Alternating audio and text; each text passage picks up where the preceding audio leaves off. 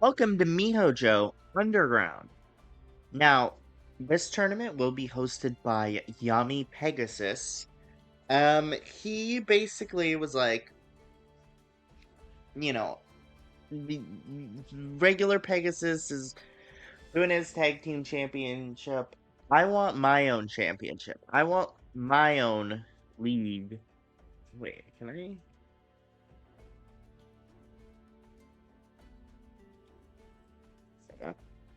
I want my own league. And so hold on. Good. He established this underground championship. It's not like a separate league or anything. It's still confined within the same league, so that's why the seeding is still based on their seeding. But it's a new title basically that he considers to be like his title, and that he is actually going to be competing for.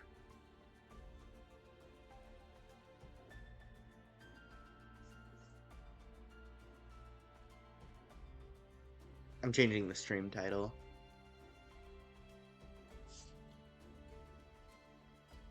There we go. All better.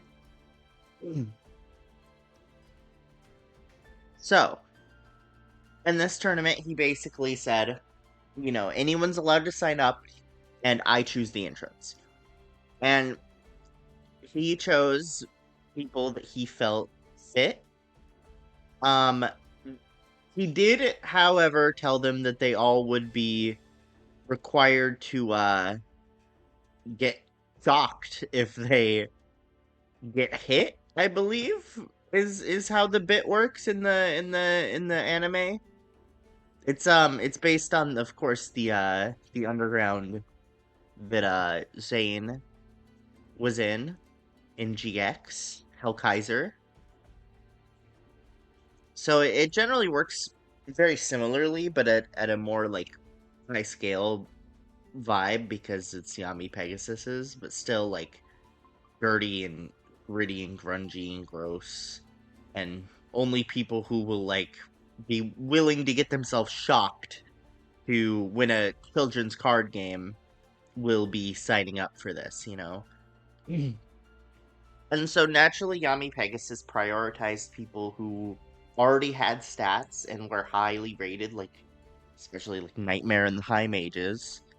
But also some duelists who did very well in the minor leagues, who he decided he wants to officially make major league duelists, like, hold on, Arcana, Loomis and Umbra, who are ag duelists in the minor leagues. Asparoba. Is it just those four? Oh, and Seeker. Okay, and Seeker. Yeah, those are the new duelists. Everyone else is already officially ranked. And Nightmare, who nobody knew who that was, but apparently in ancient Egyptian times he was known as Dark Knight, and he was summoned by Haishin, who is also in this tournament. And Haishin, here he is. Haishin summoned him to basically he wanted to like control him, but it ended up being the exact opposite. Nightmare ended up being the one controlling him, Dark Knight. Dark Knight, after he lost in the Millennium Dawn tournament, transformed into Nightmare and became more menacing than ever. He lost his God card. Aishin lost his God card. They both, independently of each other, but Nightmare also is basically commanding Haishin, and Haishin is commanding his high mages, and Neku and Sebek. Basically, all of them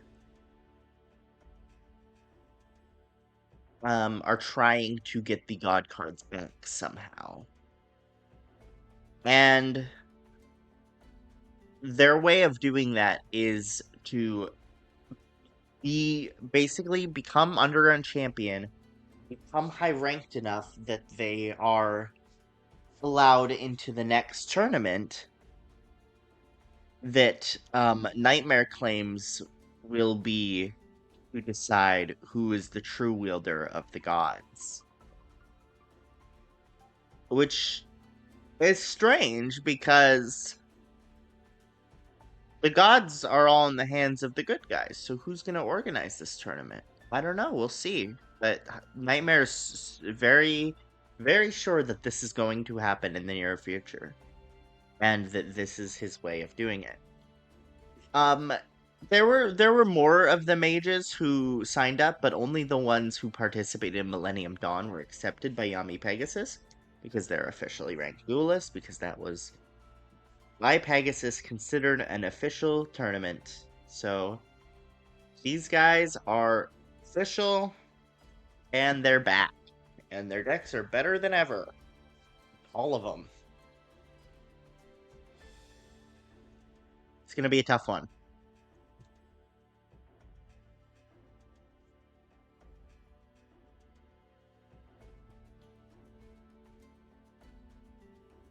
Let me do a quick stream updates.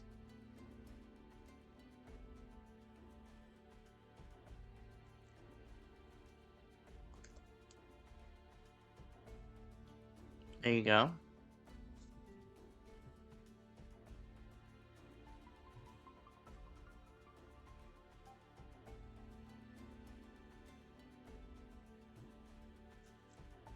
Very good.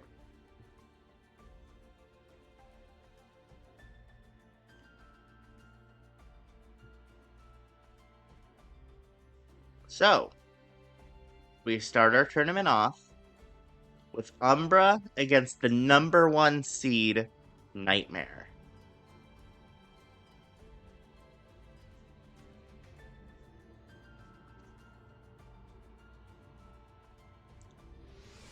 This guy is very dangerous.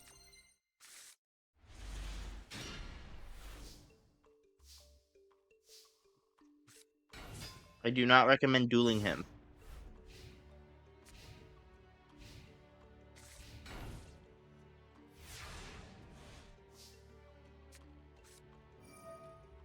Dustshoe? Wait, Nubia? That was the worst Dustshoe target. You should have taken out Senju. Ah. That's a terrible Dustshoe. Obviously, this gets him the Mass Beast, which is his boss monster. Loomis and Umbra are known for their strategy of basically having the monster with the highest attack possible, and that takes out Mass Beast. They both have boss monsters with extremely high attack, and when they're in a tag duel, their strategy is to summon both of them and overwhelm the opponent so that they can't respond. They can't beat it by power, and they'll run out of removal eventually. Snatch Steal takes to Archfiend Soldier,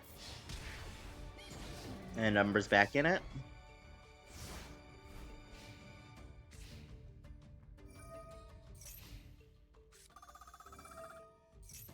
And Heavy will out the entire board.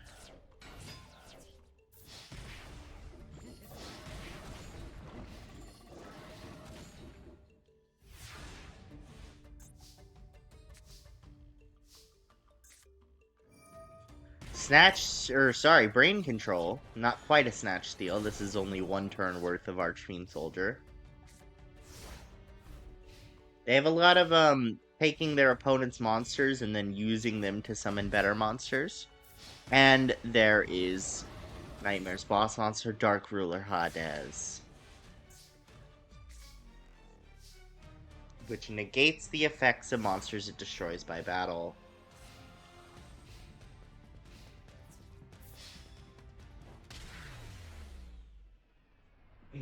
And first duel goes to Nightmare.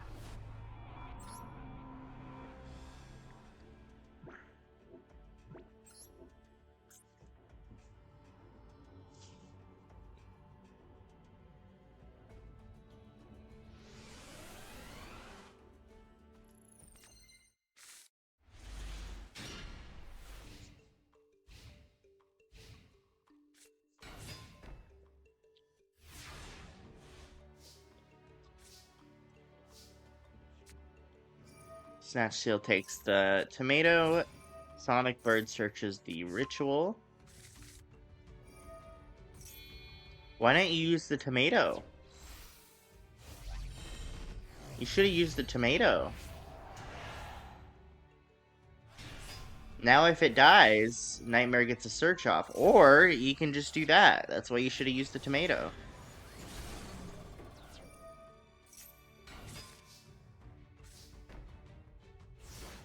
Kind of a misplay on Umbra's part to not use the tomato to ritual summon. That's what I thought he was gonna do. Dark Core. Magic Drain will try to negate the Dark Core.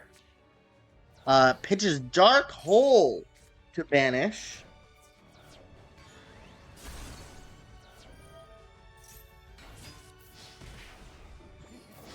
And now Umbra is in trouble.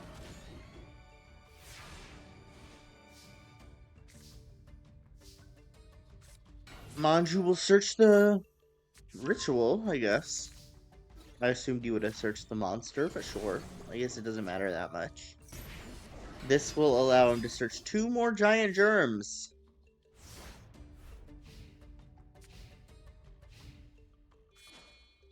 Tributes a giant germ for Hades.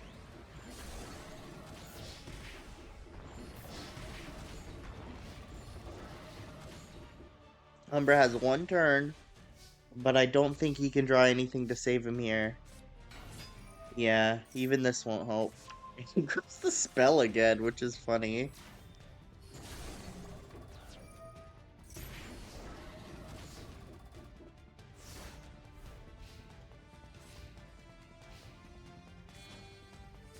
Tributes for his other boss monsters, Mini Boss Monster, which allows him to rip a card.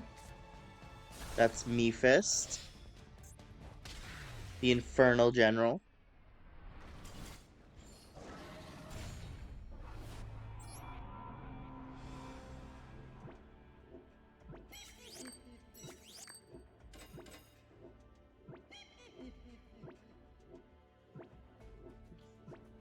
Nightmare moves on and shows why he is the #1 seed.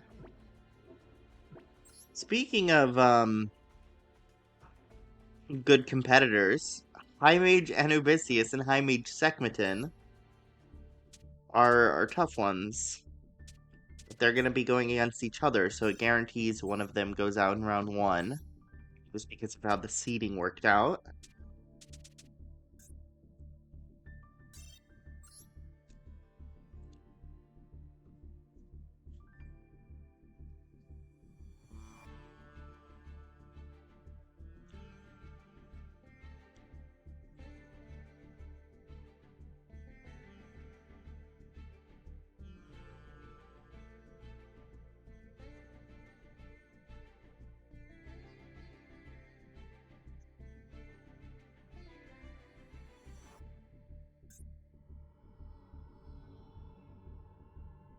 Now, all of the high mages have cards that basically are able to cheat out their boss monsters. They all have Ancient Rules, which is a card exclusive to them, which allows them to summon monsters without tributing. If they're normal monsters.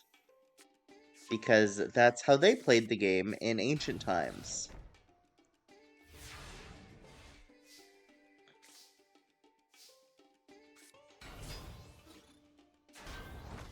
They also all have field spells that make their monsters extremely powerful, like Gaia Power.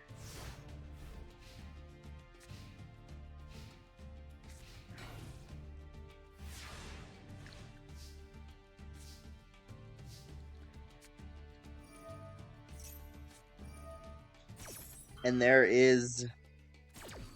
We'll see. No. That would have been his mini-boss monster, basically, Javelin Beetle. He has a bigger boss monster as well.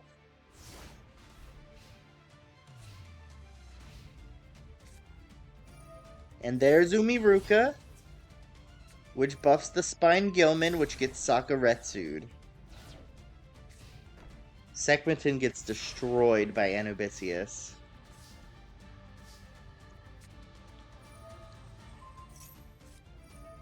Magic Train on the equip, but it doesn't really matter. It's too late for anything to matter here. Anubisius takes game 1. Insects beat sea serpents.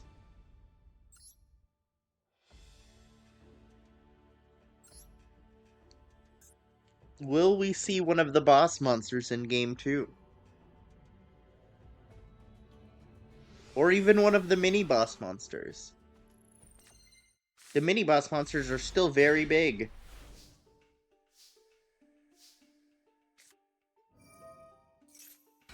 Anubisius starts with his field spell again. He also starts with Ancient Rules in case he draws his boss, his big boss. And Sekhmetin does not start with Umiruka.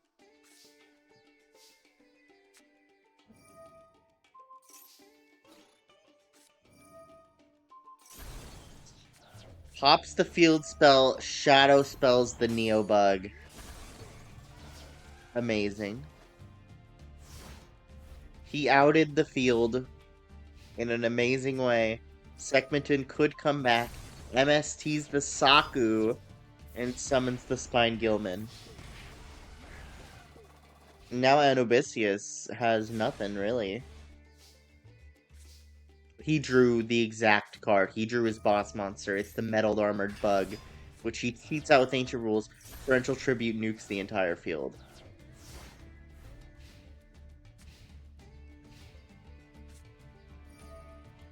Another Umiruka with Mother Grizzly. Okay, that's gonna be rough to beat.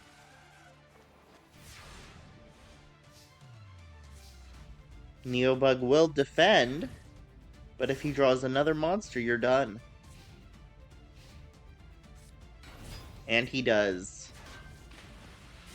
Sekhmetin takes game 2, and you can see these two are very strong. These high mages, the 5 high mages, are going to be rough to beat.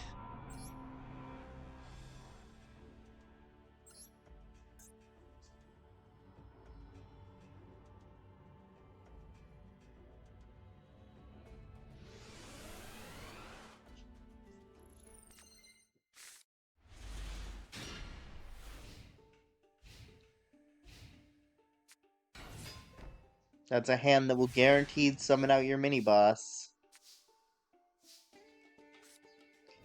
Which he will do by getting rid of another copy of it.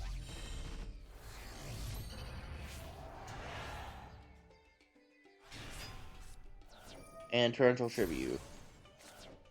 But at the very least, he got rid of the Torrential and is able to control the field with the Neobug.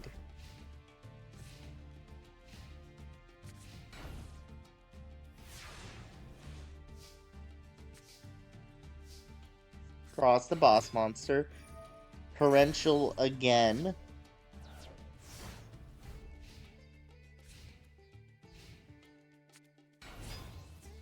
Gilman goes in. Anubisius does not have a counter for that yet, but there are many cards he could draw that will. That's not one of them.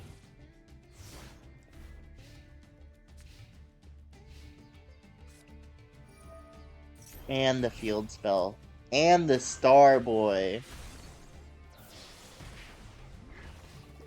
1950 Star Boy. And Spine Gilman, of course, also buffs both of them. That will buff Flea high enough to take out the Star Boy, but Gilman is still stronger.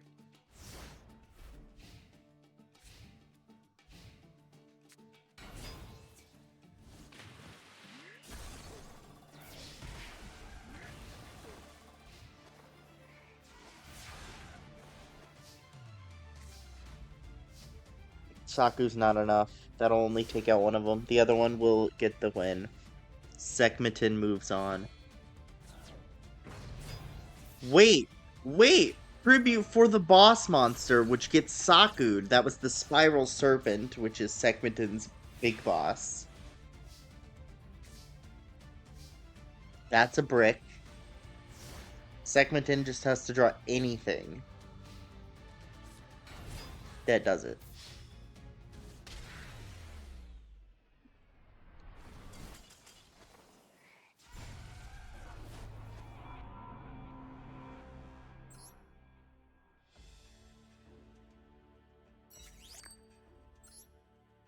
Next duel will be Bones against Medusa.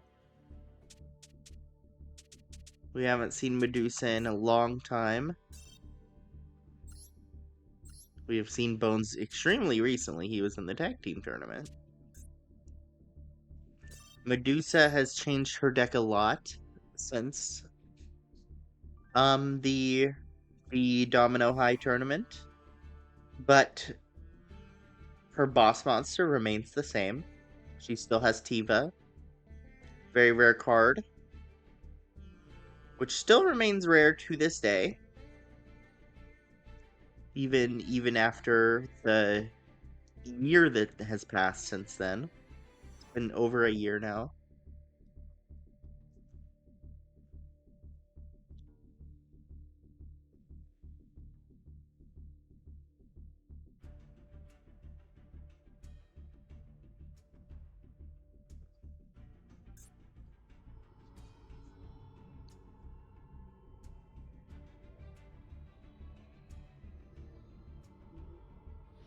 Okay, Bones against Medusa.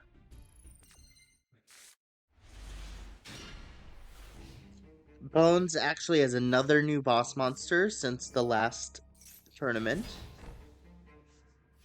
which is Reaper on the Nightmare, a fusion monster that basically cannot be destroyed, and also rips cards from your opponent's hand and can attack directly. Cannot be destroyed by battle, I should say. Castle of Dark Illusions is able to defend just barely over the tiger. Ooh, gets rid of the drop off. That's a good one to get hit. And there's Spirit Reaper. One component of the new fusion will defend very well against the Amazons, which is Medusa's new thing. She plays Amazoness monsters. Crashes with Pyramid Turtle in order to summon his boss, Pumpkin. Saku will take out the Pumpkin. Call of the Haunted will bring back the Pumpkin.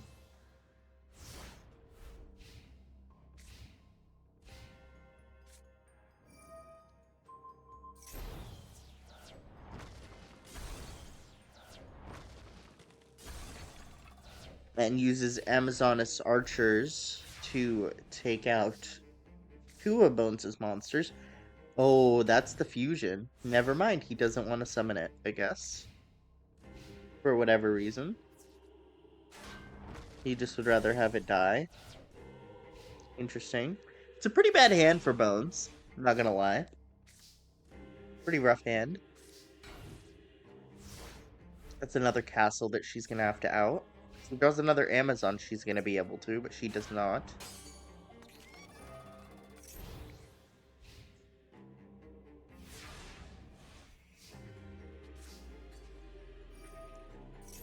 And the castle does start buffing the Spirit Reaper now.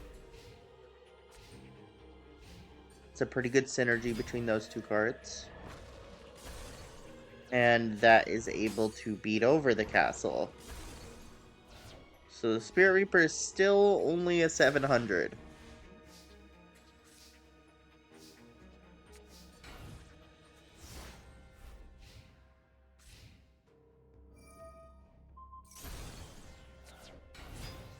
And targets the Spirit Reaper, thus outing it.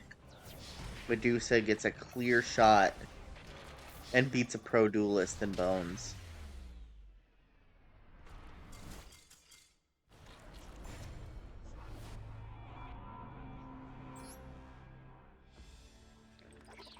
Medusa was definitely frustrated about not being involved in tournaments at all since Domino High.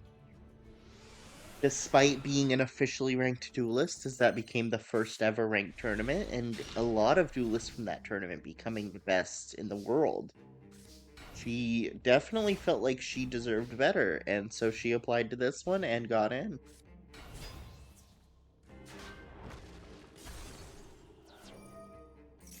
Pyramid Turtle searches out Pyramid Turtle.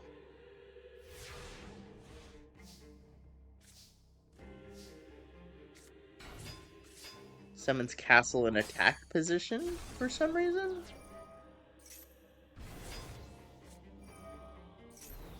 Oh, and that outs it. What is the deal with these two monsters? Oh, what? Why did you attack into it with the castle?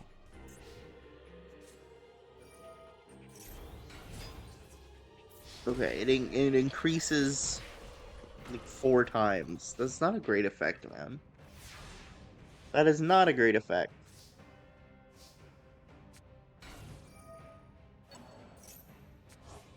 King comes back, but is not strong enough to do anything because that card sucks.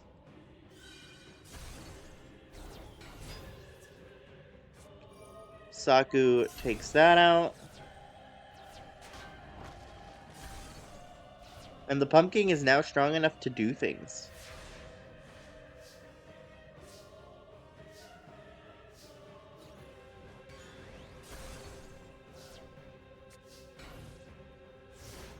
Bones has a chance, but it's going to be rough.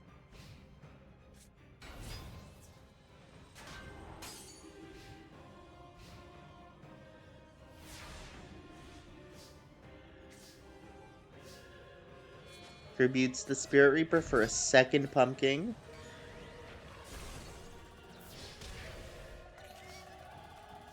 And this is how he can win this. With the King of Ghosts.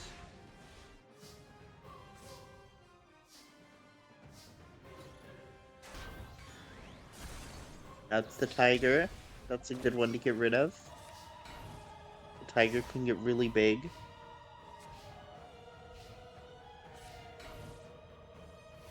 It's looking good for Bones, actually. And a Book of Life, which will bring back a Pyramid Turtle.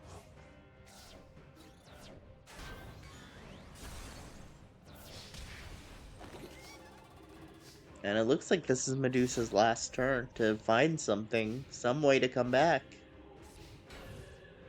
Doesn't look like she did. This looks like a win for Bones. For some reason, he did not put any other monsters in attack mode. Only now, after the fact, he does. Which is dangerous, because she has 2,000 attack monsters in her deck. Bones still ends up winning, but still, that was a huge mistake.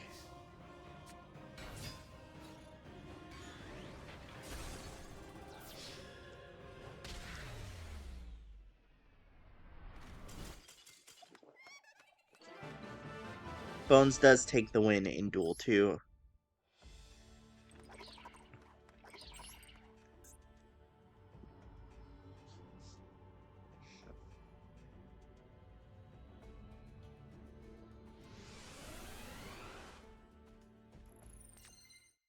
Bones signed up with Sid and Zygor. The 3 of them are still good friends and really wanted to basically make a name for themselves and prove they deserve to be where they are.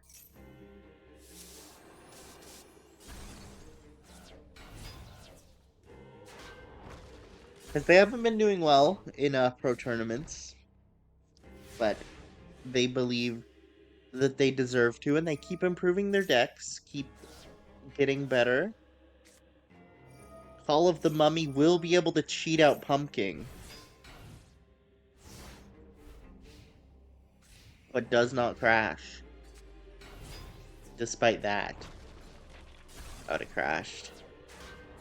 Versago is slightly stronger than the Amazonas Blowpiper? What kind of card is that?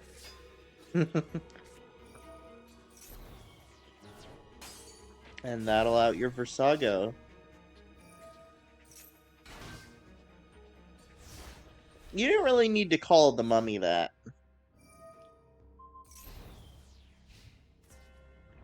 Oh, the Blowpiper is what outed the Spirit Reaper. Okay.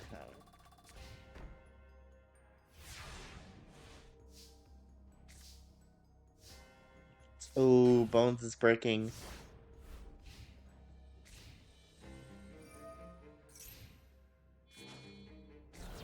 Tributes the Blowpiper for the boss monster Tiva, and then Premature Burials to bring the Blowpiper back. Tiva makes it so Bones cannot attack next turn. Spirit Reaper.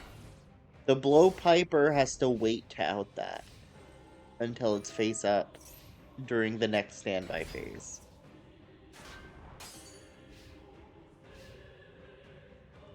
This buys Bones one turn. Hall of the Haunted could bring back Pumpkin. Pumpkin is still not strong enough. This does out the Spirit Reaper. Tributes Blowpiper for a second Tiva.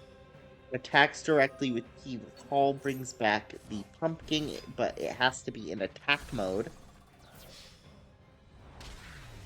And that is a win for Medusa. An upset win. The number 25 seed beating out the number 8 seed. Beating out a pro duelist established who was in Duelist Kingdom. Medusa from the Domino High tournament. Speaking of the Domino High tournament, Anton Periwig, who also works at Domino High with Medusa, and has not been in a tournament since, I think, the Domino City tournament. So Periwig, Karita, and Medusa all signed up for this together. Basically, for the same reason, for being upset that they have not been considered pros despite being officially ranked duelists, and that they want to prove themselves because they've all gotten better over the years.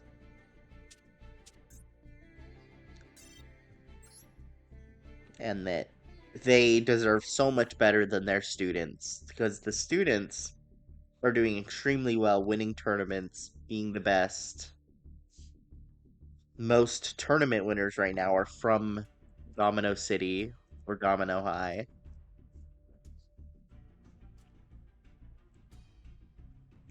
And they feel like they deserve more. Now, being against High Mage Kapura is going to be rough. That guy is very, very, very, very, very strong. I know from experience. Oh.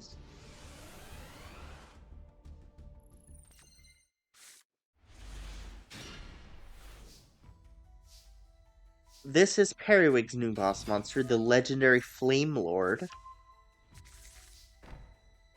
which is a ritual monster.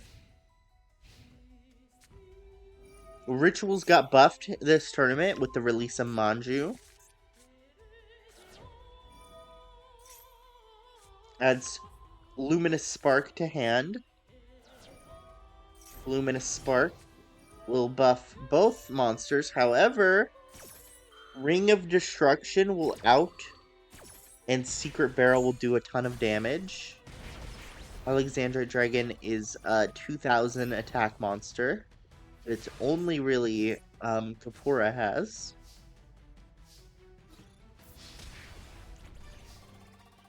Now, Kapura, despite being the high mage of the meadow, has a high degree of light monsters and light dragons specifically. So, is a holder of the Luminous Spark. And that's the boss monster, Legendary Flame Lord. Periwig gets out.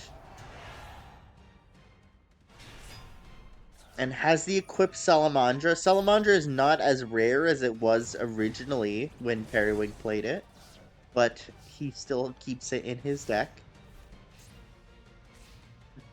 If you get 3 spell counters, you can basically clear the entire board. He will not be getting 3 spell counters because that is Vapora's boss monster, the Rabidragon. Extremely strong monster. It's a 2950 normal monster, one of the strongest. And Periwig has no out to that. That's a win. Rabidragon takes it.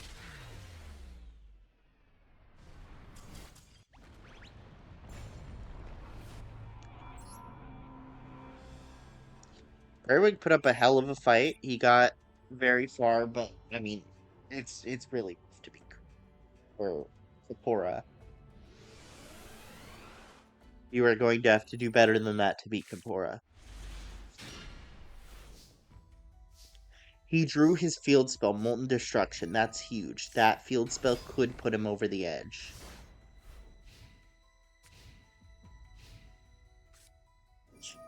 What is this card? Right, it's the ritual. That makes sense. Gets a lot of searching. Luminous Spark. Brings out Shining Angel. Just Desserts will deal 500 for some reason. Just he felt like it, I guess. And now they're having a floater off, which naturally is going to end this way 3 times. And then we'll see what they end on after the next one. After this one.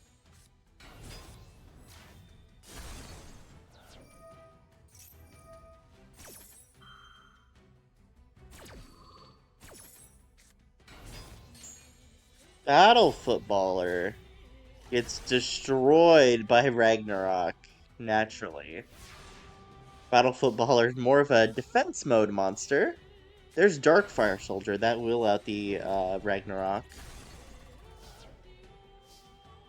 This is a number 1, Darkfire Soldier number 1. Searches another Luminous Spark. That does mean he has some dead cards in his hand.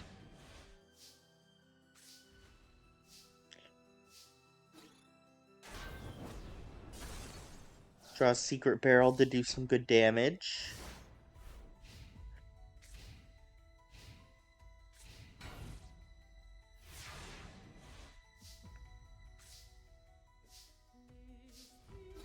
Blast held by a tribute could come very useful. Getting rid of those goddesses is very good. It means he can't get out his mini-boss.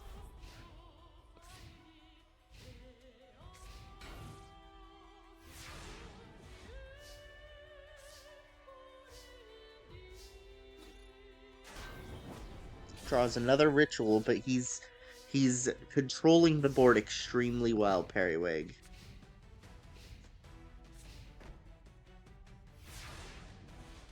Vapora ran out of monsters, and he has a second Darkfire Soldier. He's able to go in for 44, and with a burn deck, that's going to be rough for Vapora to come back from. This might be it.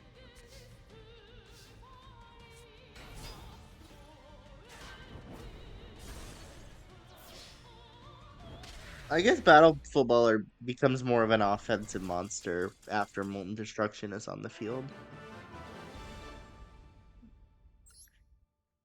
Since it lowers defense.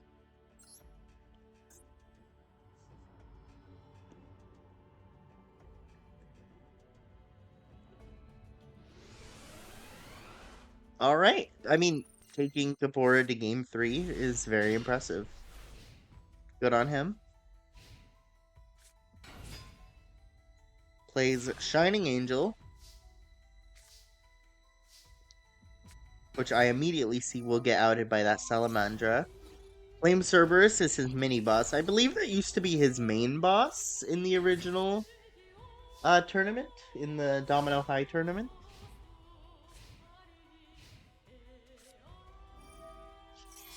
And there is the mini boss of Kapora. It's going to be the Kaiser Dragon, which is enough to out the UFO turtle. That was a bad play. I would have saved that personally. Now, if Flame Cerberus comes out, it's still not strong enough unless he draws an equip or field spell. Part of the underdog is not enough, but that could be very good for the future. UFO turtle searches out footballer.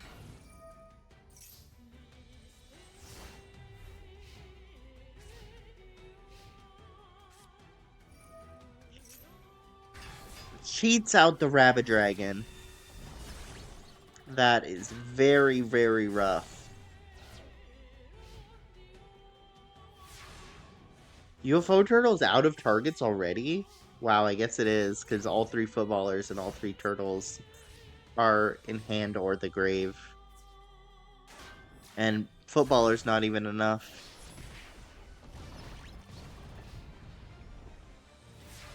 Last chance. Cylinder is not enough, but it is enough to hold you to basically protect your life points for a turn. That's burn. This is burn. There is a turn of protection. If you could find a way to do 3,300 life points. Ceasefire. That will not do 3,300. You've lost. It's good, don't get me wrong. You put up a hell of a fight, but you did lose.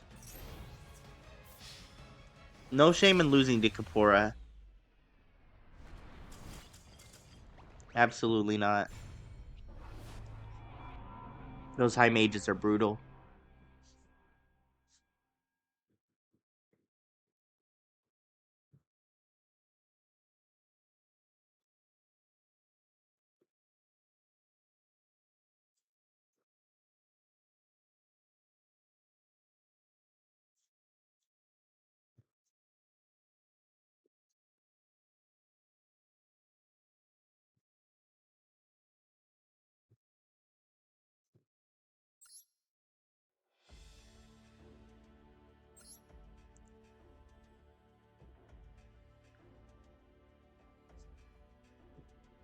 Next duel. Taishin versus Arcana. That's rough for the new guy. Oh, this side of the bracket has a lot of these rough guys working for Nightmare and Haishin.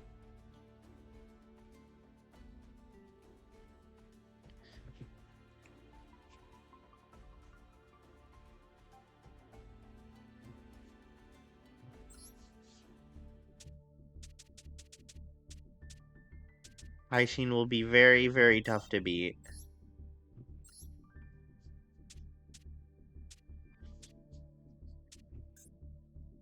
One of these guys is very likely to win the tournament as well, considering they're some of the best duelists in the tournament, and they're taking up this whole side of the bracket.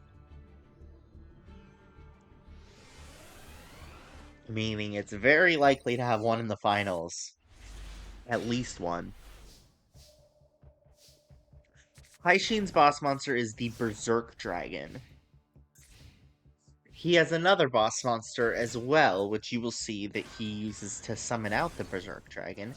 Pyramid Turtle will search out the Patrician of Darkness, which is his mini boss monster. He has basically 3 boss monsters. This is the mini one, which is still not bad. I mean, he can cheat it out with the Pyramid Turtle. It outs the Skilled Dark. I mean, it's good stuff. It's a zombie deck, of course.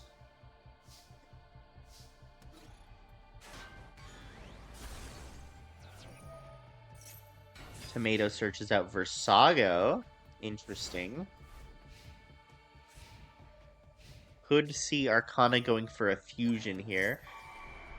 Reborn on the Tomato, which he will tribute for Dark Magician, his boss monster. Well, actually, Dark Magician is not his main boss monster, but it's one of them, and that's a brutal card right there. Dark Magic attack outs the entire board. Hall of the Mummy does not work on Berserk Dragon. It's really not good to draw those.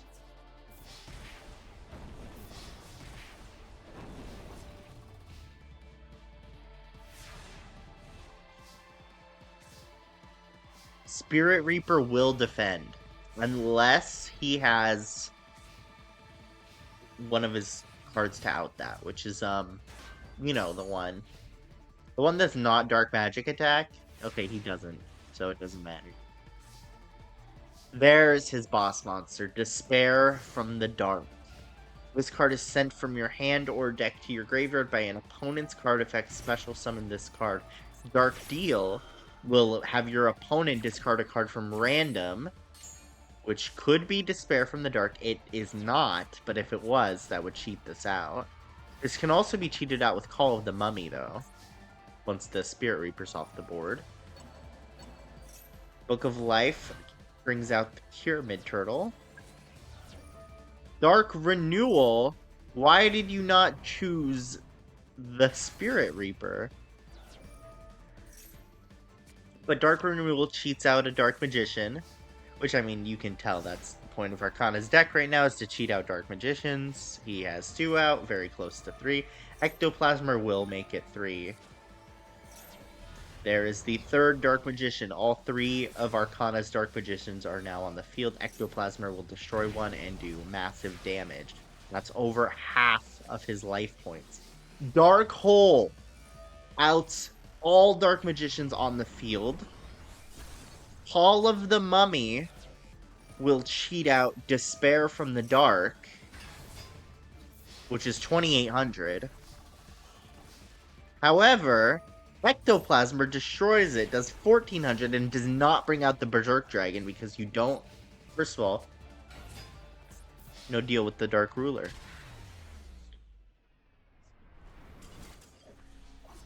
And Malastol gets the win.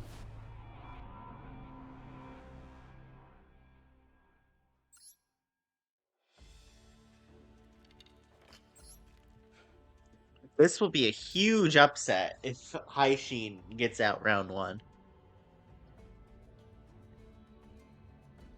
Arcana taking out this guy would be a huge blow to the Coalition to get the God cards back into their possession.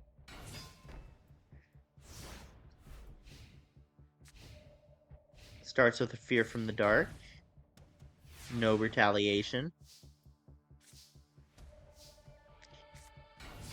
Double Coston, which is allowed to be 2 tributes for the boss monster. Fear from the Dark is basically like the boss monster. It can be special summoned by being discarded, so it is a good card to have in conjunction. Dark Magician is special summoned with that card.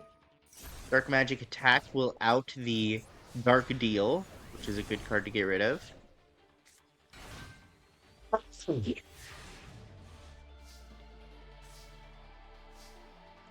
Raigeki outs the entire field.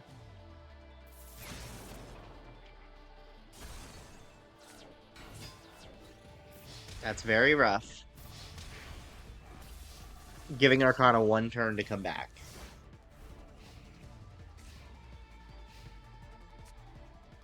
Monster Reborn brings back the Dark Magician.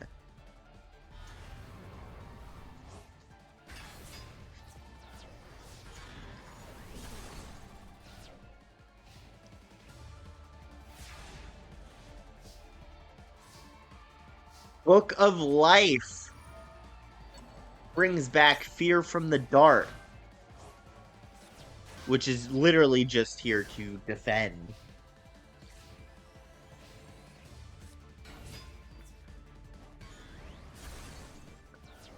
This is looking rough for Haishin, despite Arcana only having 450 life points. Deal with Dark Ruler does nothing if you don't have the Dark Ruler. If you don't have your card. Not called the Dark Ruler, you know. Spell Shattering Arrow so that he cannot activate that card if it was something useful. It's not. Tributes for the Dark Magician to get 2 on the field. Adds a Dark Magician with Legion.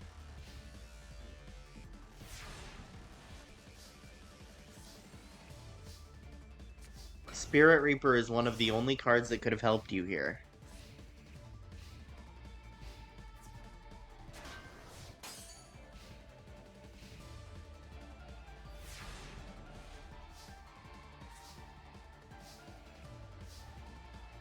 He knows not to tribute.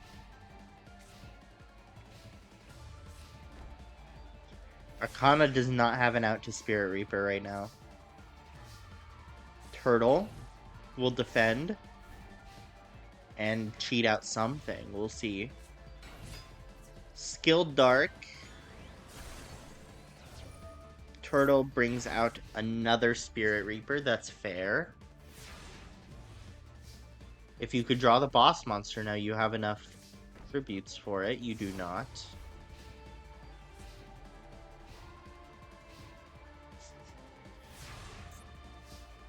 You don't even have enough life points to use that, so you can't get the Berserk Dragon out. You can get Despair from the Dark out, but Dark Renewal will out that, bringing out a Skilled Dark, and Deal with Dark Ruler brings out the Berserk Dragon. Wow. Wow. What a way to win the duel with the Berserk Dragon. Don't count Haishin out.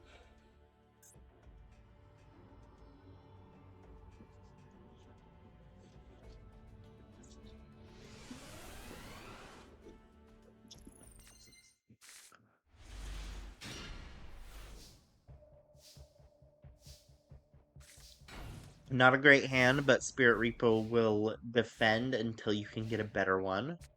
Spirit Reaper won you the last duel, so that's a pretty good card. He does have outs for it. He just didn't draw him last time. Bottomless will out 1 Dark Magician. And there's the one it will out.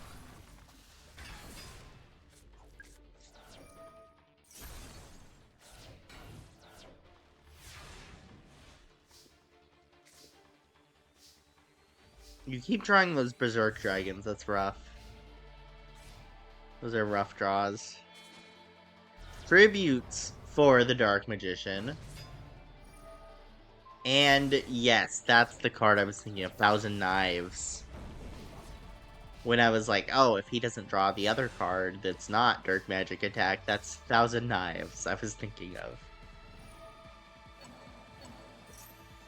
Now, Book of Life brings back the Spirit Reaper. And he has to out it again. Why'd you attack with Versago? Not exactly great play.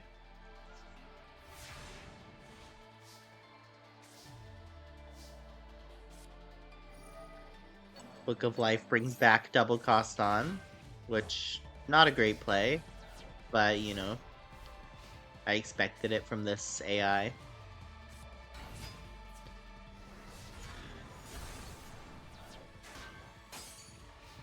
Now 2 Spirit Reapers hold the field.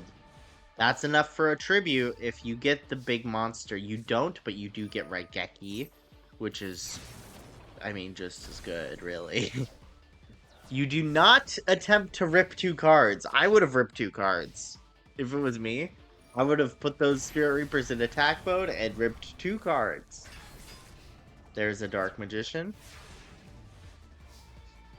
Shocker. And that's a dead draw. He needs another Thousand Knives. Instant Fusion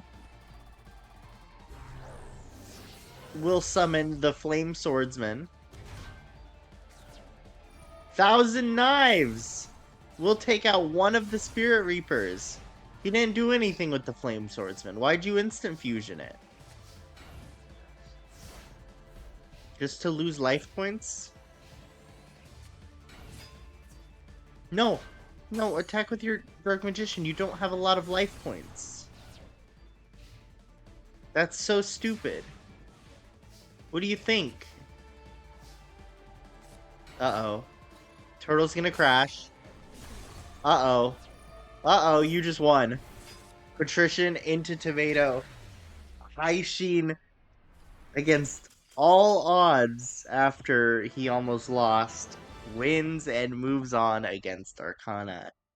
Strong showing by Arcana in his first appearance, but not strong enough.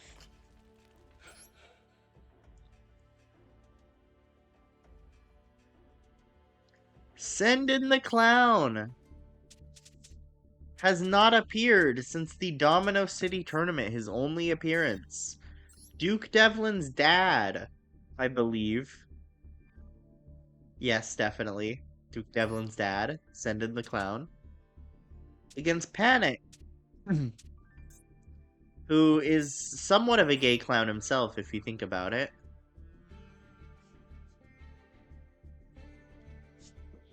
Wait. I just realized something. I guess you'll see. You'll see what I just realized. This seating is crazy. I literally thought of this matchup when I was thinking of this tournament, when I was looking at the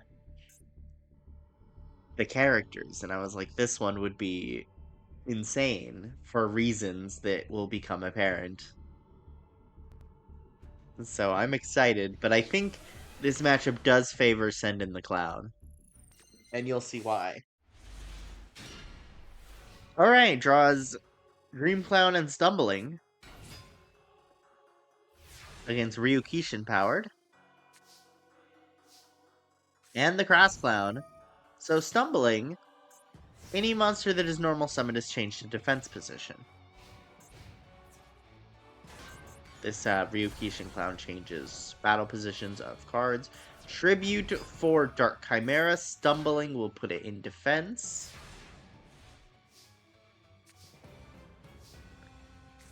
Normal summons Dream Clown, which is put into defense, which activates its effect, which destroys the Dark Chimera.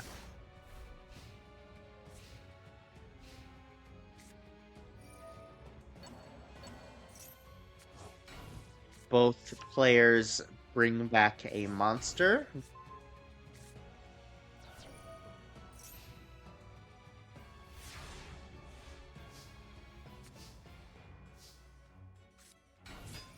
Crass Clown is stumbled. Ryukishin Clown will put Crass Clown into attack mode.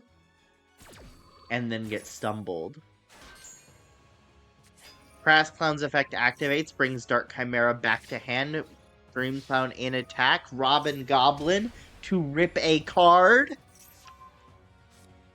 Rips the defense field spell. Rips another card. Rips the Dark Chimera that he put back in the hand. That's literally his big combo, is that he will put cards back into your hand, destroy them, rip them with Robin Goblin. There's Keaton the Dark Clown. Dream Clown in defense to out the Battle Footballer. Robin Goblin rips Dark Chimera.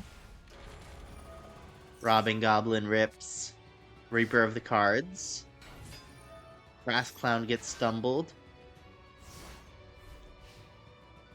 We're watching Clown Control at its finest.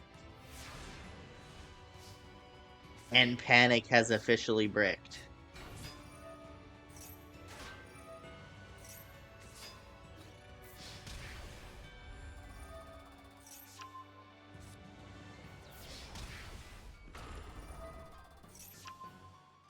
Yeah, handful of bricks. Wow. See, and that's the thing about this matchup, is Panic's deck is so completely countered by Sendin's deck.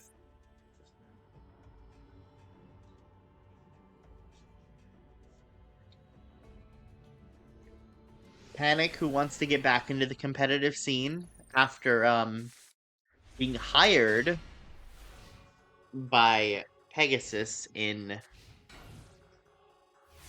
Duelist Kingdom, wants to basically become a real competitive duelist. Dark Clown attacks into Battle Footballer, doesn't really do anything.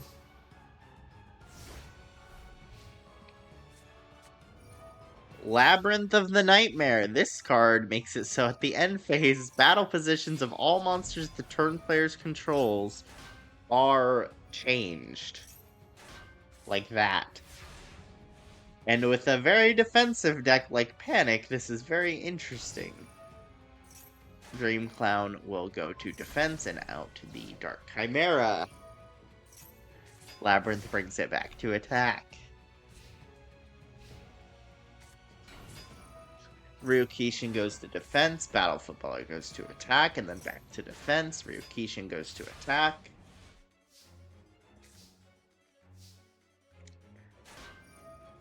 Dream Clown goes to defense to out the Ryukishin. The clown is in fact controlling. Battle Footballer in attack takes out the Wood Clown, or sorry, the Masked Clown. The Wood Clown is the other bad one.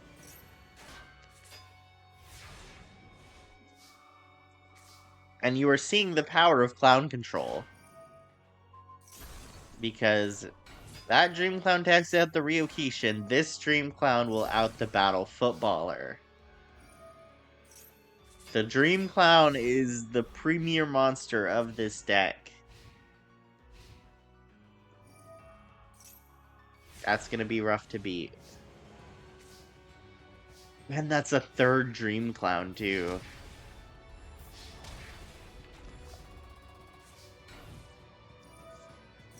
Sets the Versago. Dream Clown's effects do nothing in this scenario because there are no opponent monsters.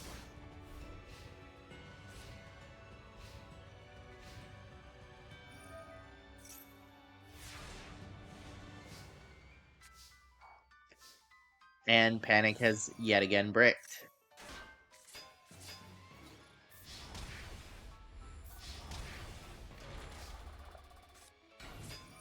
And summons the third Dark Clown. Labyrinth of Nightmare changes all of them, and now the Dream Clowns are on alternating intervals.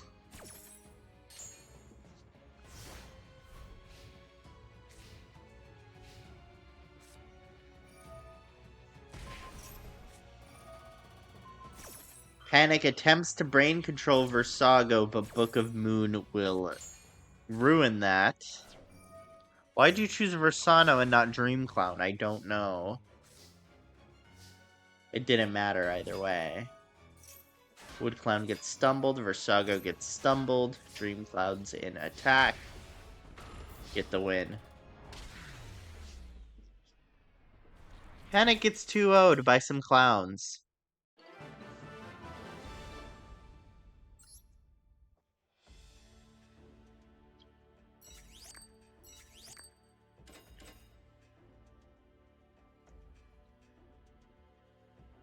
Next up is Kiwami Warashibe against Esperoba.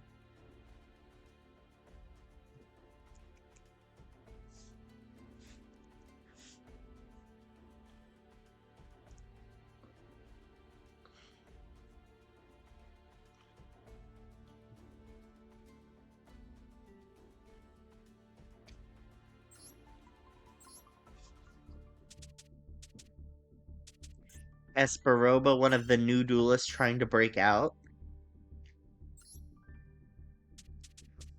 He claims to have psychic powers. He claims to have ESP, specifically. Unverified claim. Kiwami Warashibe is still very upset about Miho. And while he claims to be over her, he wants to impress her, as she has just become tag team champion of the world. He wants to become Underground champion and has visions of them being some sort of power couple with his new Archfiend deck, which Pandemonium gets immediately MST'd, which is not great for him. Shadow Knight Archfiend will take out the Cyber Raider.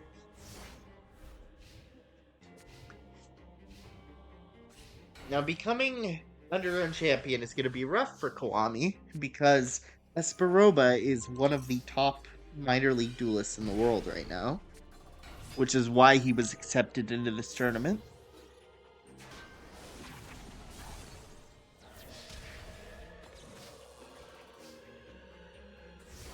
I mean, he's already getting destroyed, though.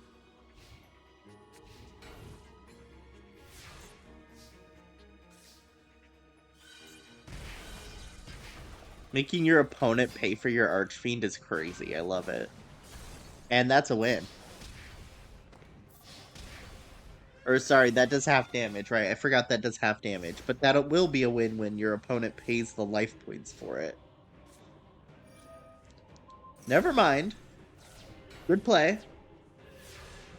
Still, you're done, though.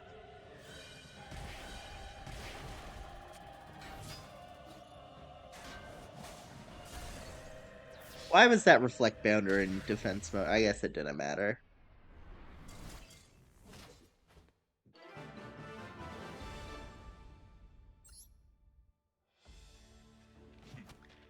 Kiwami takes duel 1 and makes it look like he's the best ever, and Esperoba's a chump.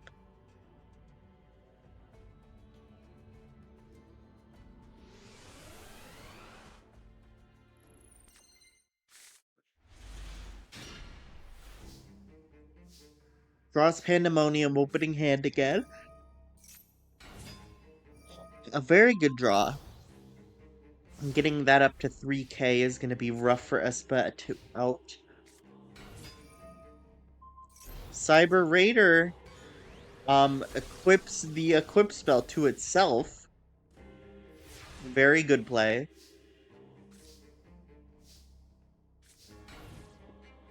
What is this?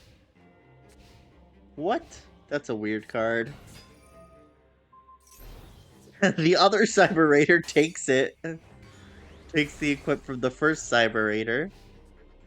Which is pretty funny. This is Kiwami's boss monster, by the way, Skull Archfiend of Lightning. Which is like a retrained summon skull.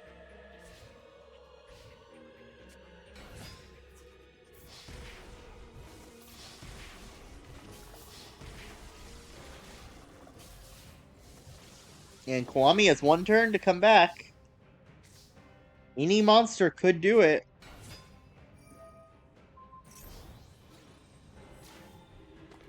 Is this monster really too weak?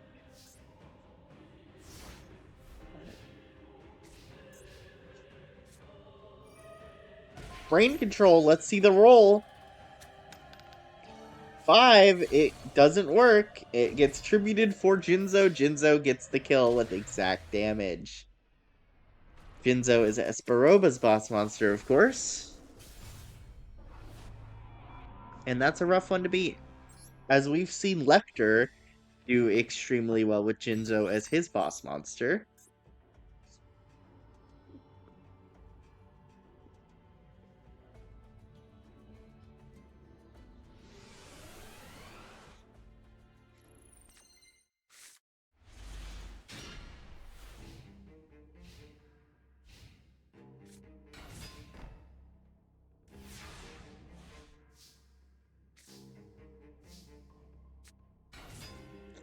Falling Down will take the Reflect Bounder for his own. Falling Down is such a good card. Michael Douglas. Sad that he doesn't have his McDonald's or whatever. And Reflect Bounder comes back.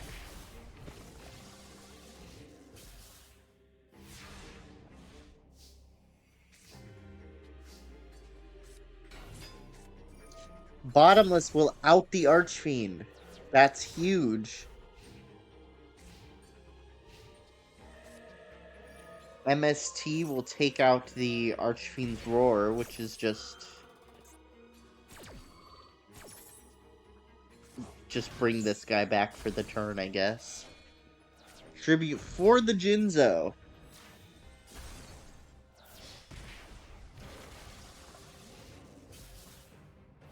Esperoba showing Kiwami why he is one of the best in the world right now. Why is that in attack mode? Wait, what's the... Wait, but why didn't you put the Axe of Despair on, huh?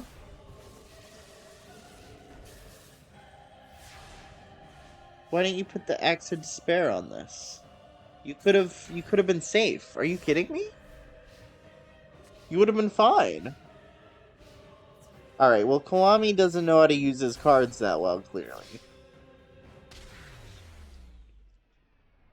He's got a powerful deck, but he needs to learn how to play better. Esperoba beats the number 5 seed Kiwami Warashibe.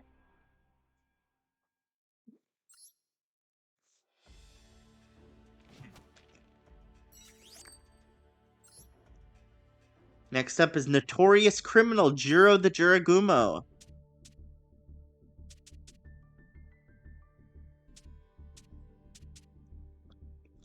Who cheated his way into the Domino City tournament and has never been accepted in a tournament since then until now. Because nobody wants a criminal in their tournament, especially when he just cheated his way into the Pro Leagues before there even was a Pro Leagues. Here he wants to prove that he is worthy and that people should stop judging him based on his criminal past. We'll see if that's true. Against the Mimic of Doom, another one of Pegasus's hired goons, the Player Killers from Duelist Kingdom. Also trying to prove his worth as more than just a hired goon.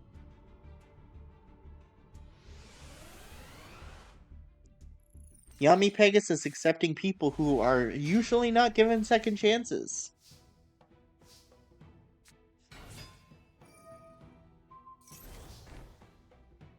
Jiro, since then, has developed a spider deck. Which, I mean, I guess he already had a spider deck, but now it's like a monster's named spider. DD Warrior Lady will out the spider. DD Warrior Lady just came out, very strong card.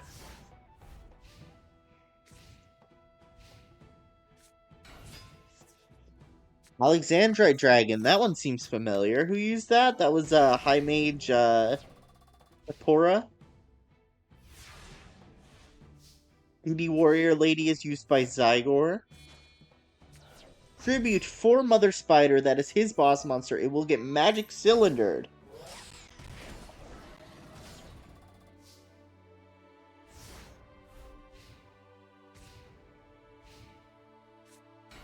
Mimic plays Copycat with the Axe of Despair that we just recently saw from Kiwami Warashibe.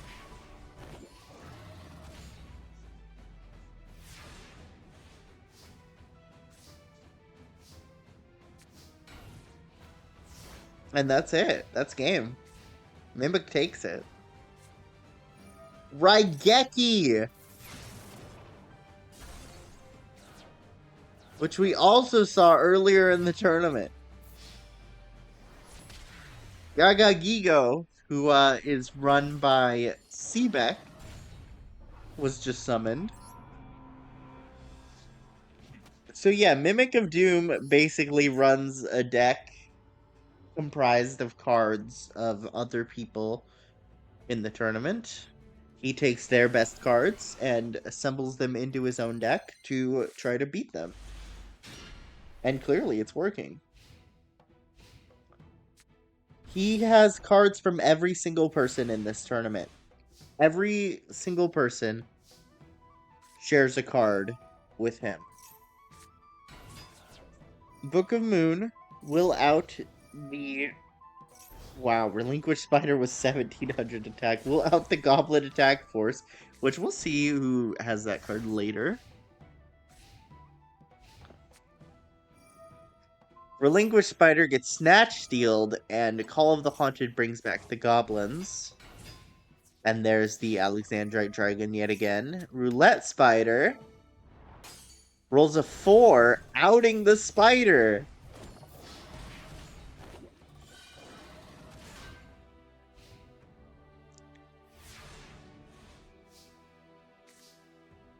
Jiro was struggling here. He summoned Spider Spider. What a card name. Call of the Haunted, by the way, Bones' card, of course.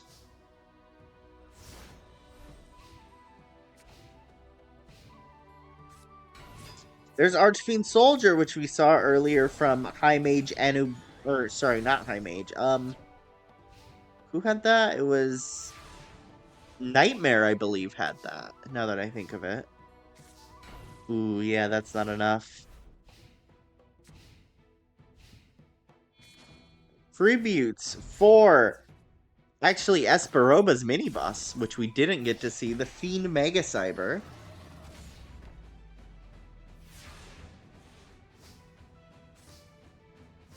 Mother Spider is a brick.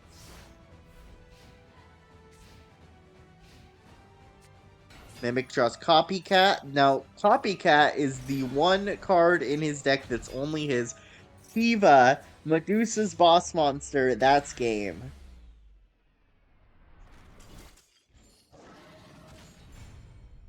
Ultimate Offering is, of course, in Yami Pegasus's deck.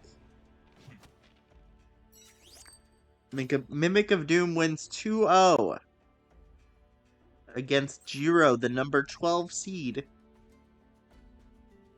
Next up is High Mage Atenza against Loomis. Poor Loomis and Umbra having the lowest seed because they're tag duelists and have no record in the Major League.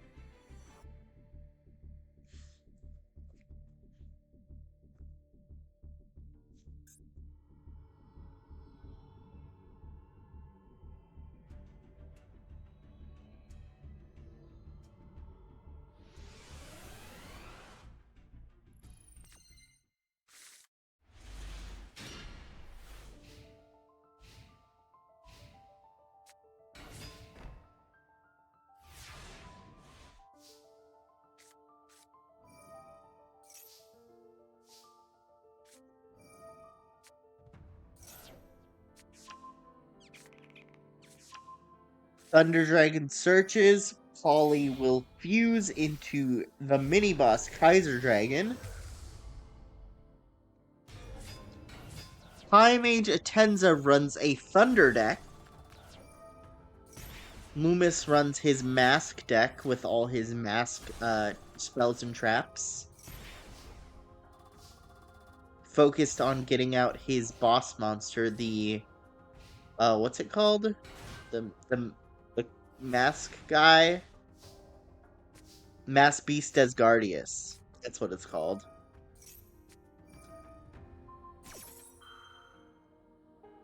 MST takes out... What is this card? A Ray of Revealing Light. What the heck? I guess that's a card.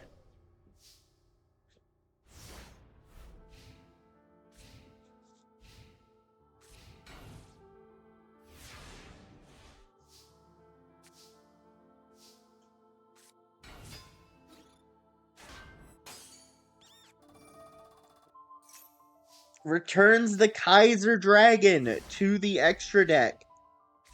Very good play. That buys you a lot of time. Never mind, Luminous Spark will change that. Why don't you tribute the Fairy Dragon for Thunder Dragon?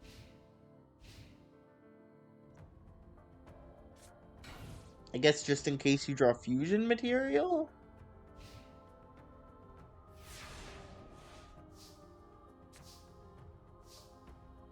Ray of Hope.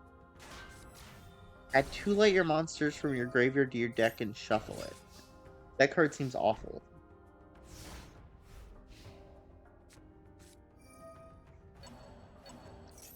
Oh, it's for the Thunder Dragons! Okay, I guess I get that.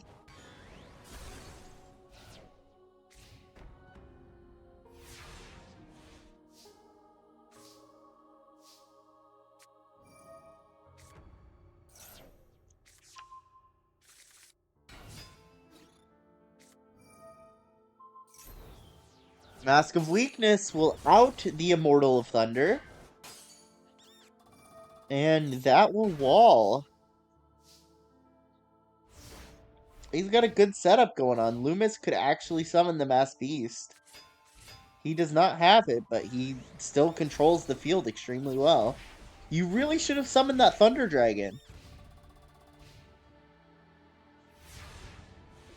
He does not have Twin-Headed Thunder Dragon, as you can clearly see. He only has Kaiser Dragon as his fusion.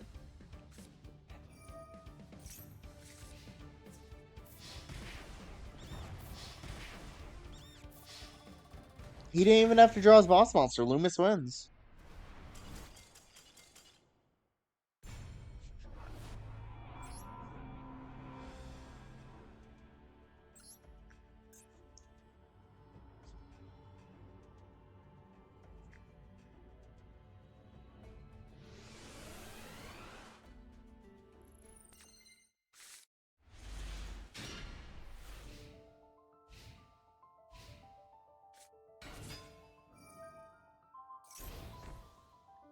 Buffs the Giant Germ to a 2K. Fusion Sage will search out Polly, and that is the mini-boss, Kaiser Dragon.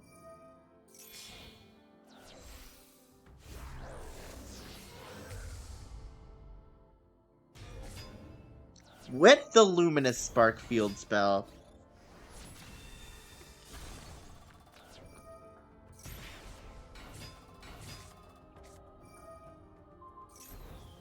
That will out the Winged Dragon.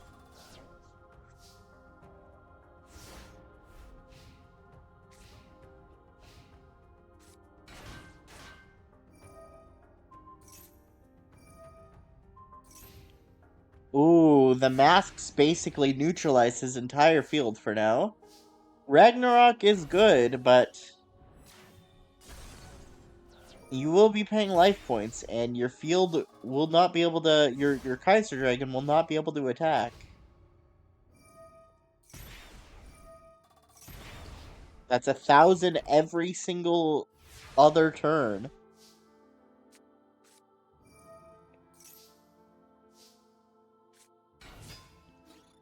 This is neither player contribute. That's 500 more burn.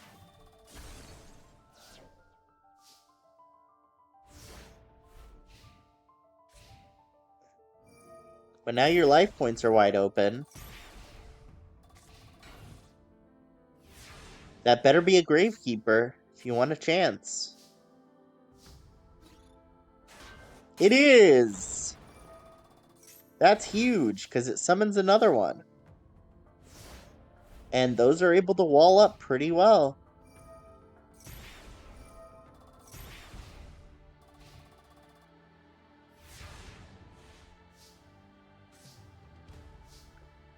Raigeki outs the field.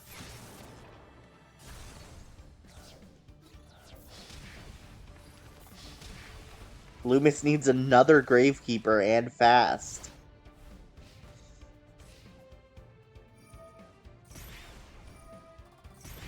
It's a close one. He gets the tomato, that's pretty big. That outs the Winged Dragon and searches for Tiki. I would have searched for another tomato, personally. That's just me. Yeah. Would have been a better play. Could have stalled for longer. Instead, it's going to be closer than it has to be. You're going to do another 1,000. It's so close. Tiki will out the sheep. If he doesn't draw a monster, it all comes down to what he draws. Fusion Sage is not it. I think Loomis just won.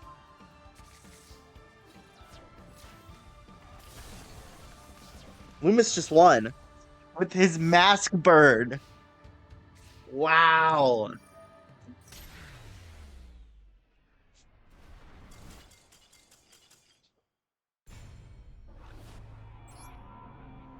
Was that a second win? Bad phone guy.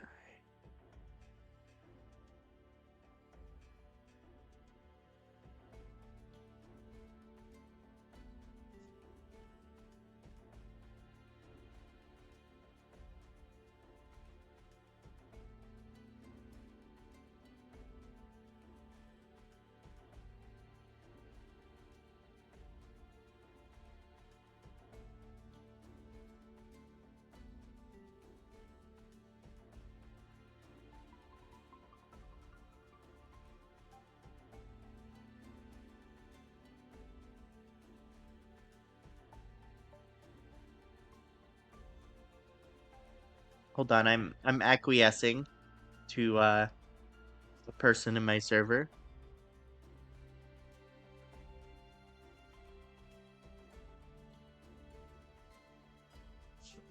I'm busy achieving acquiescence.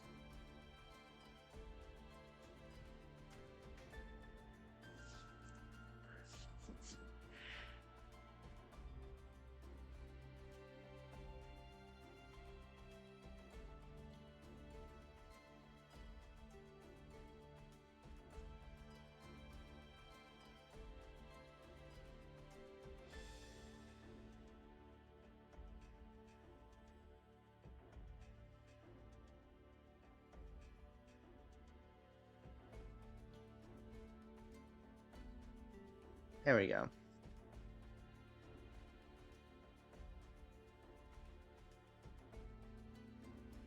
Okay. Oh, right. I was trying to figure out if that was Duel 1 and or Duel 2 and who won Duel 1 because I just forgot genuinely. So let's find out real quick. And just pull it up.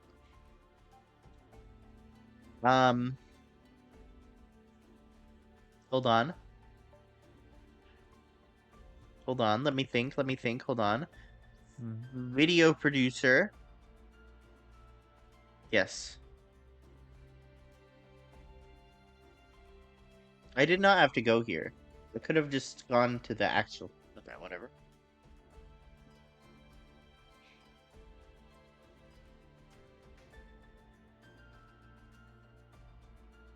No, that was that duel. Do the one before that, please.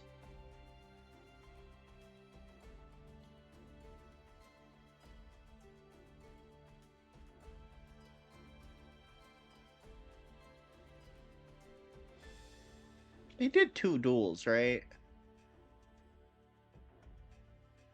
Okay, that's the Mimic duel. Then we go here. Yeah.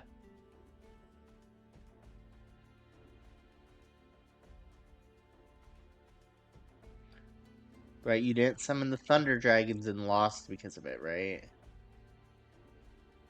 Yeah, Atenza lost. And then they did another duel and Atenza lost. It felt wrong. Atenza got 2-0'd. Yeah. Wow, okay. Cool. I mean, I'm not complaining. I'm happy that it can happen. Good for you, Loomis. Loomis, against all odds, moves on and takes the first High Mage out that hasn't been taken out by its own kind. By another High Mage. There's still one left. Going against... Next up is Tillamook against Zygor. Tillamook, a card professor that feels like he wasn't given enough, I don't know. Feels like he wants another chance to be seen as better, basically.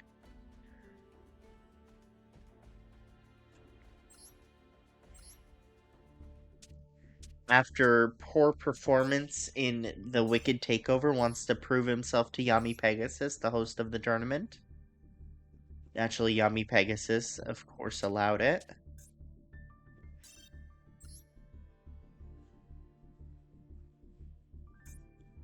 Sorry, she. What's the card professor that's a boy that I always think is a girl? There's one that I think is a guy, but is not, or I think is a girl, but is not. So I had Tilla confused for that for a second, then I'm like, wait.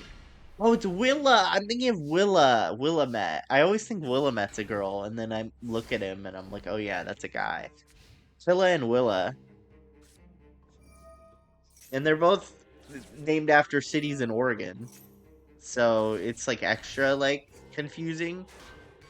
Tillamook and Willamette. Willamette Valley, like Vampire's Curse, that is Tilla's boss monster. Zygor gets off 2 DD capsules searching for 2 cards, which is pretty funny. Bloodsucker will bring DD Crazy Beast to the graveyard in Zygor's different dimension deck.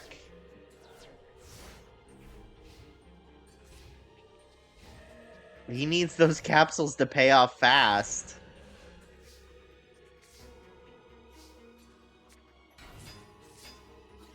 Because that's a full field. Ooh, that's a really good card for him. DD Trainer will hold the field and defend.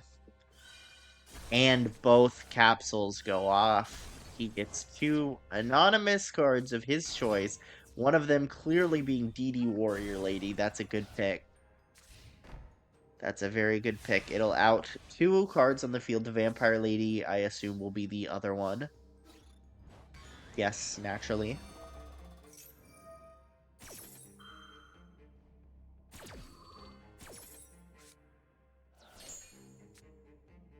And gets rid of a Nobleman from his deck. Summons a second Vampire's Curse. This one gets bottom list.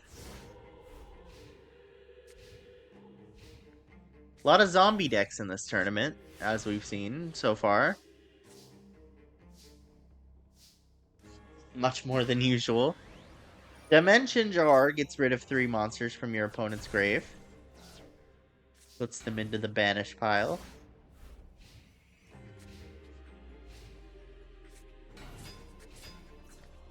DD Warrior will out the Vampires. Why is DD Trainer in attack? Oh. You were doing so well, Zygor. And then you put DD Trainer in attack. Vampire Baby beats it and actually wait. What is Vampire? Yeah. Vampire Baby actually gets its effect off. I've never seen that before.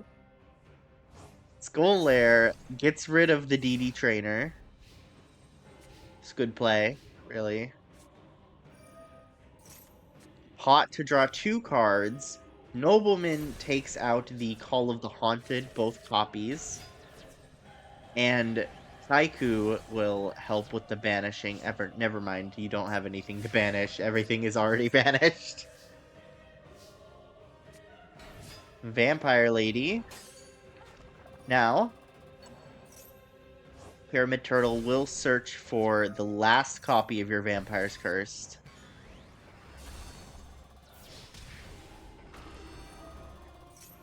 Gets rid of a Nobleman of Extermination. Last chance, Zygor. Why?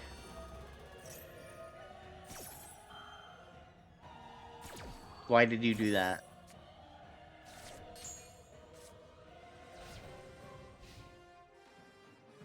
Uh-oh. I don't think you... Do you have enough with Skull Lair? No. Why'd you do that? I guess you would have lost anyway.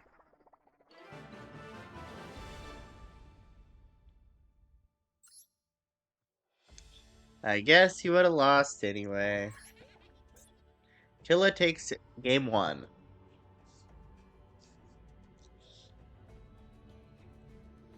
Pegasus is very happy to see it. He wants his card professors to do well. He has 2 in this tournament, who both feel like they have something to prove to him after doing poorly before. Tillamook and Pete Coppermine, with the vampire and the werewolf deck, respectively. Fun fact. DD Warrior Lady banishes Orcus? Vampiric Orcus?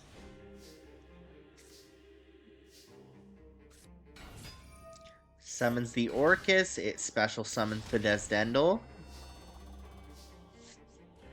How do these cards work? You special summon the Desdendel, and then you can equip it to the Orcus, and you can special summon tokens.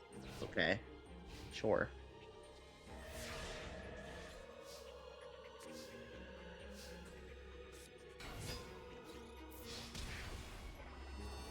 Vampire Lady will get rid of a Dark Core. That's a big one to get rid of. What is this one? Oh yeah, that's the one that does burn. That could get out of hand later. Gets rid of the Soul Cylinder.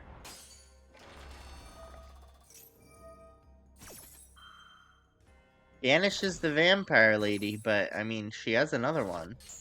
Gets rid of another Dark Core. That better be a Bottomless or a Depriz. Actually, I don't think Depriz is out yet. Yeah, it's probably not. I don't think it is. There's a Bottomless. Ooh, that's rough to get rid of.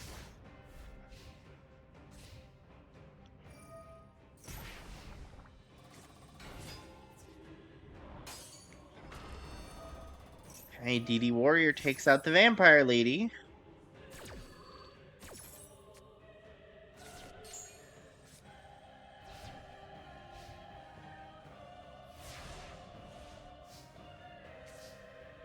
She draws Call of the Haunted, which will be useful next turn.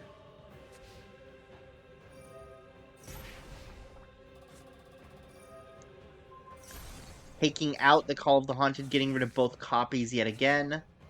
Nobleman takes out the Vampire Baby. That's good. Zygor coming back. There's another Vampire Baby.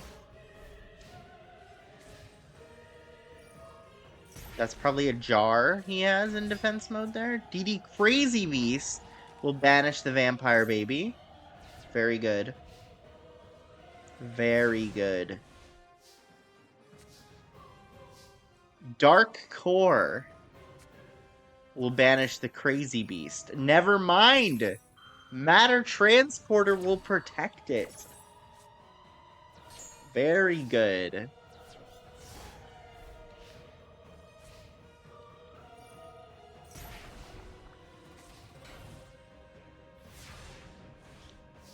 I assume those defense position monsters are both jars. Terraforming on Mystic Plasma Zone. Interesting. And the burn is getting higher. It's adding up. There's no way those are 3 jars. There's Orcus. Orcus out's the Crazy Beast. Oh wait, some of them are probably the 2000 Defender, DD Trainer. Yeah, that makes sense. Warrior Lady outs the Orcus.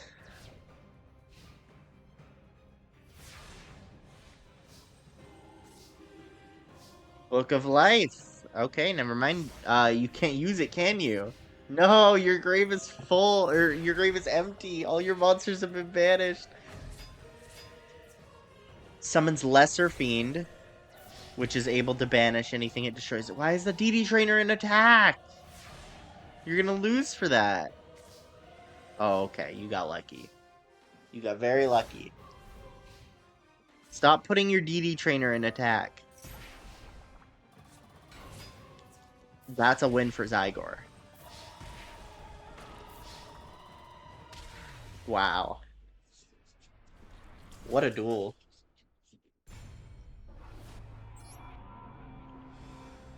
Good for him.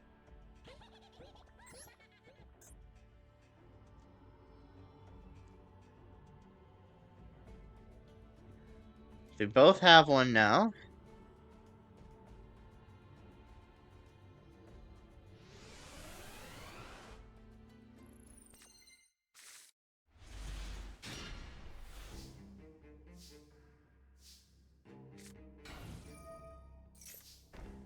Gravekeeper's Servant to help mill the deck. I don't know how that effective that'll really be. Nobleman takes out the Pyramid Turtle. That's a great hit. Mills a Dimension Jar. I mean, milling could be good for Zygor because he has the card that can banish cards to out monsters on your opponent's field. DD Capsule. Tributes the Warrior for the Lesser Fiend. It gets bottomless. That's rough. That's very, very rough. And she draws another bottomless. Yikes.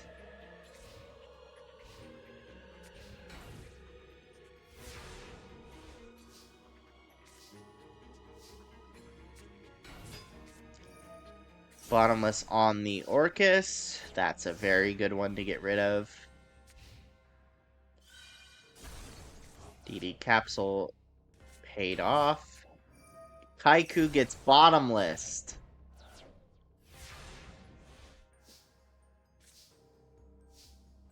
She's not drawing her good monsters, and she's used up her best removal. There's the burn. It's really slow right now, though. That's a card that gets much better later. And this Kaiku is unchecked. 2 Gravekeepers will make the mill faster, but it's still not good enough.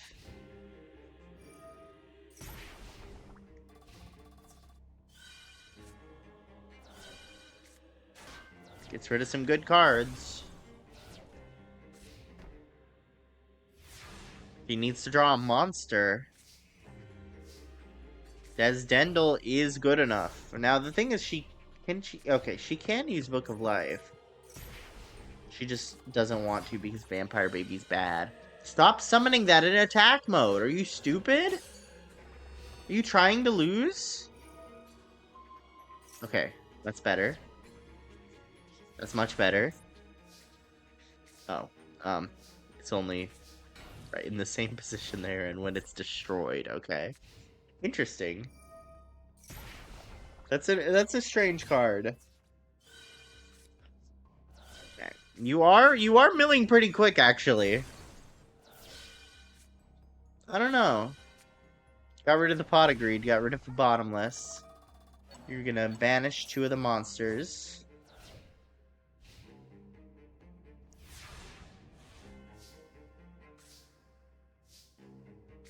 Vampire Baby to hold. Not great, but you don't got much else.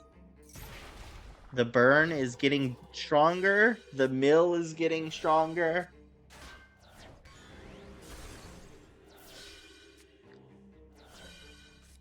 Dropped a copy of 2 of your best monsters. It's gonna get rid of the Vampire Babies. That makes the burn stronger. She's got 1 turn to draw something good. Pyramid Turtle is something good.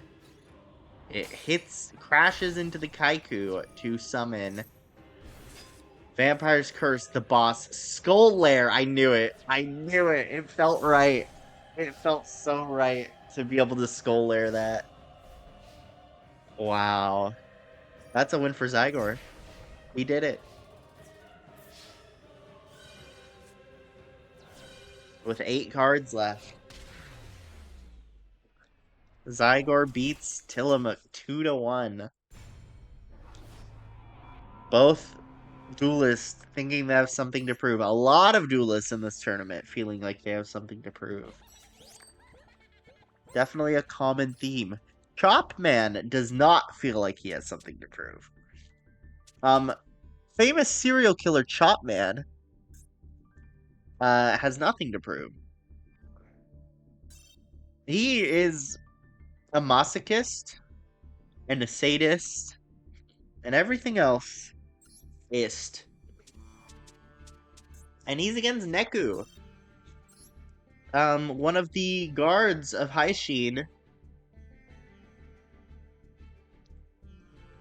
Chopman, has I got out of prison and been reformed as far as everyone knows. Some people are still obviously suspicious of him because he is a literal serial killer, but I mean, everyone in his prison claims that he's a better person and he got out for good behavior and card games and stuff. I can only assume. This is Yu-Gi-Oh after all. He probably got out because of card games.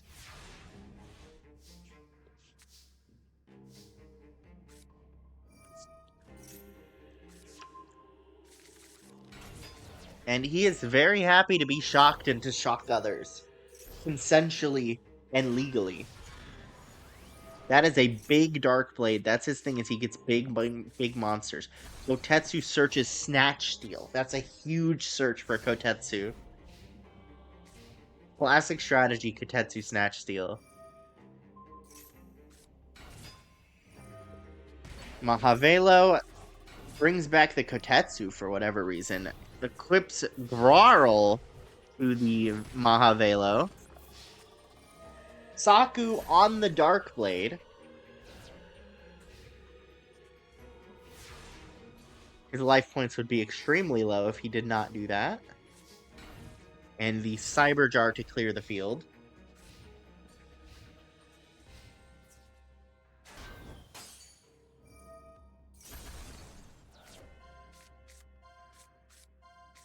As you can see, it's a Guardian deck that Neku has.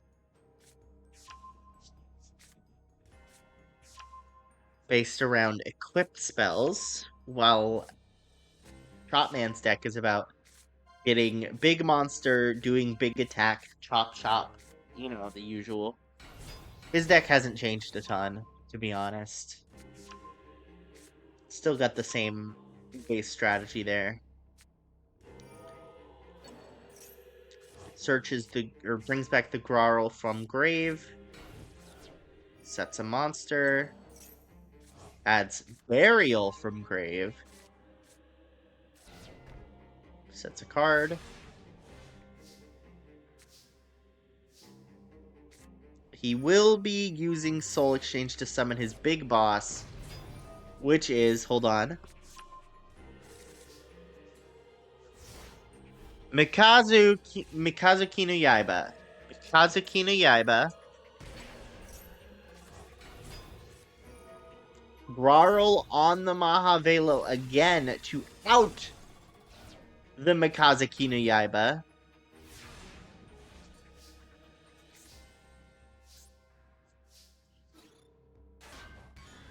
Outs the Kotetsu, which searches for another Grarl. Okay.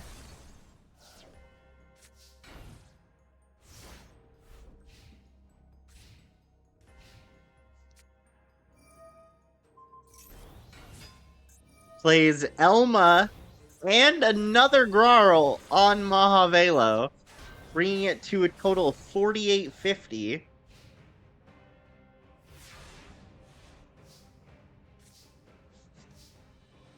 Summons the Elma.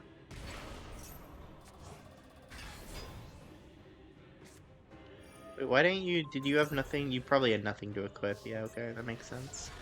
Summons the Mikazuki no Yaiba. Is able to out the Elma, but is not strong enough to out the Mahavelo. Both decks here focusing on equipping cards and doing major damage. Swords is huge here. We'll reveal the Chaos. Do you even... Cannot be summoned. Oh, but you can be set, of course.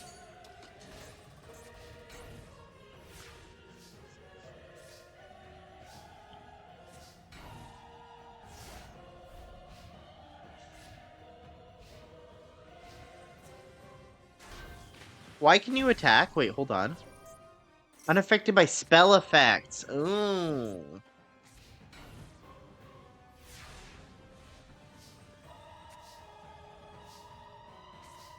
Right. So this guy can still attack. Takes out the witch. Witch searches for Archfiend Soldier, of which you now have 3 copies. Uh-oh. Saku! That could win you the duel. That is a duel-winning card. Tributes for Grarl. Saku. On. Ooh. Yeah, that's rough.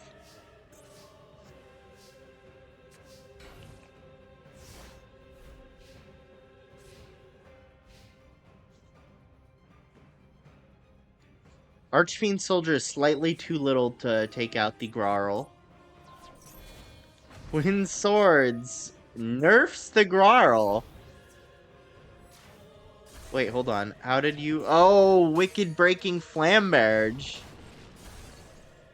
Allows you to attack... Oh, wow. Oh, wow.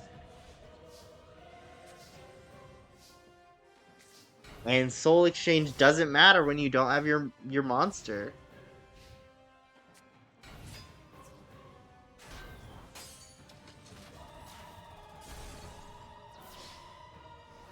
Grarl attacks directly to get the win.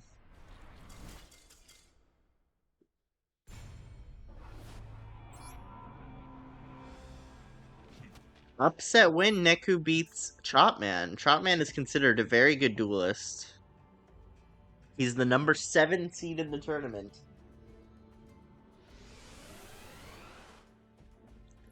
But then again, I mean, everyone who works for Haishin is a great duelist. All of them are very strong. All of them are going to be very tough to beat.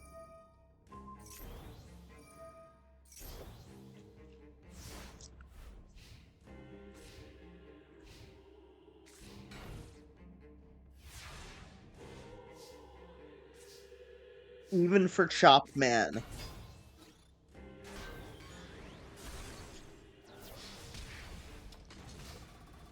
Chopman is much more successful this time around. Getting his strategy off.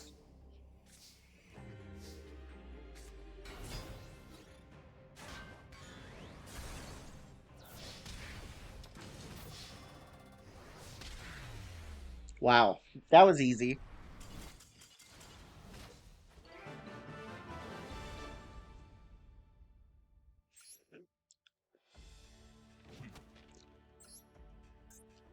Neku's deck may have a higher ceiling. However, Shotman's deck is more consistent. So that is a huge upside for Chopman.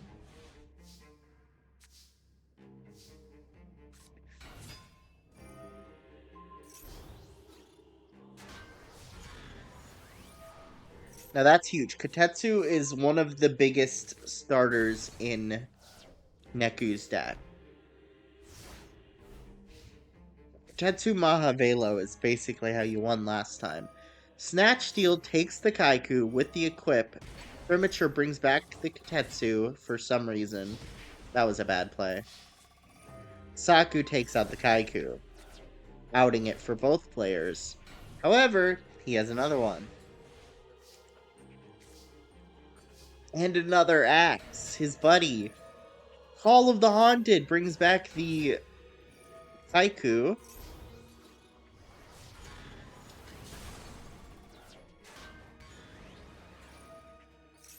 Kotetsu searches for Elma.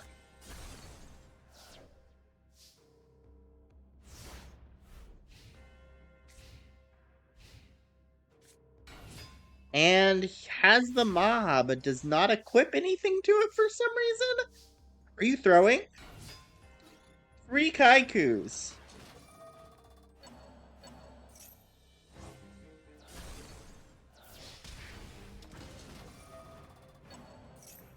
will banish the entire grave and leave you with 50 life points. Good luck. Yeah, that's what I thought.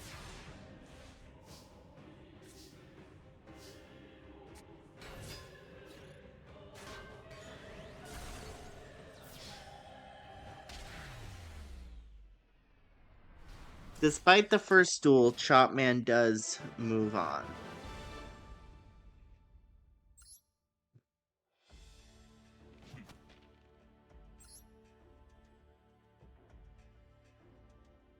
Next up is Ventriloquist of the Dead against Feng Long.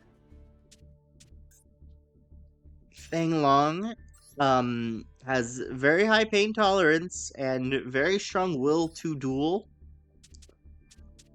He was happy to sign up for this. Ventriloquist of the Dead, another one of the player killers who really want to prove themselves and make their own, pave their own way as a duelist rather than just being a hired goon.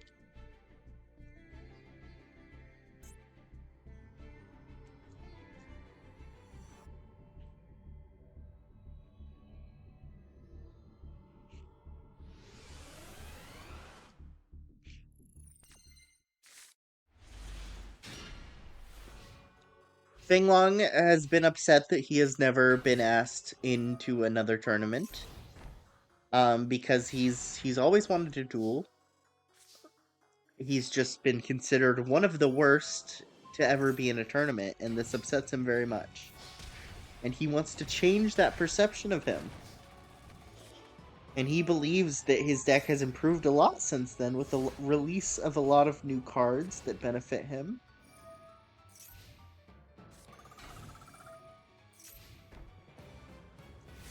What is this? Oh, this is Final Attack. Yeah, Final Attack orders. That's interesting because he set a card. Tribute for the boss monster Maju Garzet, which basically takes the attack of both monsters tributed and combines them together for its new attack, which is 3,000 in this case. Very strong.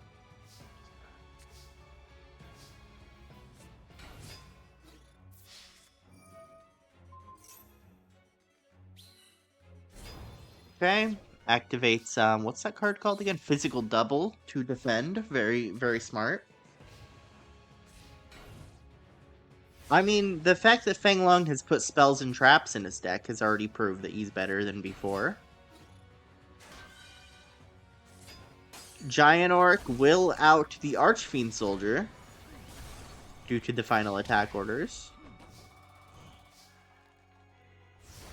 Maju Garzet is a new boss for Ventriloquist and seems to have made his deck much better than it was before.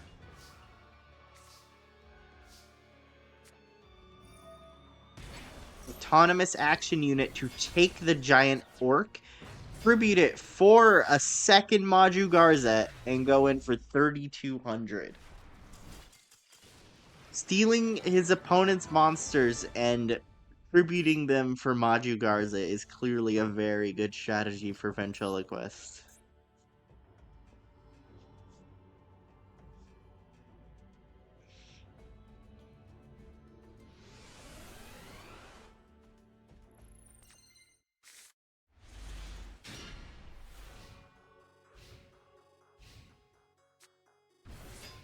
Summons a Goblin Attack Force.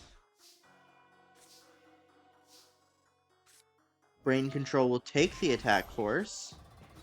And Skill Drain to keep it in attack mode when it comes back to you.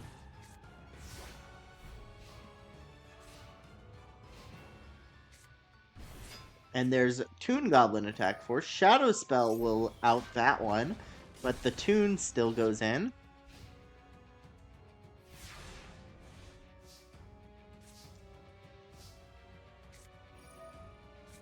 Puppet Plant discards itself to take the Toon Goblins and destroy the regular goblins.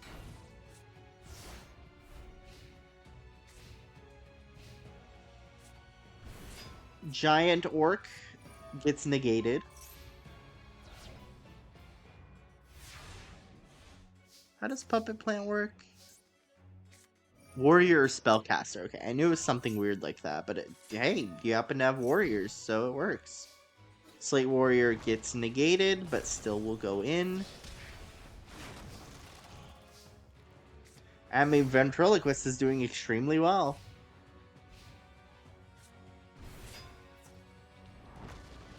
Slate Warrior. Effect does go off because it's in the grave. It's a grave effect. Skill Drain does not affect those. Brain Control will take the Giant Orc, attack into the Toon Goblin. It's a close one. If he draws one monster, though, he can win the duel. He does. He wins the duel. Fang Long takes game 2, proving himself that he has gotten much better. So is Ventriloquist. Both duelists have gotten much better.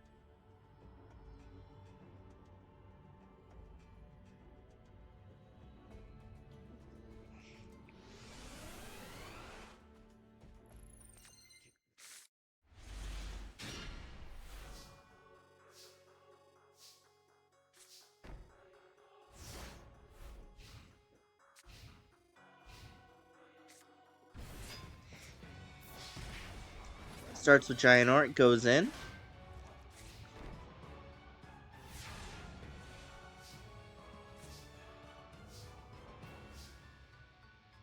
Does nothing because you don't really have any cards that help you here.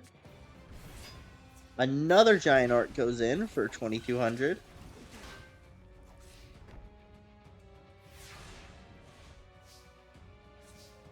Slate Warrior will help a lot here. Slate Warrior goes in, and final attack orders. That's what I thought would happen. Outing the Slate Warrior. Premature brings back the Slate Warrior. Actually, Royal Oppression will out that.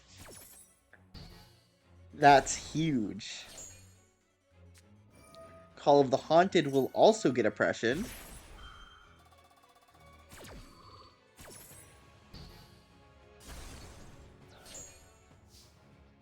And this outs a lot of the decks. And that's already a win.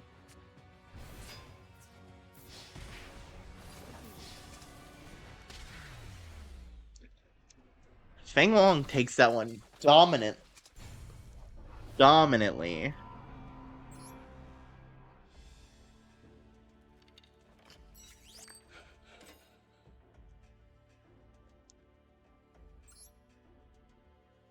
Next duel, Seeker against High Mage Martis, the last of the High Mages to duel today.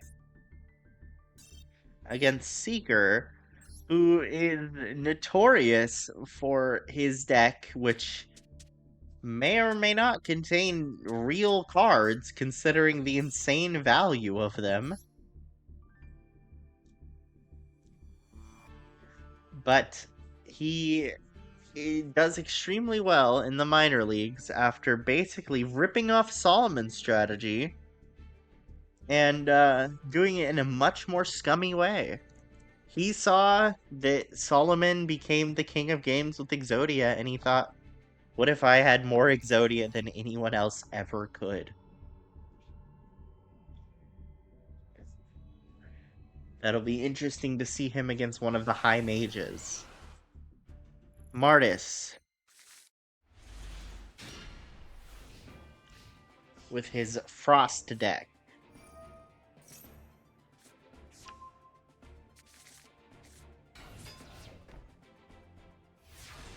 Now, it's a Frost Dinosaur deck, so he has Megalo Smasher and cards like that.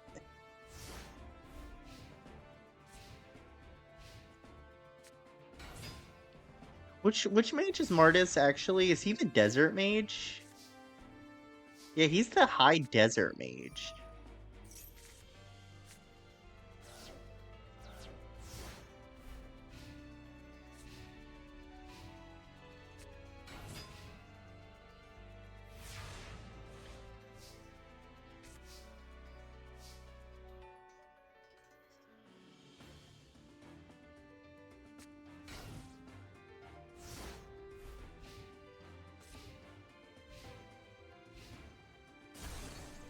Right, but his big monster's Brachioradus. Okay. So he's the desert mage, and his big monster is Brachioradus, which is a water dinosaur, a frost dinosaur, basically, in lore. And so when he comes here, he's like, "I'm gonna use my ancient rules to get out an even bigger frost dinosaur." So we'll see that, maybe. Seeker's defending well. I don't know why he's actually only one piece away, actually.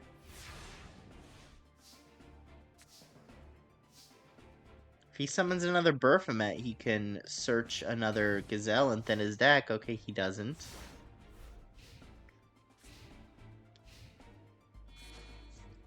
Tributes for the boss monster. This is the big one. Frostosaurus is Martis's boss monster.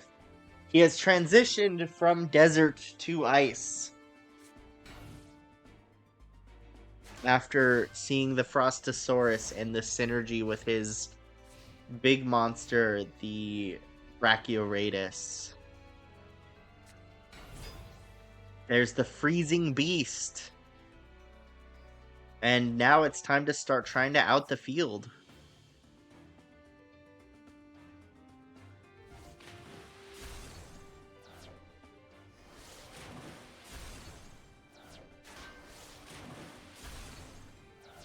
Seeker is known for his high defense monsters, but they're not good enough against this board. He needs that last piece. Graceful will help a lot. That could get it for him. It doesn't. He summons Guido. It's close. It's very close. That's a Cabazals. Another water dinosaur. MST to take out your own trap. Huh. What? What? Okay, sure. The AI really has... It feels like it has gotten worse somehow. I don't know what's up with that. Anyway. Seeker gets taken out in game 1.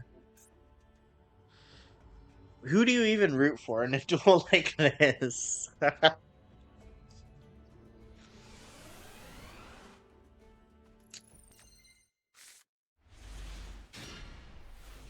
Ugh, what a scummy hand. What an annoying hand.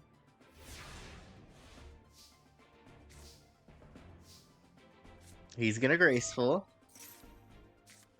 And he's already at 2 pieces and 2 Swords of Revealing Lights. Oh no. Oh, that is such stall, man. There's the Brachioradus. He gets it off.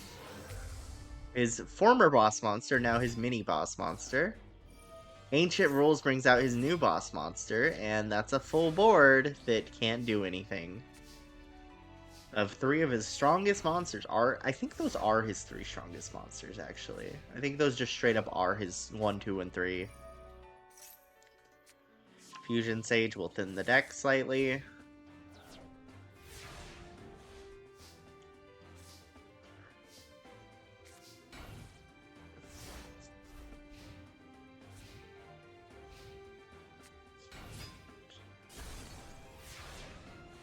And that's 1 sword's gone.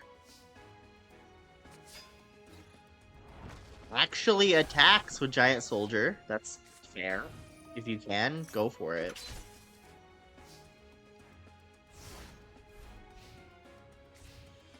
Sets a limb. A useless limb. Might have been better in your hand for Graceful, but, you know, Charlize Theron. Summons Hannibal Necromancer, which gives you a spell counter for some reason. Right, it destroys traps. It's like breaker for traps. It's like worse breaker. But for face-up traps. That card's bad. He's 1 piece away, by the way. And it's the head. He's out of swords. Does not draw the head. It's board breaking time. Last time this went in Martis's favor.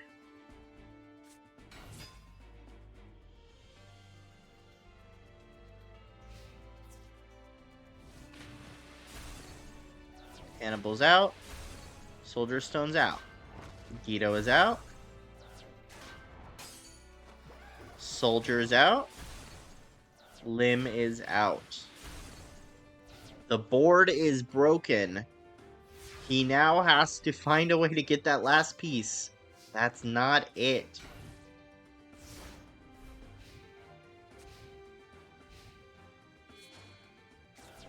Tributes for the big boss.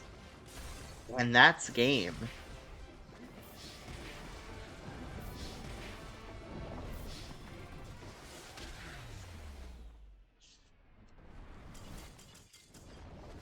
So much for one of the top duelists in the minor league. To be fair, he was against Martis. Martis is an extremely powerful deck that counters his strategy pretty well, clearly. He was one piece away both times. Even against a deck like Martis, the number 3 seed in the tournament. Why'd I click? I didn't mean to click. Don't worry about that. Don't worry about what I clicked. I guess you can hear it.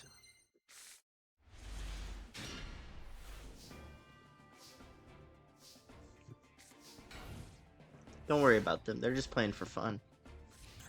It was a really fun matchup for both of them, so they felt like they wanted to run it back for a fun third game.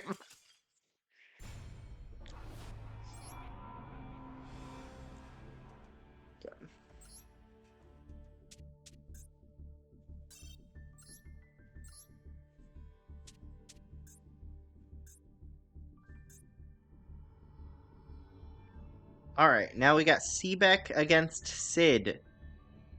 Now, Zygar moved on, Bones did not. Sid is looking to make it 2 out of 3, moving on to round 2.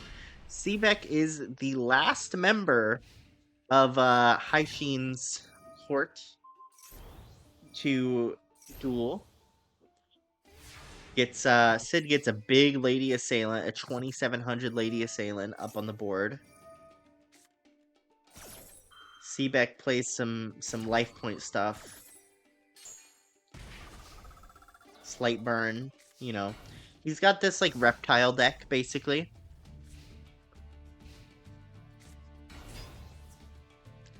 Little Chimera buffs the monsters even further.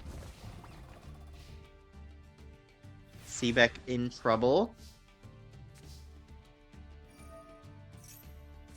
Serpent comes back. Sets itself.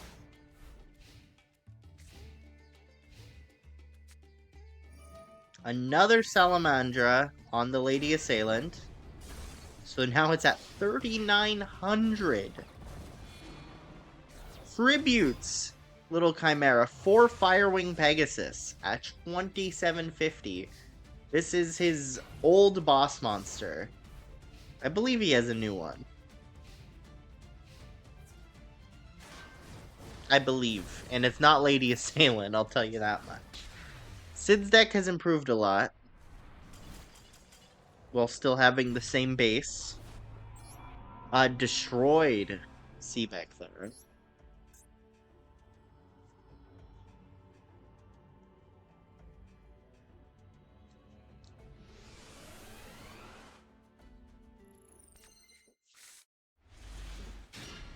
Oh. High stakes to become the first ever Underground champion.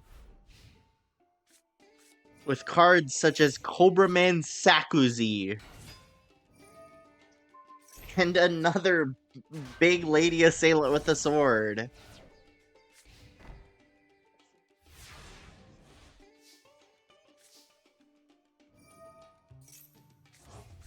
Serpent comes back. This game is looking familiar. I don't know why you would set the Serpent there, rather than like Cobra Jar, for example, but sure. And Lady Assailant gets even bigger. And pierces due to this card, Meteor Rain. That's his big boss, Gigo.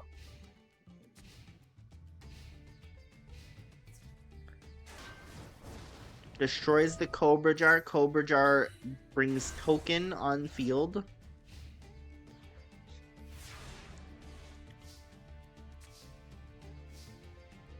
Draw Serpent. Yeah. What is this? Oh yeah. If you pay life points, you get life points back. I remember. Cobra Jar does Slight Burn. Not enough to be anything valuable. There's regular Gagigigo, not the Giga Gagigigo or Go Giga Gagigigo, regular Gagigigo.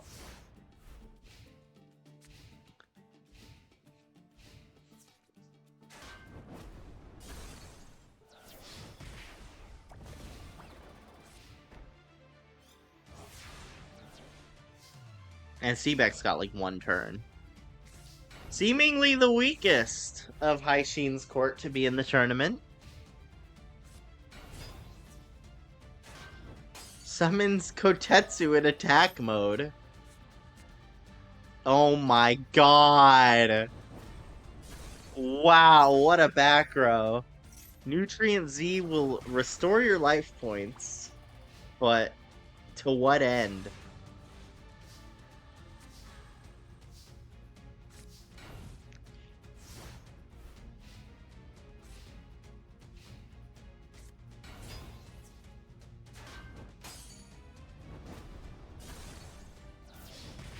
The attack mode Kotetsus are crazy. Putting in work. Don't get me wrong. Thousand burn, essentially. I mean, we saw that, what's it called? Magic Cylinder. Both Kotetsus get tributed for the new boss, Ultimate Obedient Fiend.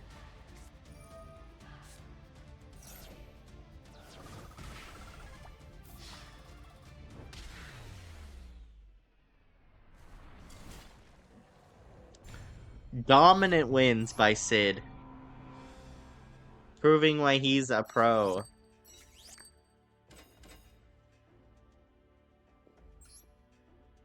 Next up, Yami Pegasus, the organizer of the tournament. Against Tetsuo Sasaki.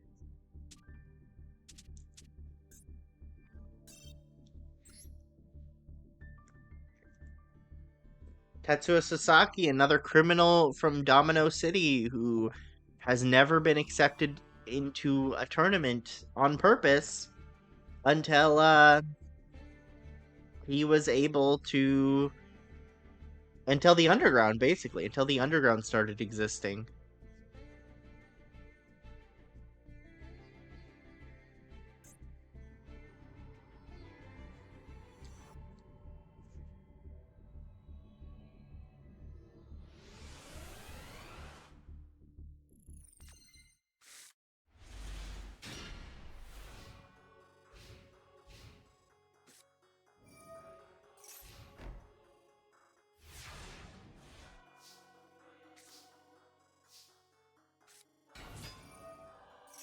Senju searches relinquished.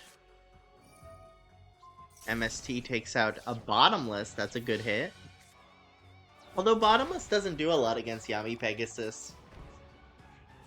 Considering most of his monsters don't have 1500 attack, really. Fissure to take out the Senju Danzaluke attacks in. Tetsuo has a Dark Scorpion deck, of which, I mean, it's already coming in handy with that.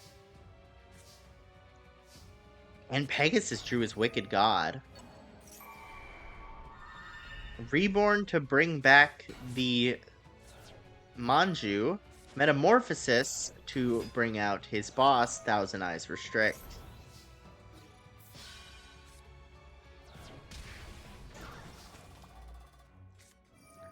Premature Burial to bring back Thousand Eyes Idol. None of this is necessary because only Thousand Eyes can attack while Thousand Eyes is on the field. I guess you could tribute for Eraser now that I think of it.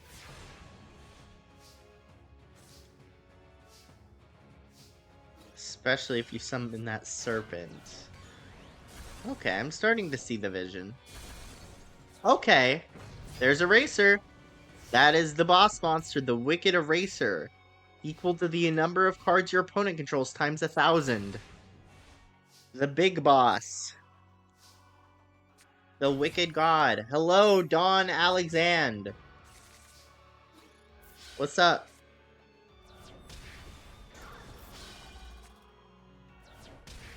Eraser goes in, and even if he summons another card to try to out the Eraser, Eraser's gonna have 3,000. I'm very good. Thank you.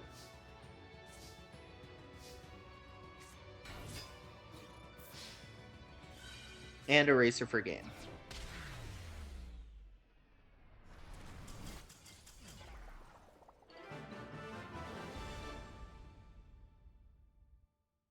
You play at room. I have no idea what that means.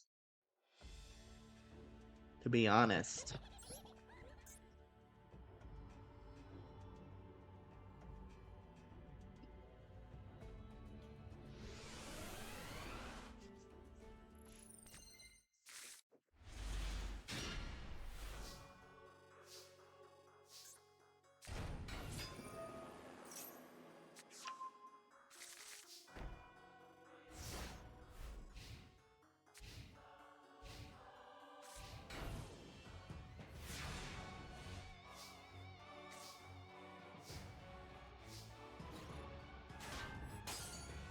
What's this guy? Mine the Thorn, which adds a Dark Scorpion from deck or graveyard to hand. I mean, not bad. Being able to search. Actually, this is his boss monster's Vampire Lord, because his deck is about basically taking cards out of your opponent's deck and decking them out because of it. Summons Relinquished and is able to take the Vampire Lord for himself. Reborn brings back the Senju. Or the Manju, I should say. Is that Senju? That is Senju. I thought it was Manju for a sec.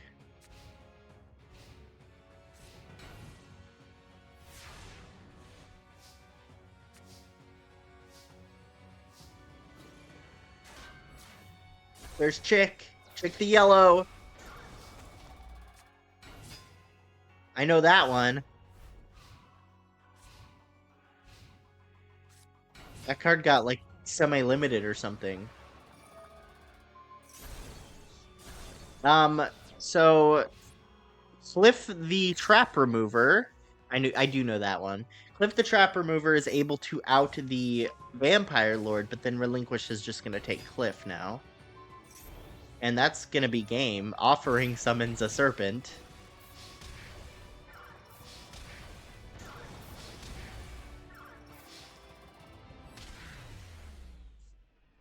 Yami Pegasus wins 2-0.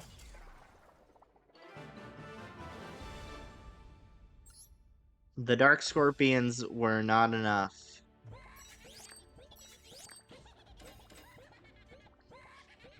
And the final duel of round 1 is Kurita against Pete Coppermine of the Card Professors. Kurita of Domino High School, who joined with Medusa and Periwig with his Flip Effect deck. And Pete Coppermine with his Lycanthrope normal monster deck.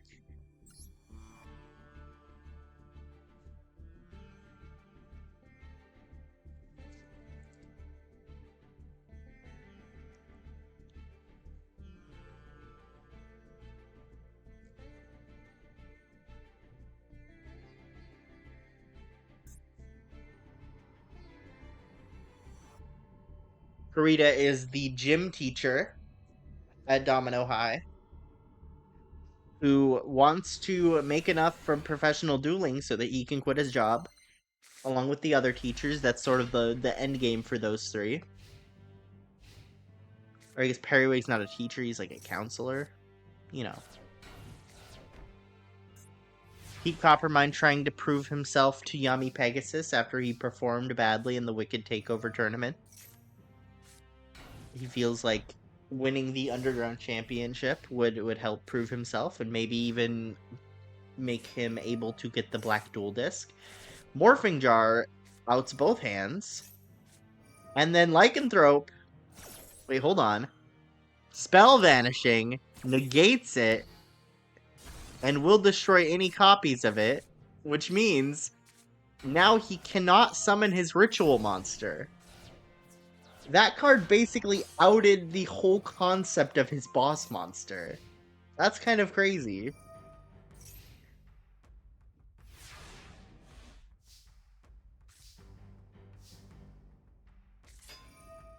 Tsukiyomi will flip the Morphing Jar, I guess. Okay, yeah, you want more cards. Sure.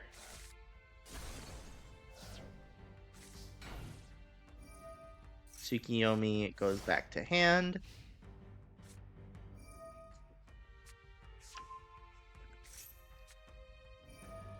Card of the Underdog to grab more cards. Don't deck yourself out. Discards to bring back a Lycanthrope. Can you even summon that, though? How are you going to summon that? Summons Ninkendog. Takes out the Penguin Soldier, which brings it back to hand.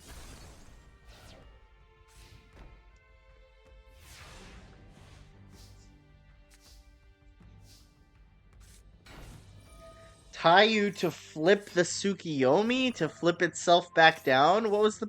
Wait, you're doing it again? You're just, like, burning cards? Why? What is the point of that? Heart of the Underdog on Werewolf.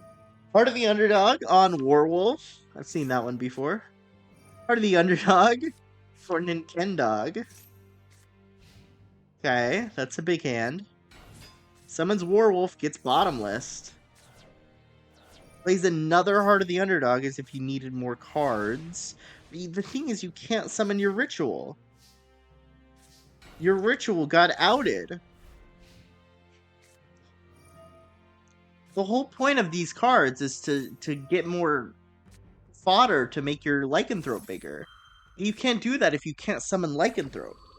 Right now, you're just searching for cards. And you only have 10 more in your deck. You're gonna deck yourself out, dude.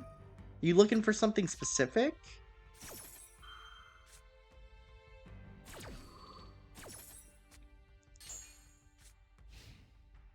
Okay, he stopped. That's good. Summons Werewolf Premature on, I guess, you for some reason. Discards to out the 4-star. Faint Plan means you cannot attack the Tsukiyomi. Tsukiyomi to put face down the Manju and attack into it to be able to out it. Goes back to hand. Summons Ninkendog. 4-star will out the field. Coppermine running low on cards. And that Morphing Jar won't help if he summons it. You should have another Werewolf. Okay, you have a Ninkendog. Book of Moon to flip the Ninkendog face down.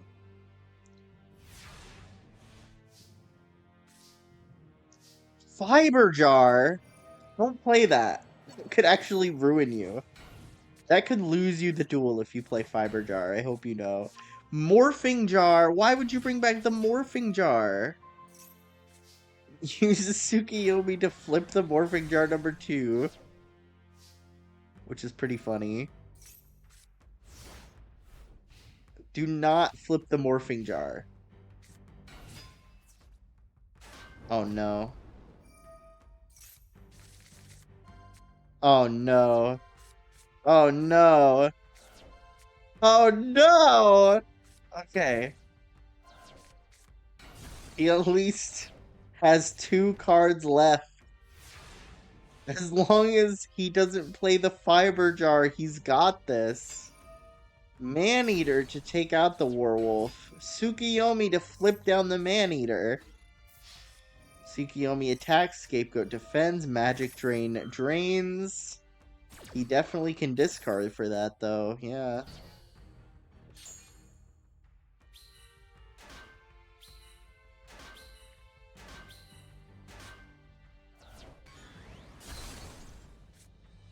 It all comes down to the Fiber Jar. We'll see. We'll see if he's smart enough not to do it. Finally, the Tsukiyomi is outed after all that time. That Tsukiyomi was there the entire duel. And a constant presence. Maneater to destroy the Great Angus and one of the tokens. Oh no. Oh no. Oh no, you might have lost yourself the duel. Never give up, and this is why. Attack into the set, and this is why. Wow. We're back. We're back. Oh, only Werewolf and Angus are out of play for this one. That's crazy. Even the Fiber Jar's back in the deck. Because it was not destroyed.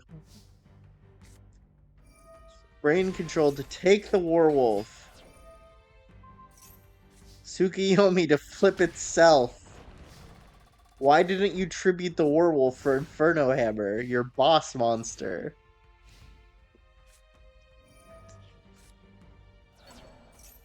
Monster Reincarnation to bring back Ninkendog. The Faint Plan so that you cannot attack Tsukiyomi. And you could tribute for Inferno Hammer. Tsukiyomi flips the Werewolf, tributes for Inferno Hammer, and attacks the Ninkendog. Inferno Hammer is destroys a monster, select one face-up monster on your opponent's side, flip it into face-down defense position.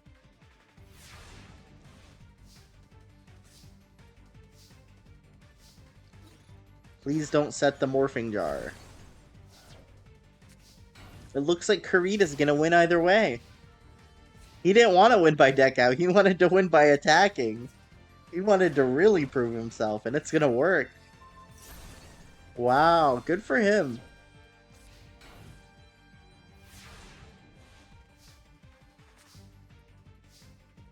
Pot of Greed, that lets him draw 2 cards.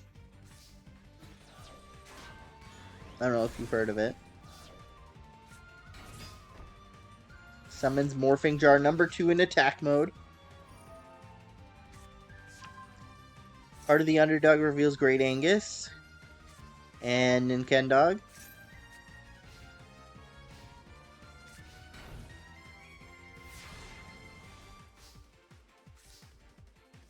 He does not have the Ritual. He does have the Raigeki Break to out the Inferno Hammer. Sets the Cyber Jar.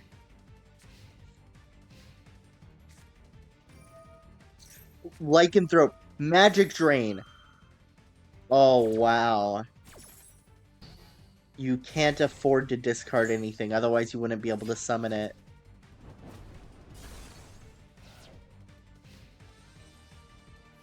This is a really good duel. I really like this. Cyber Jar outs the field. Des Koala 4-star. Des Koala, you might do some burn here. You're doing some burn. With the with 3 Shallow Graves can do a lot of damage.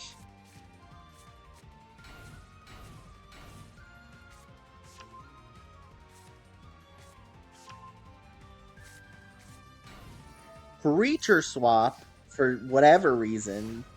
Did you just give him Maneater Bug? What is this duel? That's so funny. Summoned Lycanthrope! Gets rid of Axe Wielder and Battleox. Gets the boss monster out. It's Lycanthrope. 2400 attack. Wait, why is it only 2400 attack?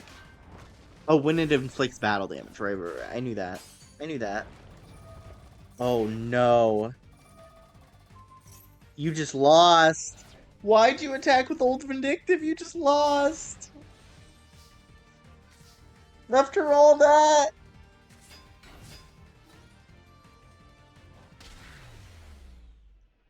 Wow.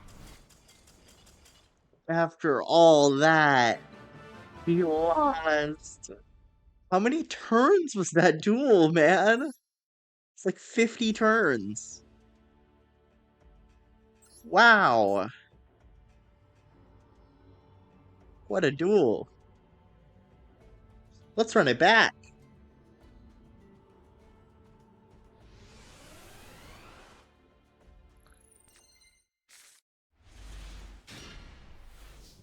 Kurita showing he has incredible endurance, and that's why he's a gym teacher, of course. What did you just summon? Morphing Jar number 2, that's what I thought.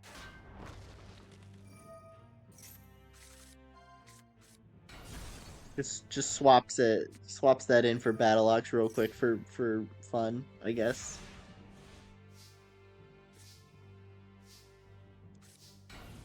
Sets a Tsukiyomi.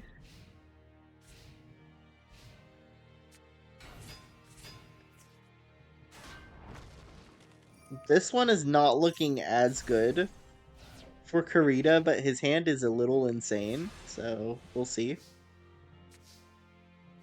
Oh, he gets the brain control, which he can use to tribute for his Inferno Hammer, his boss, and he will.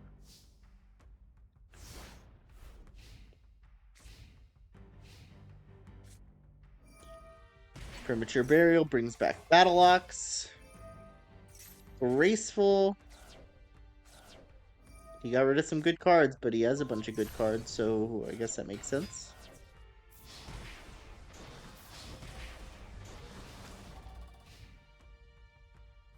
Not looking good for Kurita. He might have to Fiber Jar here. He doesn't. Instead, opting to out the Great Angus. That leaves his life points wide open. Probably should have Fiber Jarred there. He drew another one. Or he already had another one. He didn't draw that. Otherwise, Underdog would have activated.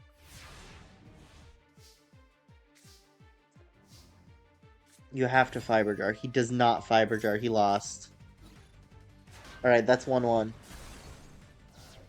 Kurita makes some mistakes, but his deck is very strong. It's a complicated one. He's got a lot going on. I don't blame him.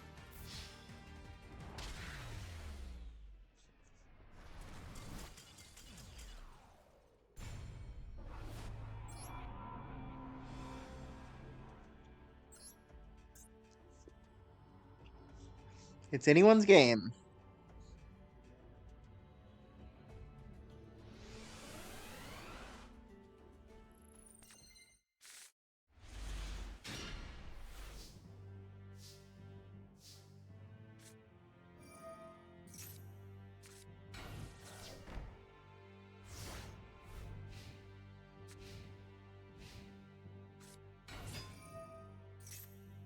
Manju searches the ritual spell.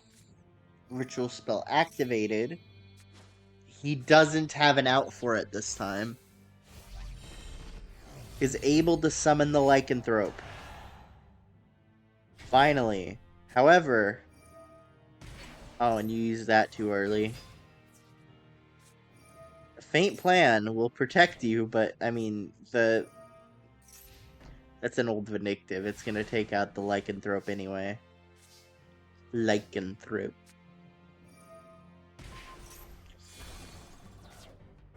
Tribute for Inferno Hammer. Why Book of Moon that? Just for fun, I guess? You could have Book of Moon the old Vindictive and gotten another use out of it. That would have been a better use of it. You ever think of that? Okay. He thankfully gets a Heart of the Underdog proc. Only one. Graceful helps. Raigeki Break will get rid of Inferno Hammer.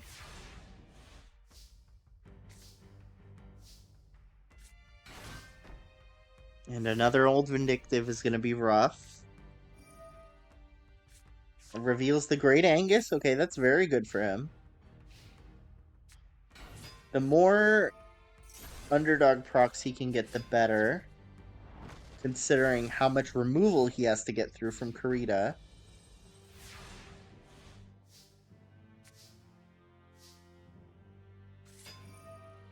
Old Vindictive outs the Axe Wielder.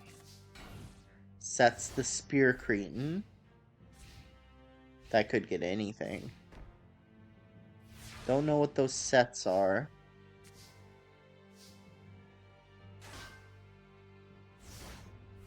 He's gonna play it defensively for now. Okay, that's pretty good. Manju searches for the ritual spell.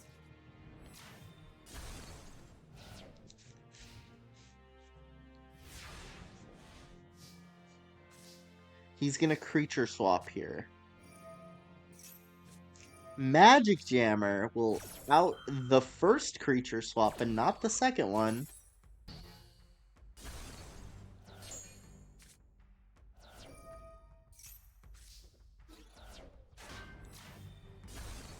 Spirit Cretin effect goes off, searches for Inferno Hammer! Wait, it can... Each player targets one monster from their own graveyard. Special set. Yeah, I guess it can. Huh. Okay. That's pretty good. Can literally bring his boss back. Gets 2 Underdog procs, not bad. Does not summon either of them and attack to out the Manju, though. Oh, Spell Vanishing. That could be rough. That's what won him the first duel, or at least one bit of what won him the first duel. The first duel was a long one. Then Kendog to search one more card.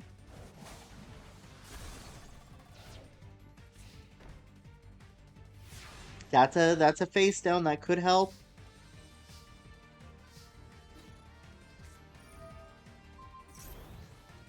Wow!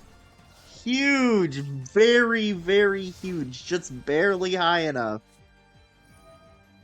Reveals the Warwolf. Reveals the Angus. Reveals the Warwolf. Summons the Warwolf.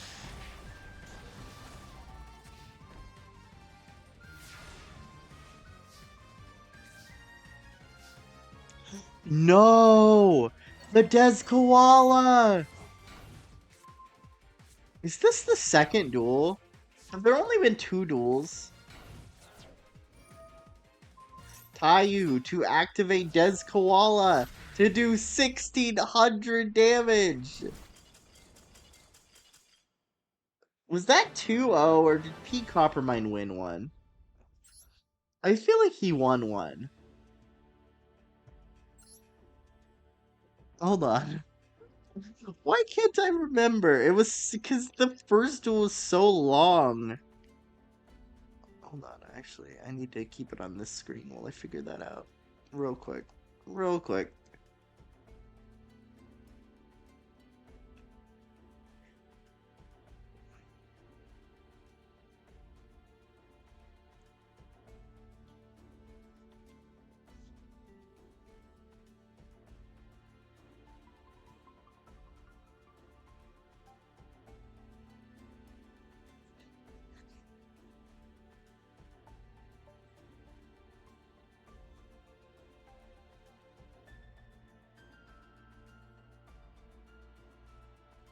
There it is.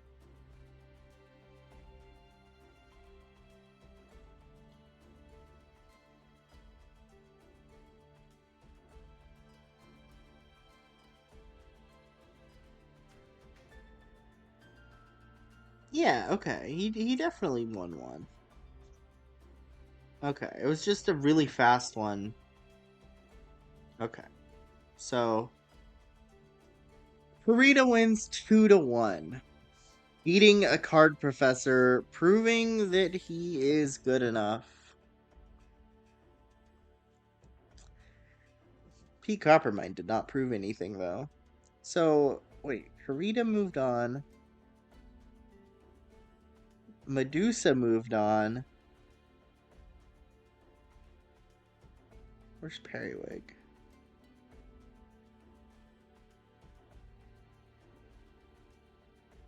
Periwig did not move on. Okay, so 2 of the teachers moved on.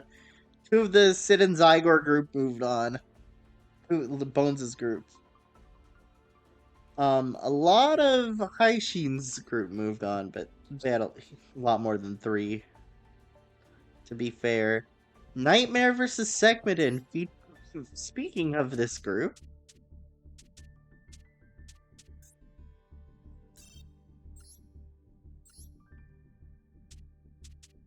one of them is getting knocked out here, but it guarantees one of them goes on to round 3. So not bad, all things considered. Especially when Nightmare is there. The de facto leader of the group.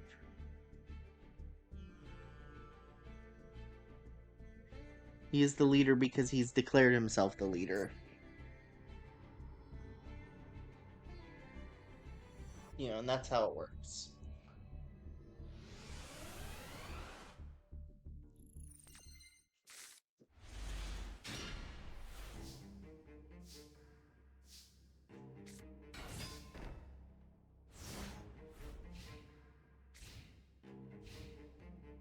Because if he isn't the leader, he will seal Taishin into a card and rip him into pieces and kill him. So, you know, he's the leader.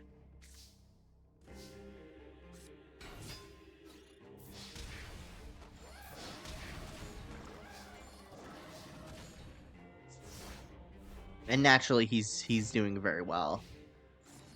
Shocker. Mirror Force. Yeah, it's a pretty strong deck.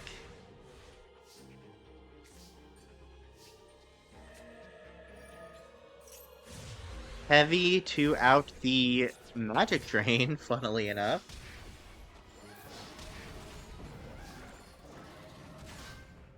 Puts the Skull Knight in defense just in case. I would have tributed the Skull Knight, personally. Guess you could do it next turn.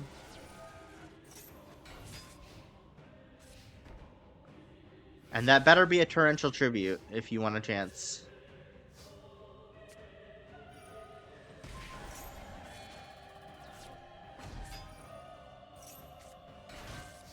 That's not a Torrential Tribute.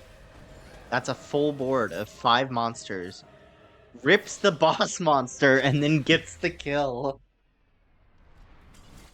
Like Sekmidin is nothing. A dominant performance by Nightmare. He intends to be the Underground Champion. And he intends to become the King of Games and win back his god cards that he claims are rightfully his.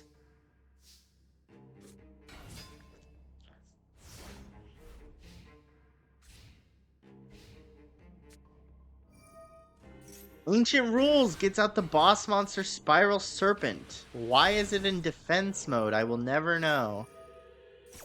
Is there a reason like this? It doesn't have to be. Yeah, it doesn't have to be. I know this.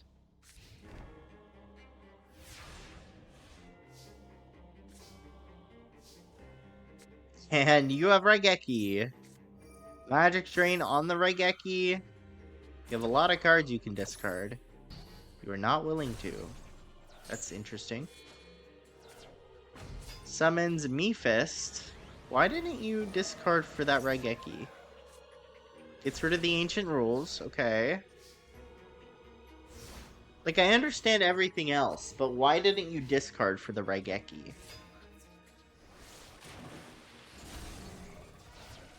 Mephist is outed. Mephist. That'll out it. That'll out the Spiral. Oh, never mind.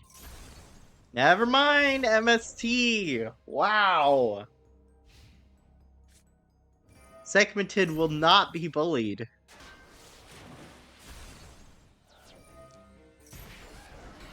Giant Germ summons 2 more Giant Germs.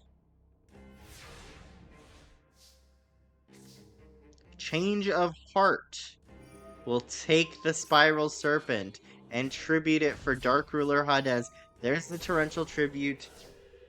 Board is clear. It's anyone's game. Mother Grizzly, 1900. Very good. That's going to be roughed out. But he's been drawing pretty good. That's a brick.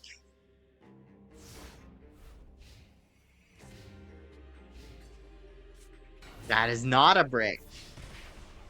Segmenton could win this. Segmenton probably will win this. He needs a Mirror Force. That's not a Mirror Force. That's actually you losing. Wow. Sekhmetid takes Duel 2 against Nightmare, proving that Nightmare is in fact beatable. Nightmare is not happy about this, naturally.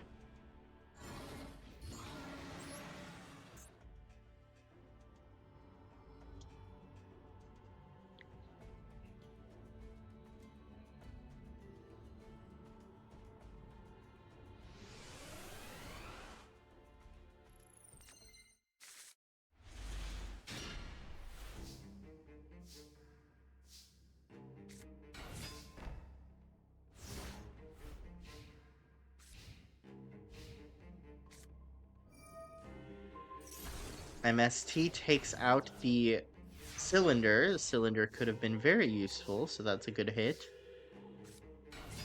No tribute. We'll get that later, I guess.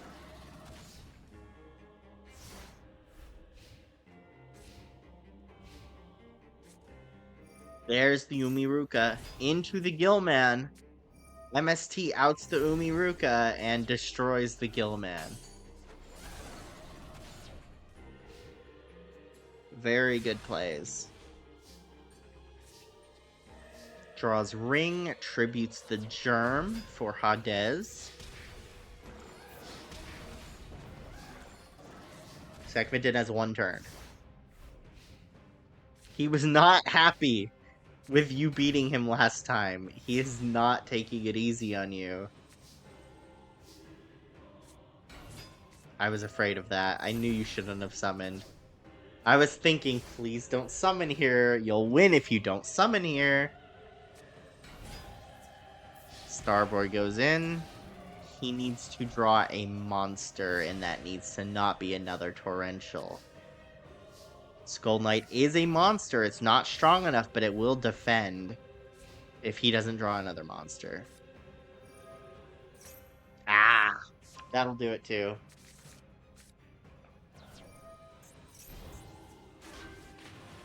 He's not using the ring for some reason. It's interesting. I would use the ring.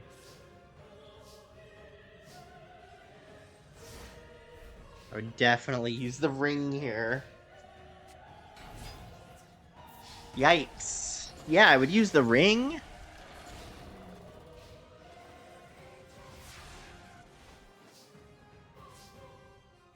Rain control, that's good enough. Magic Drain, you have to discard. You have to discard. If you want to win, you have to discard. Why don't you discard when he does that? You lost? You could have won the duel! You could have won the duel! You can't ring that! Oh, what? Nightmare. What? What? He lost to Sekhmetid? Oh my god! No! What? That's kind of crazy. What? I'm still in shock.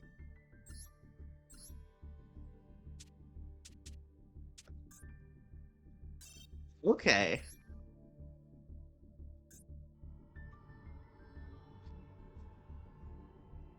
I'll process that eventually. There will be story for this.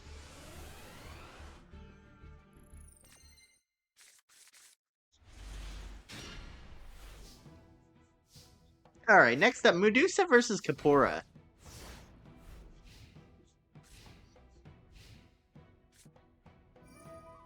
Now, Medusa in round 1 beat Bones, a pro. Now she's got to go against, a high mage. That's going to be rough for her. Let's look at this. Look at this. I mean, if Sekhmetun can beat Nightmare, the high mages can beat anyone. Duster to get rid of Luminous Spark, that's huge. Extremely important. Burial to bring back Tiger. This is good, but it's not enough to beat the Rabbit Dragon, which is the whole point. Why didn't you crash with Swordswoman? Am I missing something? Is it because you want the Rabbit Dragon to take a bunch of damage? I guess? Well, it's not even going to happen. You should have crashed. That's a quick one. That's a very quick one. Medusa stood no chance. These guys might be too high of a level for her. Bones was just right.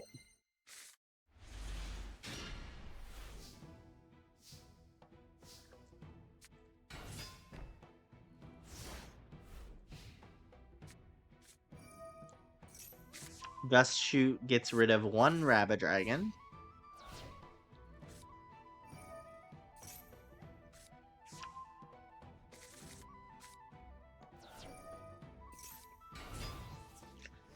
And Alexandrite Dragon is rough. You're gonna have to try to out that.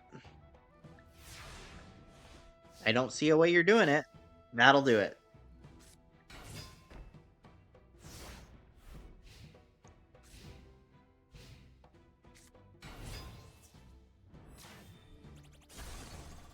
Even the Goddess with the third eye is a 1700 now. Even that card is strong now. Pot of Greed is huge.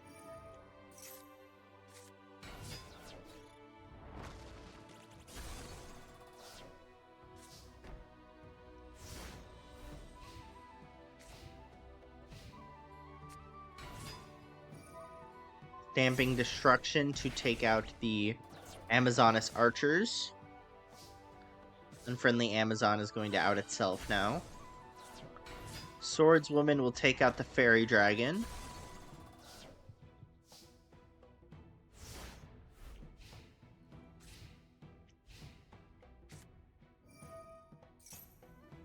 Swords will hold the field for now.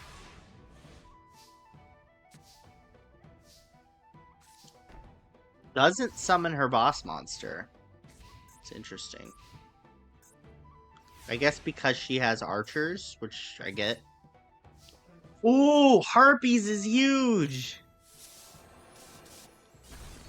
That's so bigly. Now summons her boss monster, that's Tiva. And if he does field spell again, Tiva gets buffed by it. He's bricked! That's kind of impressive. That a high mage bricked. Amazoness Paladin. Which is just attack, basically. Big attack. That's the boss monster, Rabbit Dragon. Will out the Tiva. However, I believe it's able to be outed because of this. Yes. Yes, easily. Wow! Wow! Medusa's good. She is very good.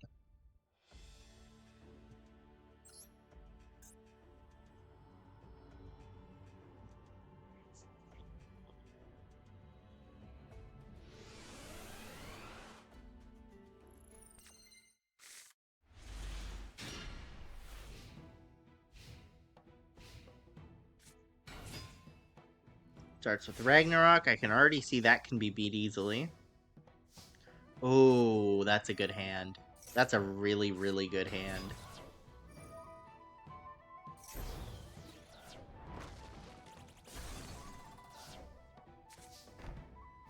Dust Shoot and an MST. That'll out a monster and a spell. Wow, that's a bad hand when you lose your Rabbit-Dragon that you just drew, I assume. Yikes. I can see how you would brick with a hand like that.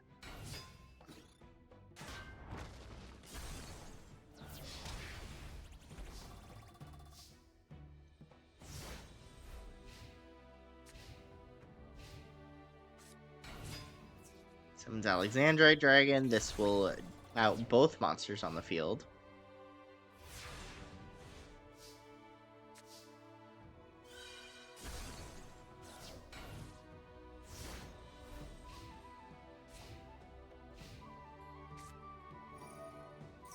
Okay, that's another brick for now. I mean, we know his hand is not great, but she needs something to out this Alexandrite Dragon. That'll do it. And then she could summon Tiva, assuming he doesn't draw a monster. He does. You should have put that in attack mode. That was a mistake. Misplay by Medusa. But we still know he's bricked beyond belief. Swordswoman takes out the Angel. Angel searches for Angel.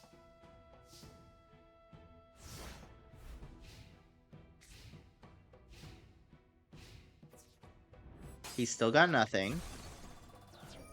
Crashes to grab it. The last Angel crashes to grab Ragnarok. Yeah, Ragnarok. Now she can summon Tiva.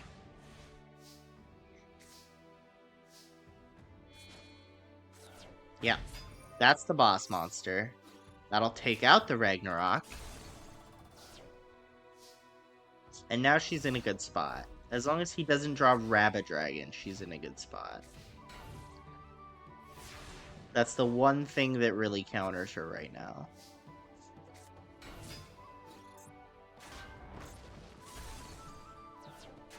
And Spellcaster will out the Rabbit-Dragon if he does summon it, which she won with last time.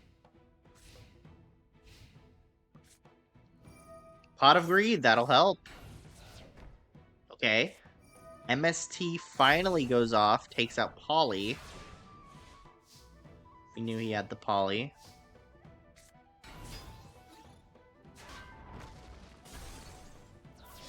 He has one turn against Medusa. She might be able to beat a high mage when Nightmare couldn't.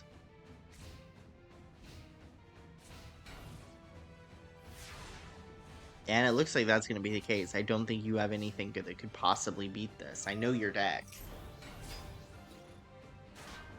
Look at that board. Very nice. I am very happy about that, actually. Which means she's going to be up against another high mage in round 3.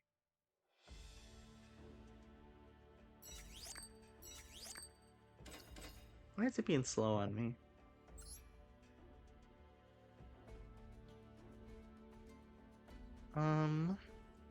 Next round is Haishin versus Sendin the Clown.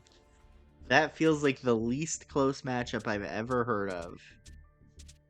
But I mean, Sendin the Clown was so good last duel that, you know, we'll see. We'll see.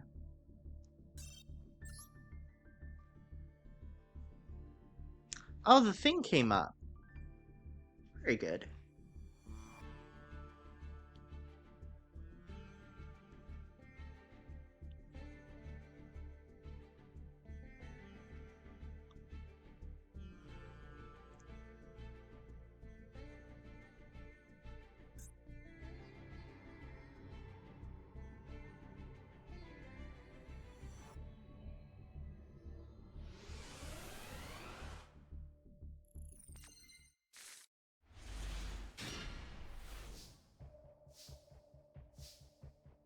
Alright, Haishin versus Senden the Clown.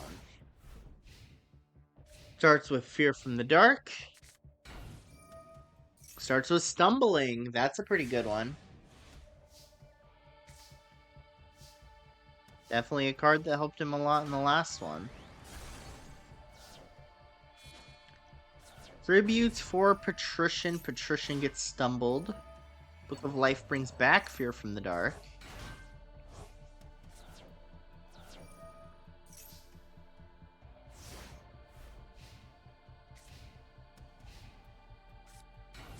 Dream Clown will out Patrician.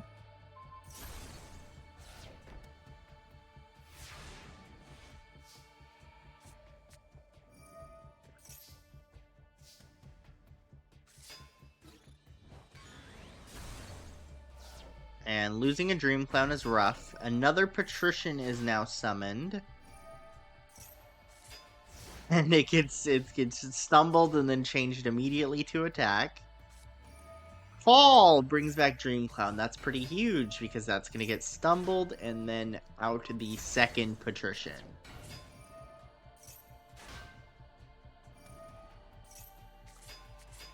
I mean, yeah. Yeah, okay. I mean, Fear from the Dark is pretty good. You're going to be able to summon two, but they're both going to be in defense, so you can't attack with them. Dream Clown is going to be able to out one of them. At the very least.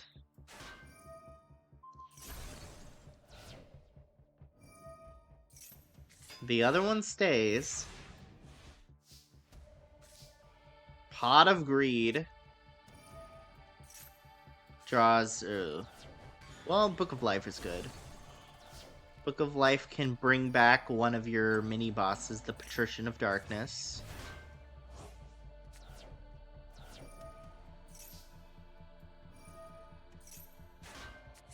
And if he doesn't draw another Dream Clown, then you're good. He does draw another Dream Clown, which will out the Patrician. Again. We've seen this a lot. However, this Dream Clown's gonna get destroyed. Ooh, that's a bad draw. He always draws those. Always. His deck is generally good enough that he doesn't suffer that bad from drawing them, but still, he does draw them a lot. Just switching some clown positions, just for fun.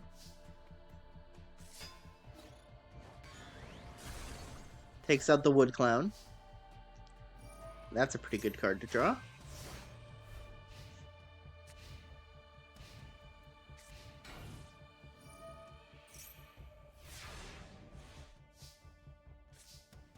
Oh my god, what a hand!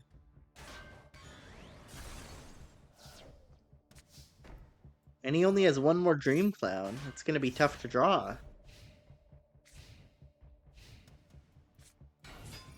There's Crass Clown, which will out this for like a turn. Like this turn. But then this turn it's back, so it doesn't really matter. Dark Hole. That's an interesting choice. I would not have done. Would have saved that Dark Hole, personally. Like, I guess the Cross Clone could have kept bouncing it back and stumbling. Okay. I guess I get it. Does make sense. That's Peyton. banishes itself to summon another one.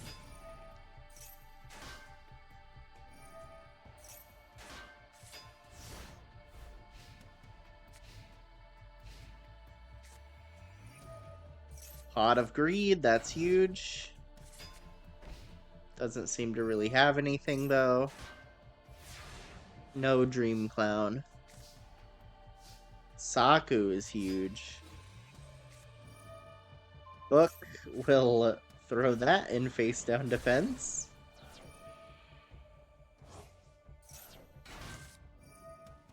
Summons the last Pete the Dark Clown.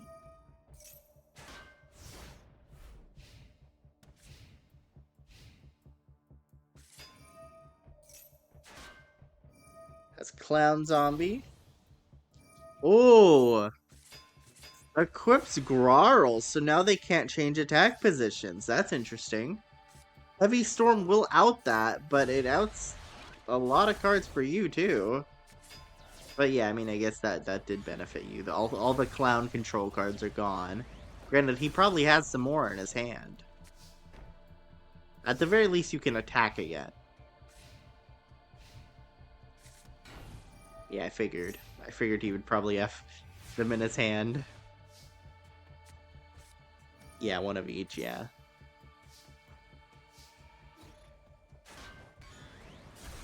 Takes out Versago to prevent him from getting his Bickery Box, which is his boss monster.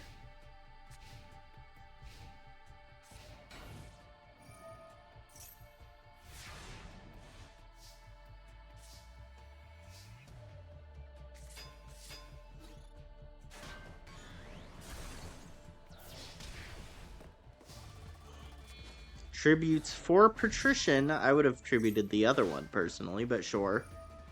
Double cost on would have been useful for you if you got your bigger boss monster.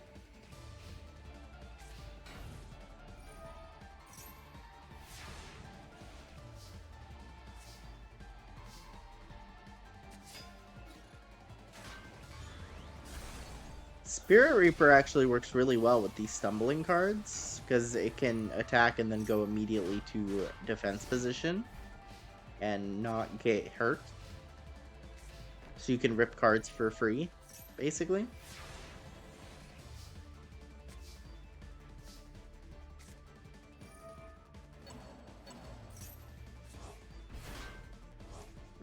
Brings back a Patrician.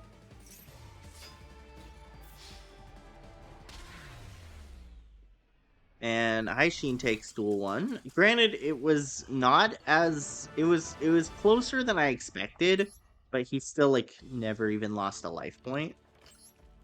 So that's not saying a ton. He lasted a good amount of turns. You know, good for him.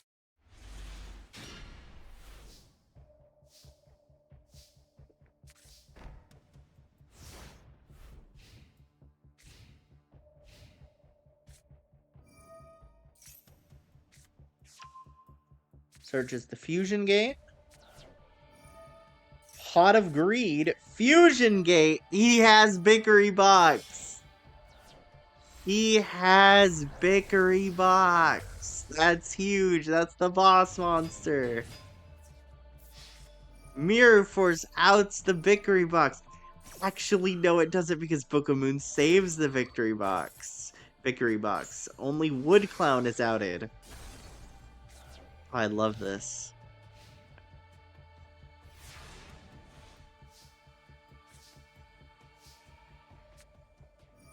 Call of the Mummy to special summon Despair from the Dark. Outing Victory Box, and he has Deal with the Dark Ruler. He has double the combo. That's crazy. With Call of the Mummy, which stays out, he can get 2 Berserk Dragons out with this setup. That's crazy.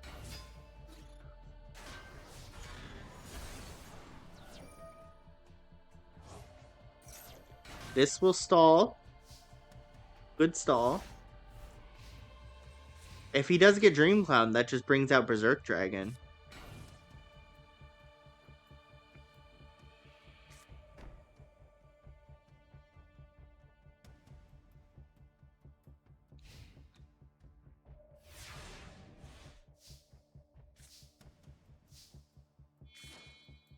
Wait, why? Oh, because this. Yeah, okay. Don't worry, I know. I got it. Wow! That works like that? That's kind of crazy. That's kind of crazy.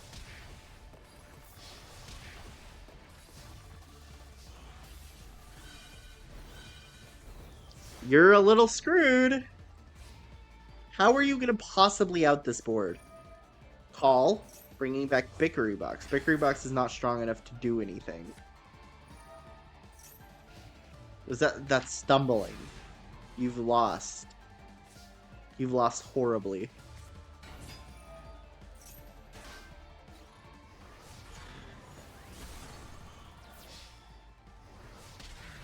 Wow.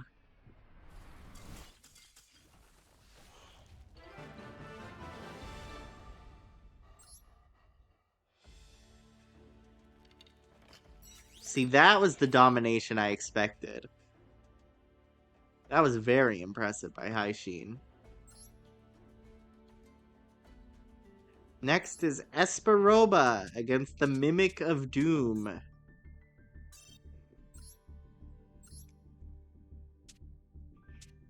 I'm excited for this. Mimic has such a fun deck.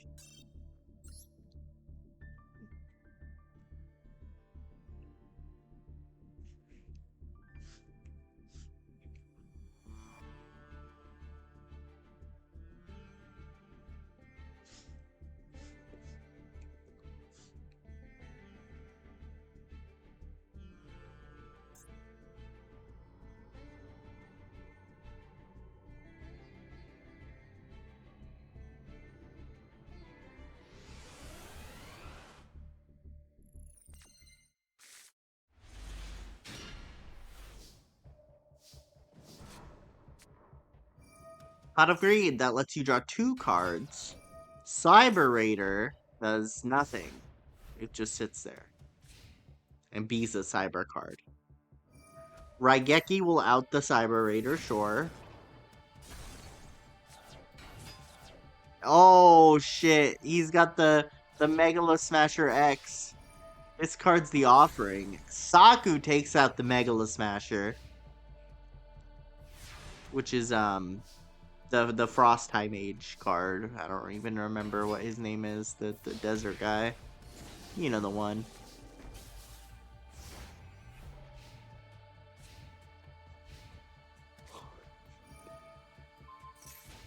Soul Exchange to summon Jinzo? In defense mode? Why? Okay, well, it worked out.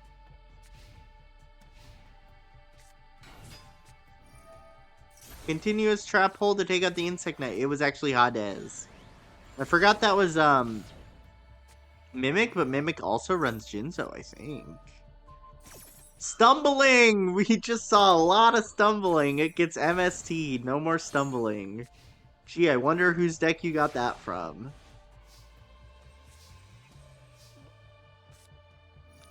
Brain control, I guess just to do some damage. You don't want to also do damage with Cyber Soldier of Dark World? Sure.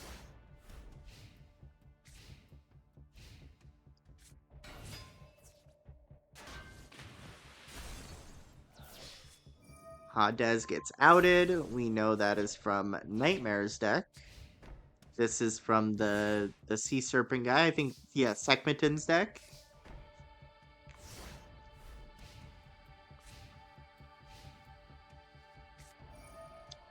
Call brings back Megalo Smasher. MST negates Call, or not negates. MST negate. MST destroys Call, thus preventing it from using its effect. Cylinder! He needs Mega Cyber. That's not Mega Cyber.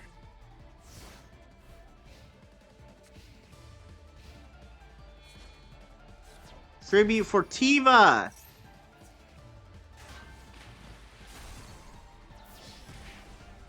Tiva! Medusa's boss monster! Bottomless is not gonna save you unless he for some reason tributes the whole field. Yeah, I didn't think so.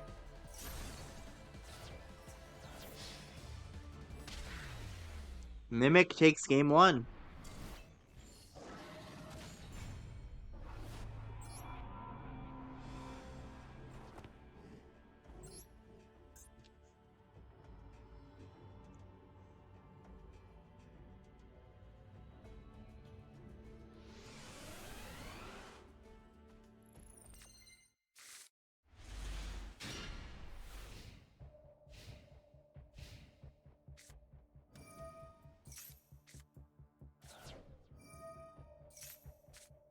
Starting with Pot of Greed and Graceful, dumping 2 strong normal monsters, brings back Archfiend Soldier.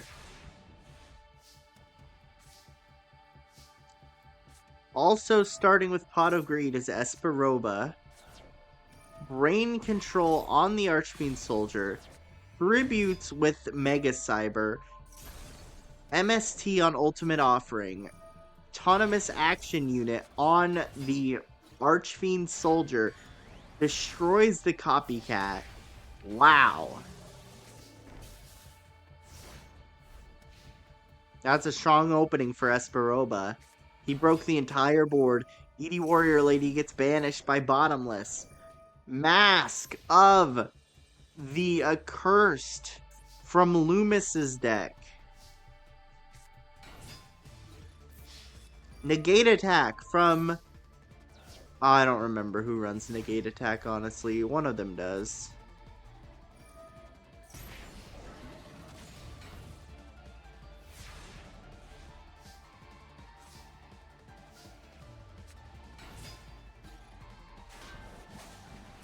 Dagagigo from Seebeck Stack.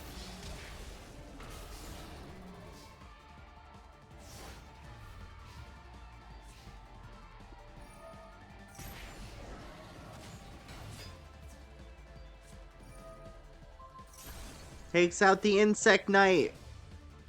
That's game. Esperoba takes game 2.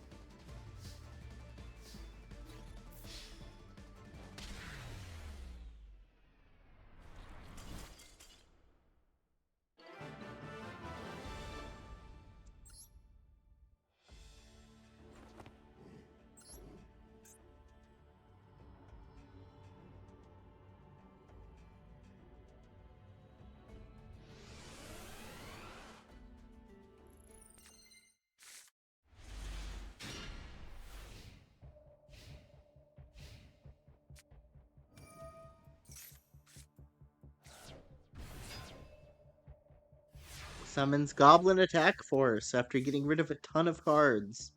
That's going to get Brain Controlled and tributed for Jinzo, which is going to be hard to out.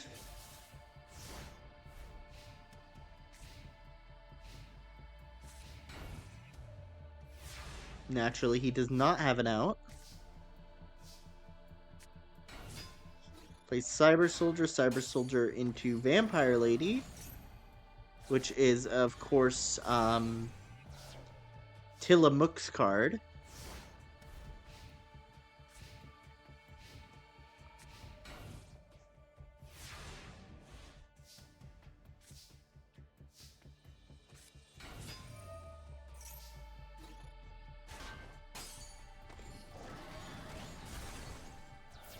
Slowly chipping away. All of Mimic's cards are very strong, so you can't really attack with those 1400s. That trap card could be anything. MST? It wasn't Torrential. Takes away a mask. It wasn't Mirror Force. Okay, you're good. It could be Cylinder. It could be Saku. Nope. Okay. Okay. Never mind. Oh, right. You're Jinzo. It doesn't matter what it was. That's so true. I think Esperoba just 2-0'd. Or was that 2-1? God, why is my memory so bad? Hold on. I can check real quick.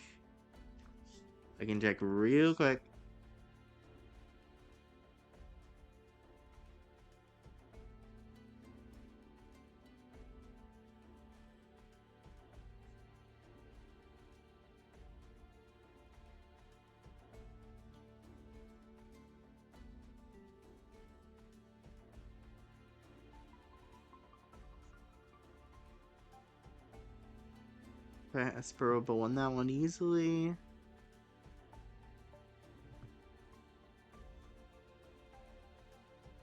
That was this duel.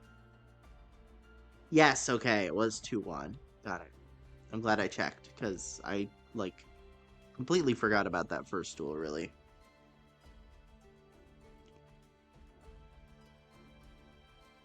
And I wrote 2-0. Okay.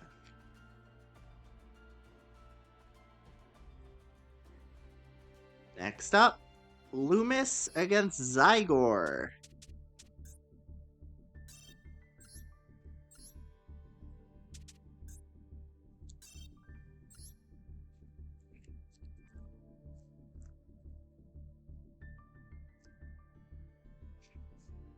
Esperoba is proving that the unestablished duelist can go far, so Loomis looks to follow and do the same.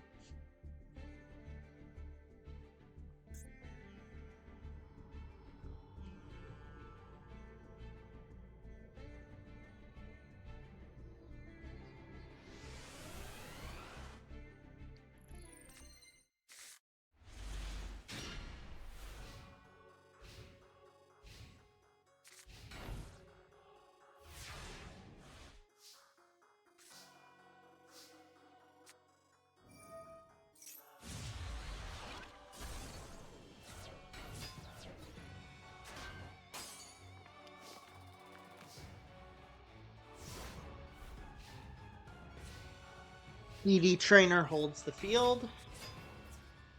DD War. Oh, you put it in attack mode again. That's the one thing that Zygor does that, like, really screws him. Is he always puts DD Trainer in attack mode for some reason. Like, he thinks this is a great offensive monster. With its 100 attack stat. Like, that's not what it's for. Clearly. The thing is with Zygor is he always wants to attack, even if it's not beneficial for him to attack.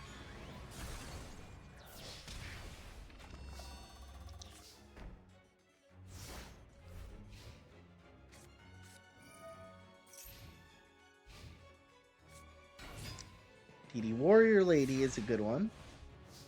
Although, again, it's in attack mode. He could have crashed.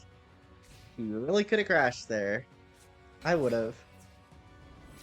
Okay, well, this works better. For Zygor, at least.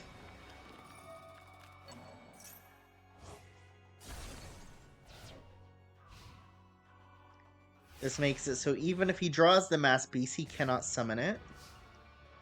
Mask of Dispel helped him win the game last duel.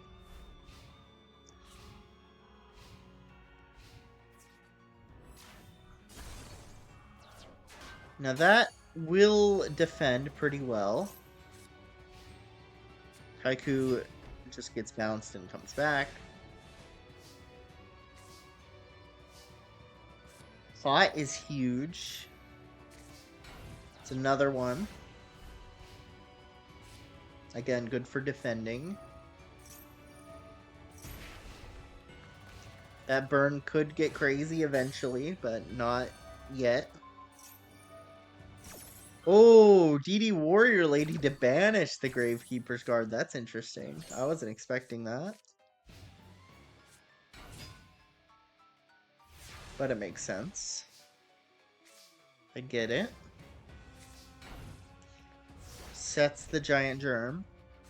Unfortunately drew two of them. Nobleman to take out the Mask of Weakness, I believe? Yes, Mask of Weakness. Giant Germ summons one Giant Germ. Very telling about Loomis's hand. And what the next monster he's going to summon is. Actually, never mind.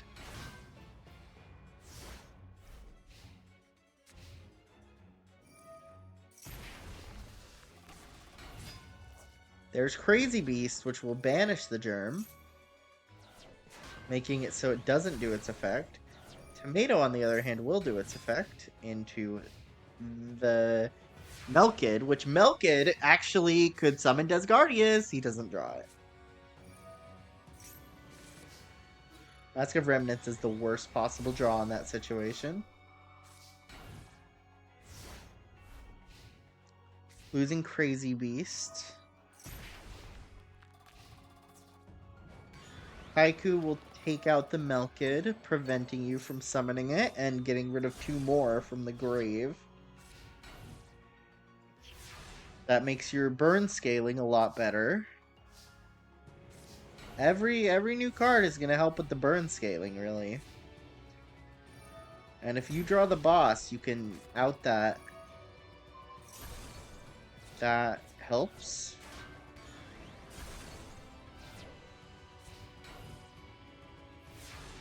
He is not drawing the boss.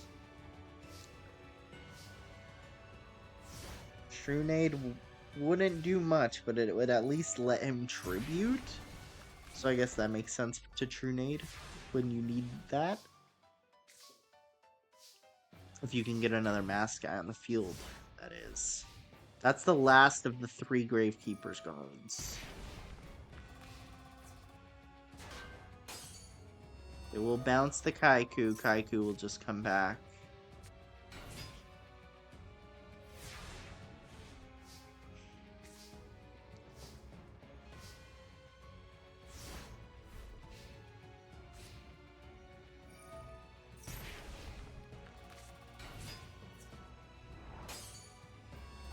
DD Warrior to banish the guard, as this is his way of outing the field. Makes sense. It's usually his way of doing anything. Mask of Remnants. That's a really, really bad draw. If he keeps drawing that, he's screwed. Especially with that burn. And, ooh, Warrior Lady can out that last guard, but I don't even know if he wants to. MST will get rid of the burn card. I don't know why you're not doing it yet. You know it goes off still. Like, MST doesn't negate, right? Like... Oh, never mind. It does. Sorry, it negates. Why didn't that... Whatever. Who cares? Who cares why that didn't work? Not me. He drew Mass Beast, but he can't summon it, so it doesn't matter. And that'll out the guard. Kaiku for the kill.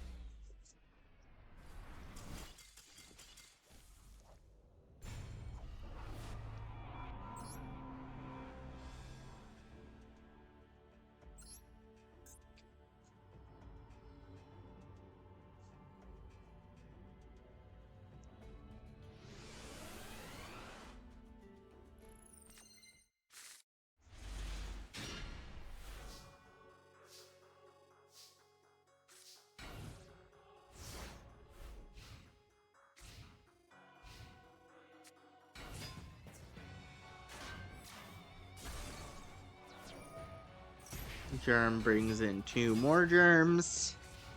That's really good for getting Desgardius out. Especially when you have 2 Grand Tiki Elders. Never mind, there's 1 gone. Okay, well, almost. And he gets another monster too.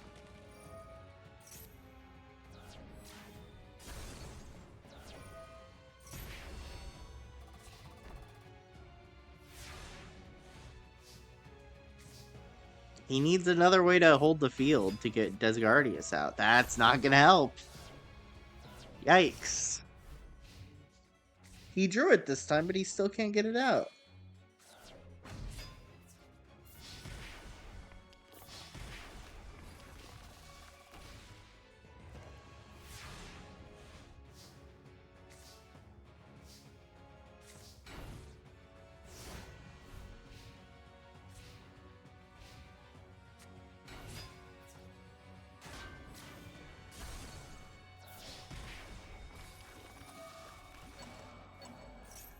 There's no chance.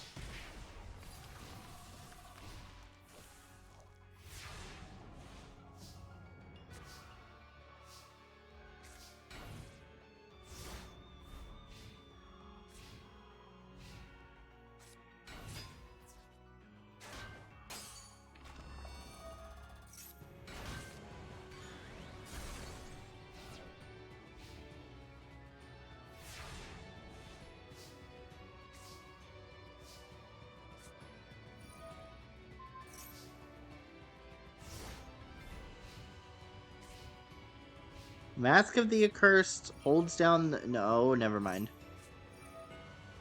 Dust Tornado actually outs that. Funny enough.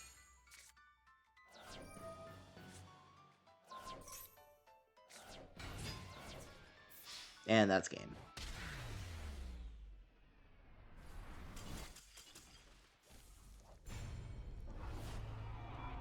Loomis tried very hard. Zygor has gotten a lot better.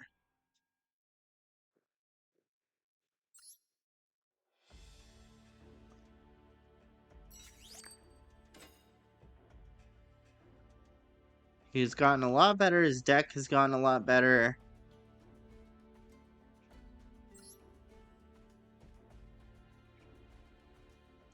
He still needs help being less aggressive, but you know, he's improved a lot. Speaking of people who improved a lot, Feng Long is going against Chopman, who is just as good as ever.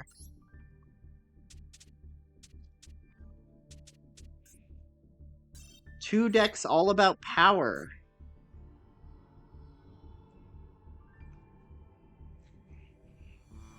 Two decks about big number. Which big number will be bigger? Chopman's do go higher, if I'm being honest. I would go for Chopman here. But Chopman needs more assistance to get those cards there. Whereas Feng Long is just there.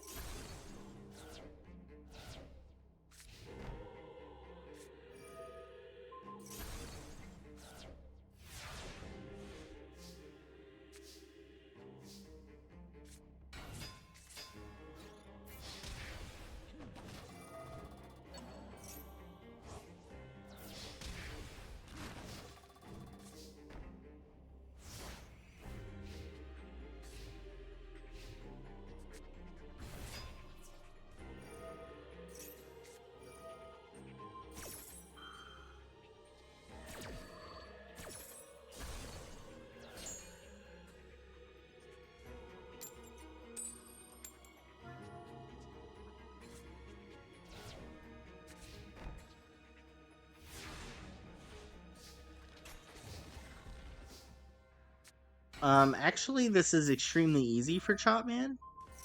Okay. That'll... Oh, wow. He was still going in. I would not have advised any of that. That's crazy.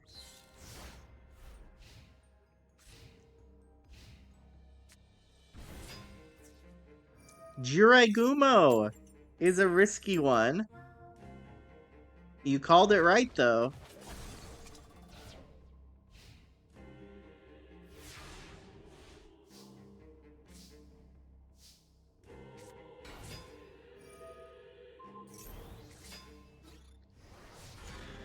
And you beat the Jiraigumo.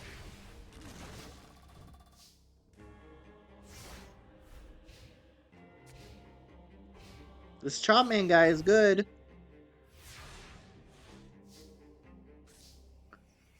Oh, and he draws the Plasma Zone, which buffs his monsters a ton. When you had to play Giant Jork in defense mode... Did I just accent Giant Jork?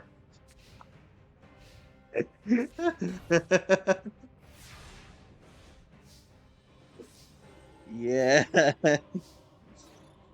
Yeah. That's true. Giant Jork.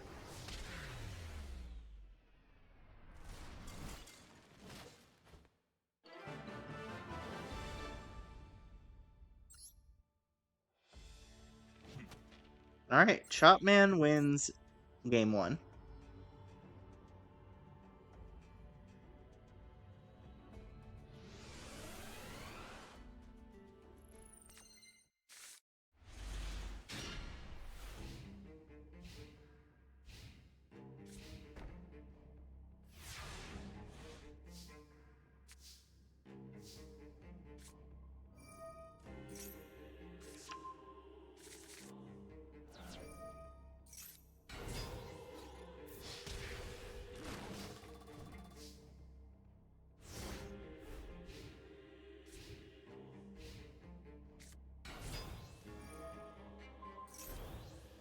Bistro Butcher with 2 big bang shots. This makes him draw 2 Sakuretsu armors. Oh no.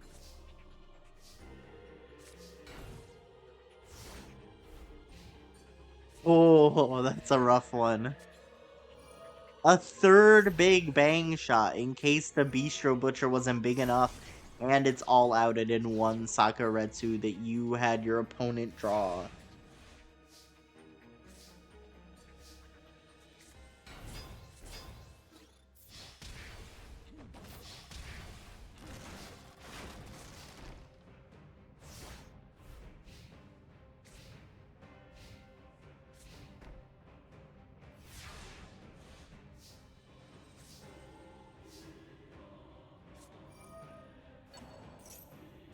Cole brings back Darkblade, a tribute for the boss monster that has a really long name. Boss monster goes in, Chopman wins 2-0. Feng Long has improved a lot, but not enough to beat the iconic Chopman.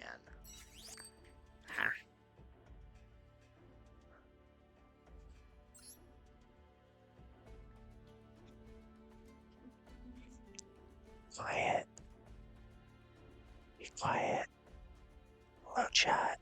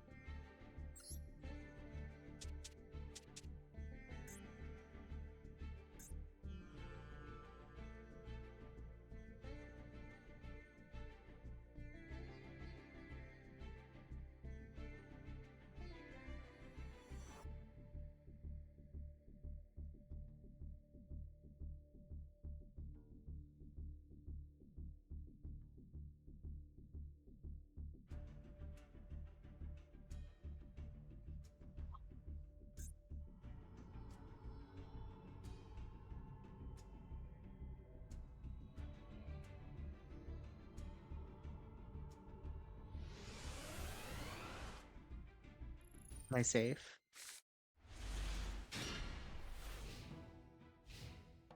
No.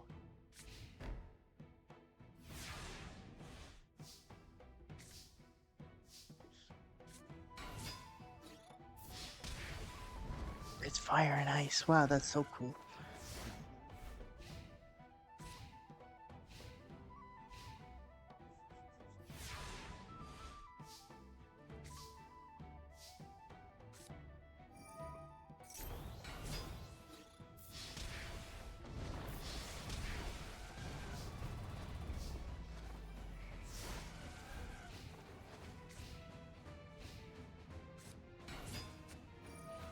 Wow.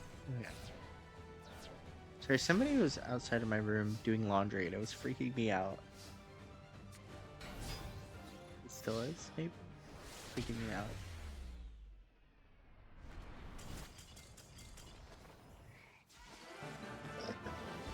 Martis wins very easily. That's crazy. I was hoping Sid would put up more of a fight.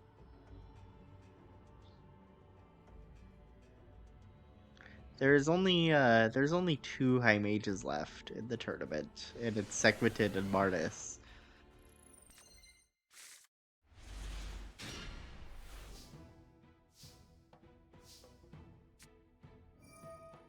Sebek and Neku both lost. Nightmare lost. So honestly, only 3 people who work for Nightmare are still in. And this is one of them. I'm surprised. I thought they would do better because their decks are very strong. As you just saw in the last duel.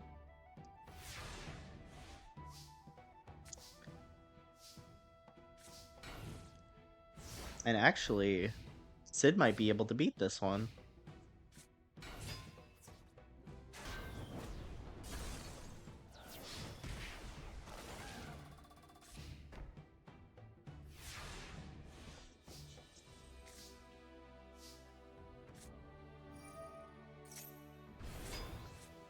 Ring of Destruction on the Frostosaurus is so huge.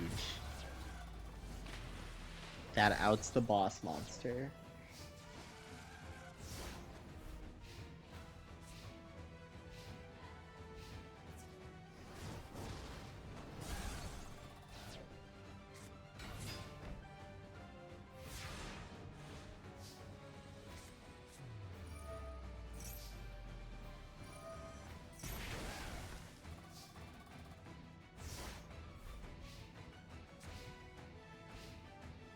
Yeah.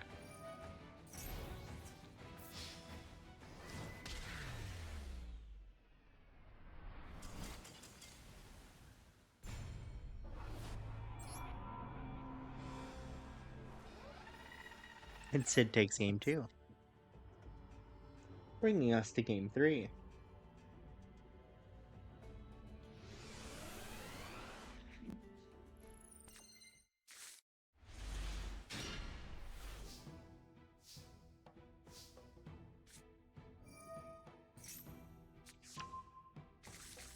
Does get the Umiruka, which is pretty big for him.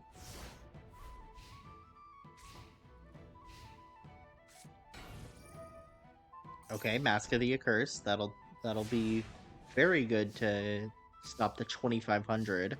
Never mind, that gets tributed into Frostosaurus, which gets cylindered. That's really good burn.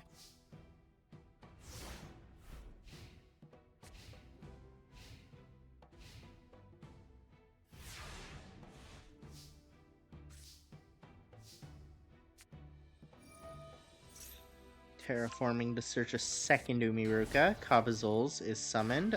Turtle searches. Searches for Turtle. Turtle searches. Searches for Little Chimera. Interesting, that does nerf water.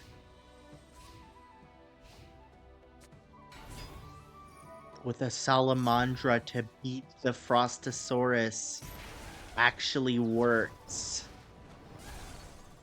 Using the Little Chimera to out that was really, really, really good play, actually. I loved it. Wow.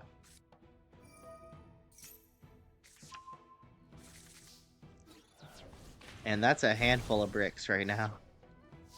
If I'm being honest. You need to draw another Megala Smasher. And even then, it would only draw with Great Angus. And if he draws his field spell, you're screwed. Skull Invitation, okay, that doesn't do a ton, but, you know, it does something.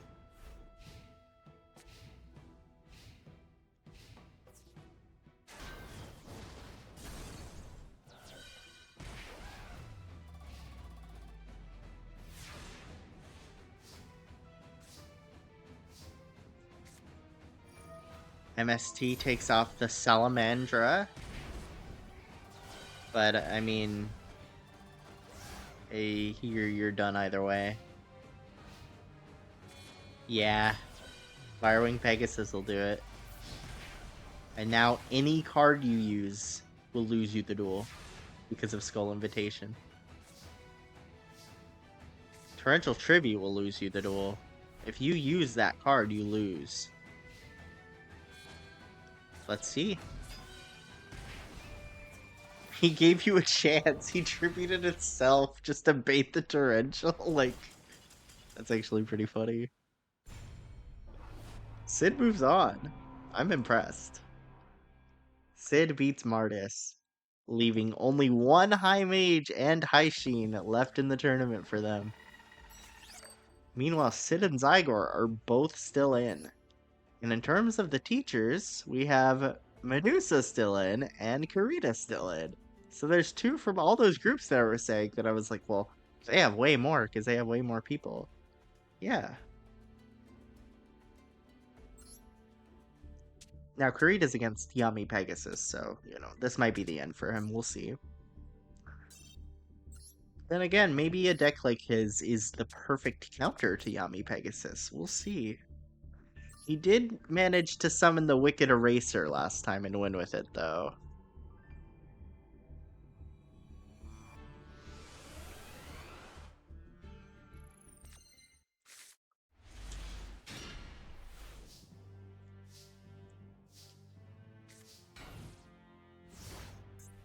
He set Penguin Soldier. Serpent goes in for, I guess, to bait it. It worked.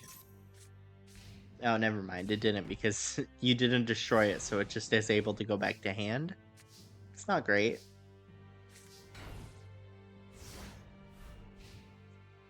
Look, just do something better this time.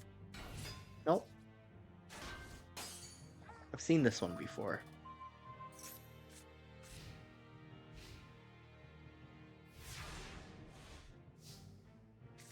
This is not very good play, Pegasus.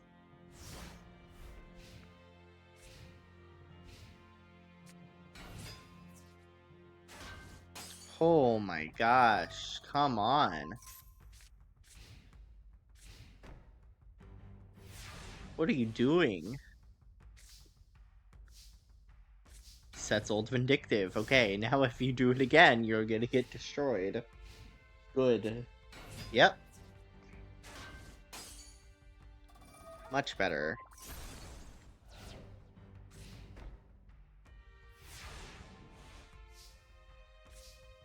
I love when different thing happens. Ultimate Offering. That's a good one. Creature Swap.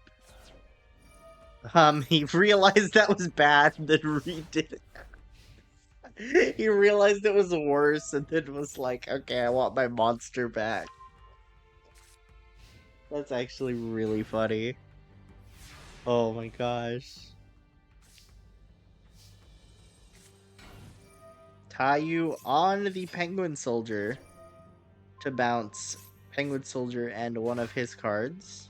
The one that isn't the Sinister Serpent, I guess.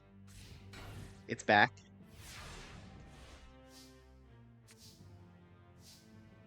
Tsukiyomi is pretty big. Can set the Old Vindictive. Old Vindictive destroys the Serpent. They were both serpents this whole time. And Cat's Ear Tribe is offering.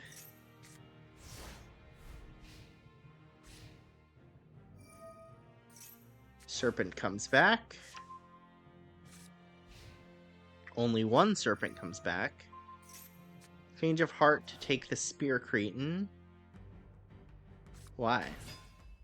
Thousand Eyes Idol? What are you doing? Oh, to attack? Okay, what is the Thousand Eyes Idol for? And then you take the ultimate. Okay, what's this?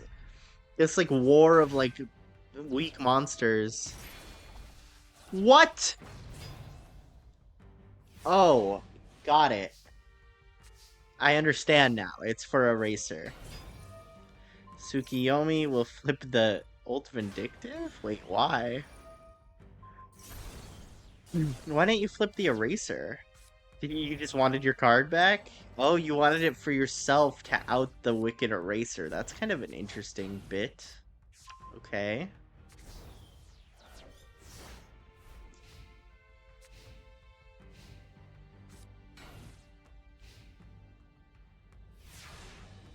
He does not attack. He knows. There it goes. Destroy all cards on the field. I think that's the first time we've seen the Eraser get destroyed and use that effect. Did this just have nothing? Senju had nothing to search. That means you have all three relinquished in your hand. Cyberjar. God of Greed. Tsukiyomi. Oh, what a draw. What a duel. What a weird duel. These decks Just they're so strange against each other.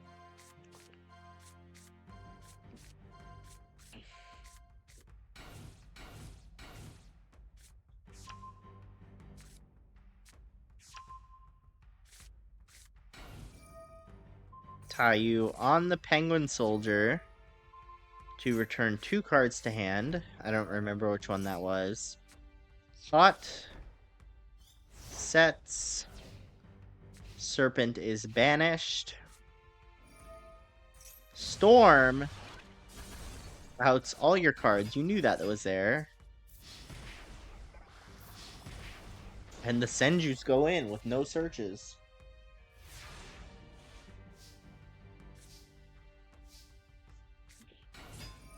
Tsukiyomi flips Senju, and Book of Moon flips Tsukiyomi. I don't know. Okay, yeah, I guess it defends your field. I understand. Senju comes back.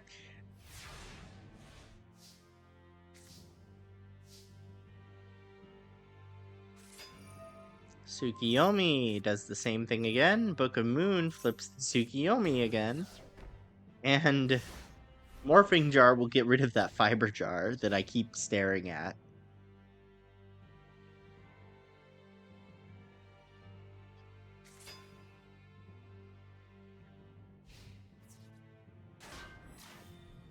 That gets rid of your entire hand, which is every single relinquished. All 3 relinquished are now in the graveyard because of that Morphing Jar. And because the Fiber Jar is gone, they'll never come back.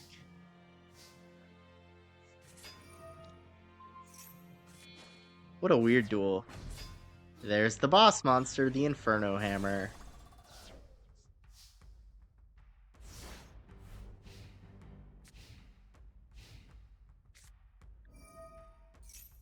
Dark Hole will out the Inferno Hammer and 4 of Pegasus's monsters. Oh, wow. Manju searches a now dead ritual spell. What's going on? This is such a weird duel. Brain Control takes the Manju just for 1400 damage.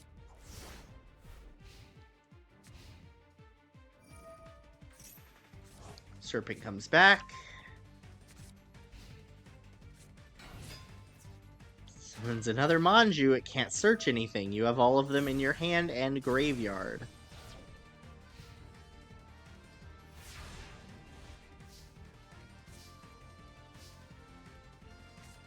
Shallow Grave brings back Cyber Jar. Don't deck out.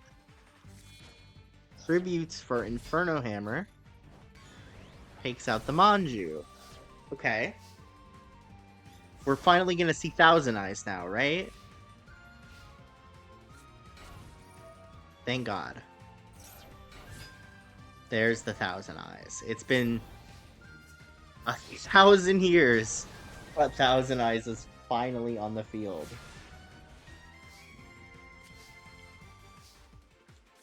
And Maneater Bug will out it. Serpent comes back.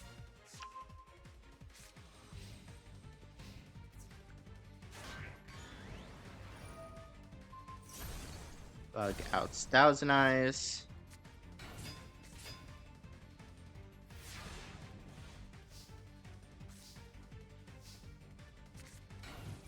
Tayu to take out the Manju. But I believe he's gonna Thousand Eyes and take your Maneater Bug and win the duel that way. That is my thoughts.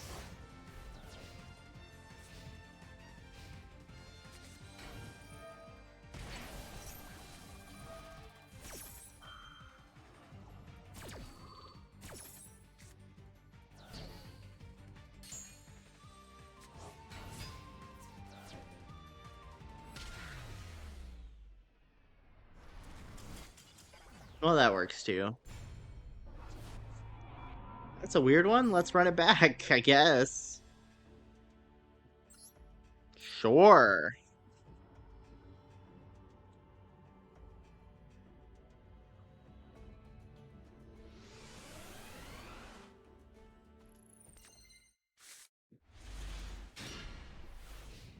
Just two decks that don't really synergize with each other at all, going at it. Good stuff. Why did you tie you 4-star? There's no 4 stars. Are you stupid? Okay. He may be stupid.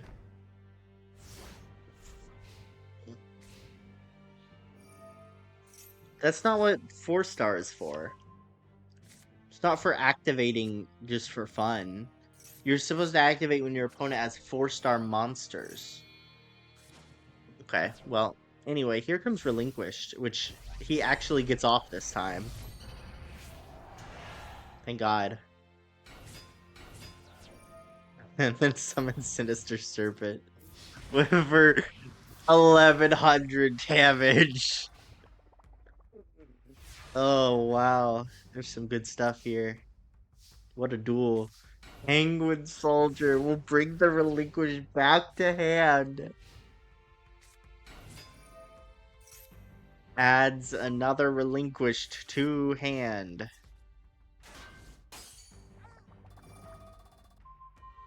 Okay, does not choose the Relinquished for some reason. Interesting.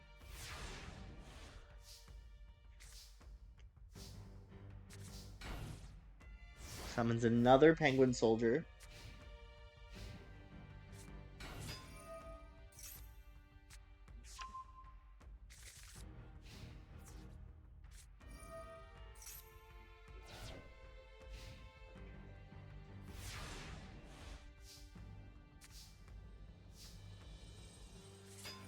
Penguin Soldier bounces itself and Senju.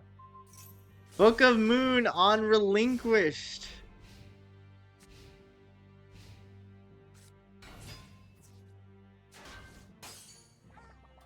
Penguin Soldier again takes itself and Senju. Why did you not flip the Relinquished and take the card? What's the point of not taking the card? Taking the Penguin Soldier. You keep doing the same thing. Are you stupid? Yes. Please play Old Vindictive, thank you. Oh, thank you. Oh, we're back.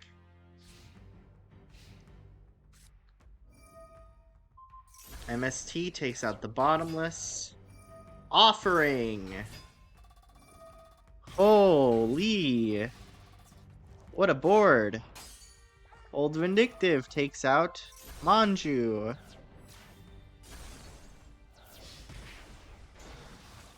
Sinister Serpent goes in, the greatest offensive monster. Shallow Grave will bring back 4-star and Senju.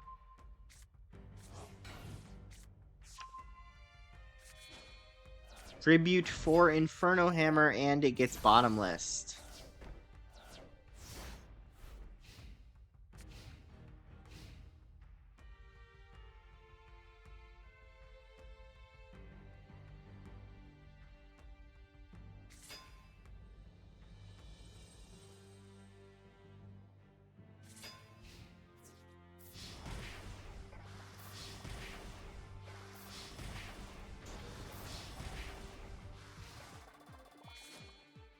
Tribute for Eraser. And Marin.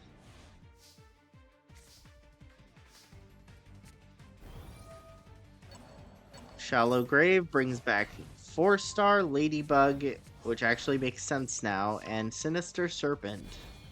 Tributes 4-star for Inferno Hammer. Inferno Hammer destroys Eraser. Eraser destroys all cards on the field. Marin comes back to deck because he is outstanding.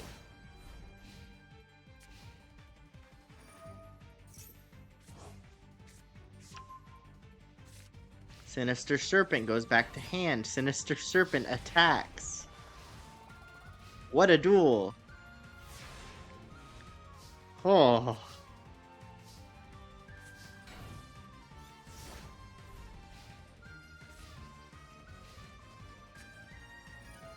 Burial brings back Senju.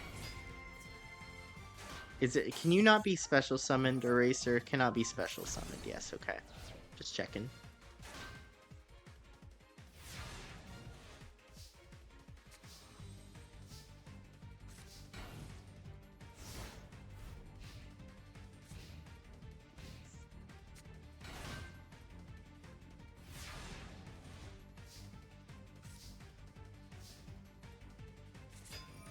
We have more Penguin Soldier loops. You needed to out the Marin. I understand that's a scary card, I guess. Dark Hole. Magic Drain. You have to have something you can discard. Your hand is full of garbage. Okay. Guess not. Guess that was all really important stuff in there. Penguin Soldier will do the same thing it has always done in this riveting matchup of decks that totally work together. Taiyu.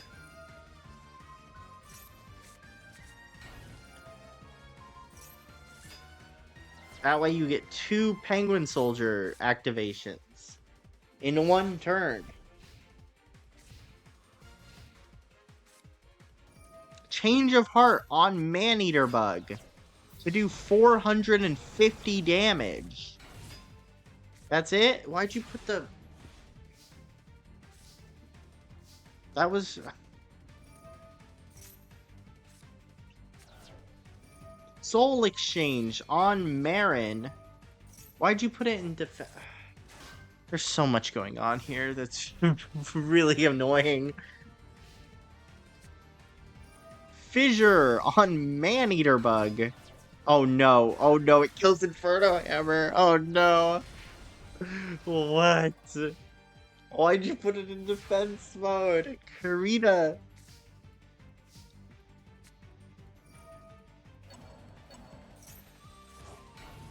He's back 4-star for some reason, and Senju. I guess 4-star is there to out the Senju. Like, I don't really get it. No, because Big Koala or Des Koala does that without using its effect. You didn't want to set that one. Okay. Sure.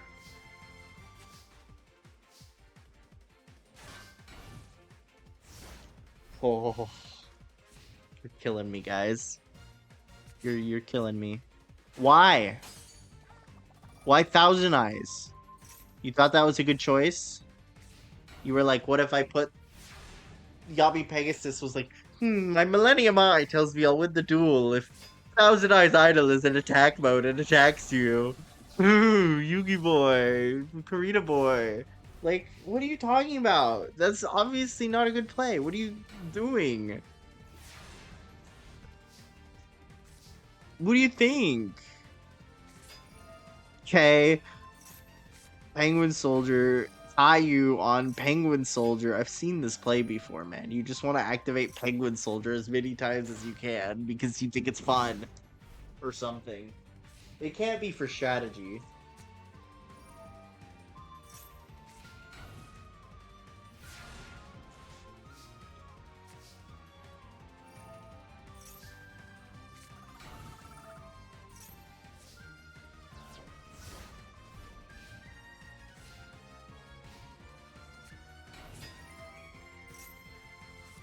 Oh.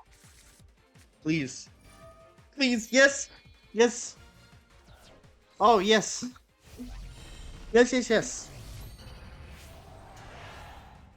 Look, it's relinquished, guys.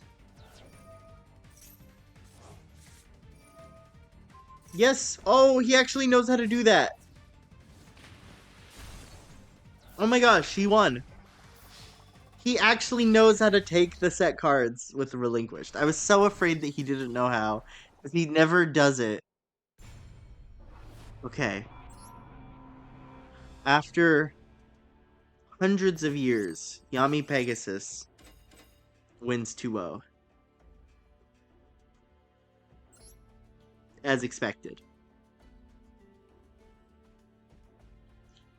Matchup from hell, man.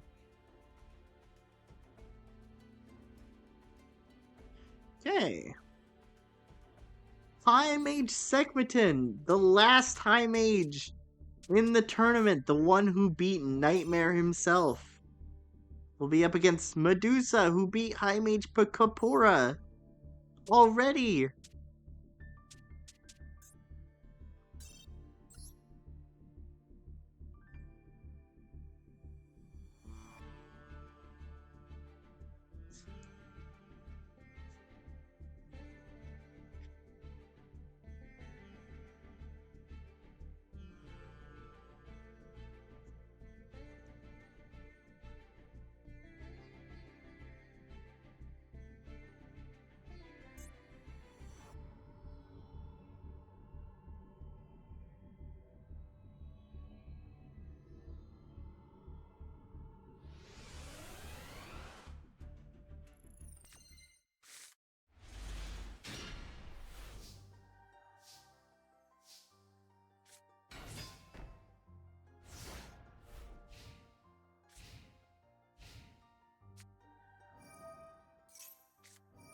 A Forces gets immediately MST'd.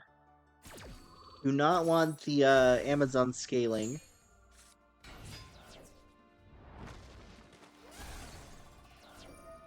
Mother Grizzly searches out Spined Gilman. That's a really good Mother Grizzly target.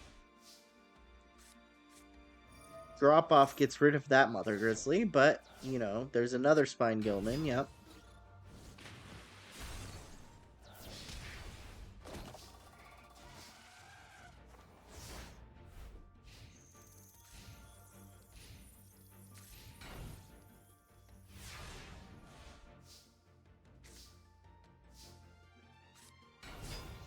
And Starboy will buff everything even further. Oh, that's who has Negate Attack. We answered our question from earlier. Unfriendly Amazon will take out the Starboy.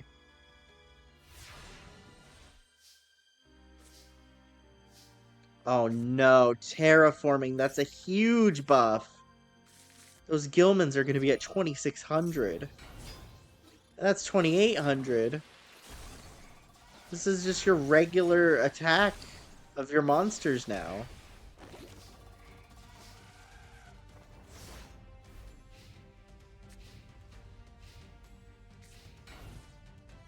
That's game.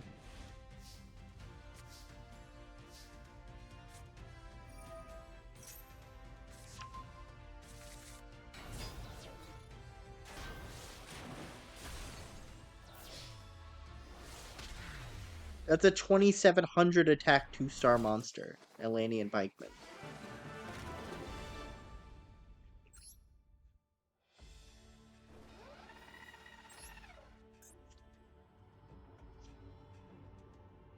Let's run it back.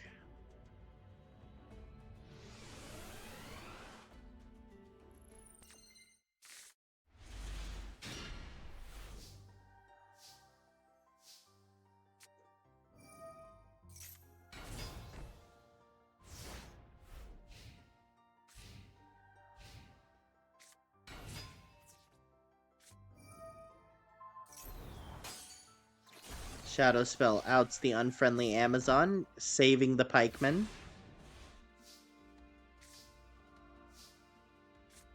MST takes out Saku. That's a good hit.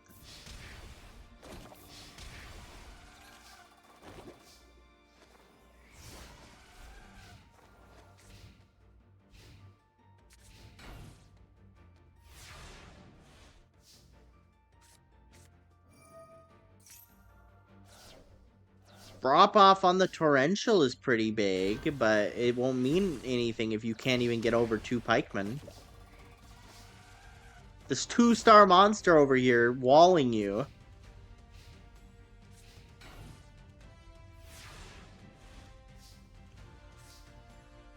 I think that's game to 2 pikemen. You were not powerful enough, Medusa. Not for Sekhmetin, the strongest of the high mages. Apparently. I guess that's lore now.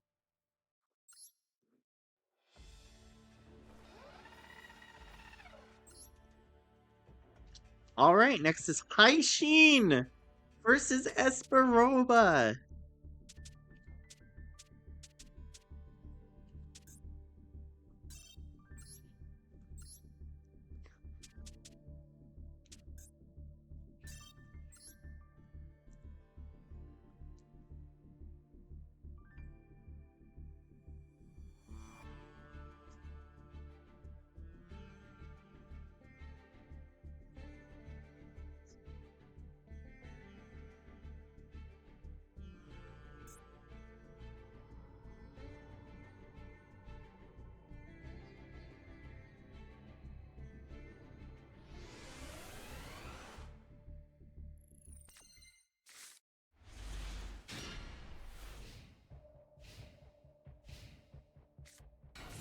That is the brickiest hand in the world. Oh no. Oh no, Haishin might be doomed.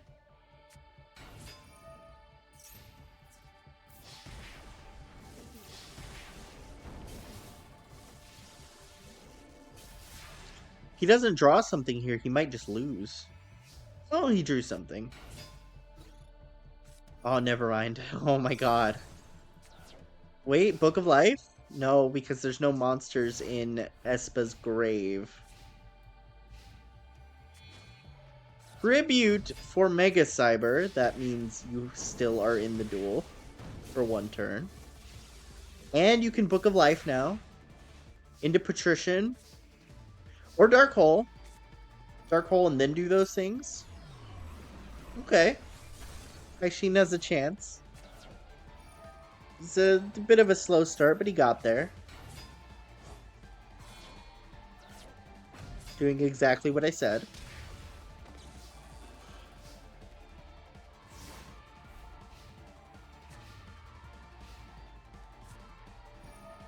RainCon for the victory with a tribute even. Yeah, that'll do it. Esperoba takes game 1. This guy is really proving himself. Holy.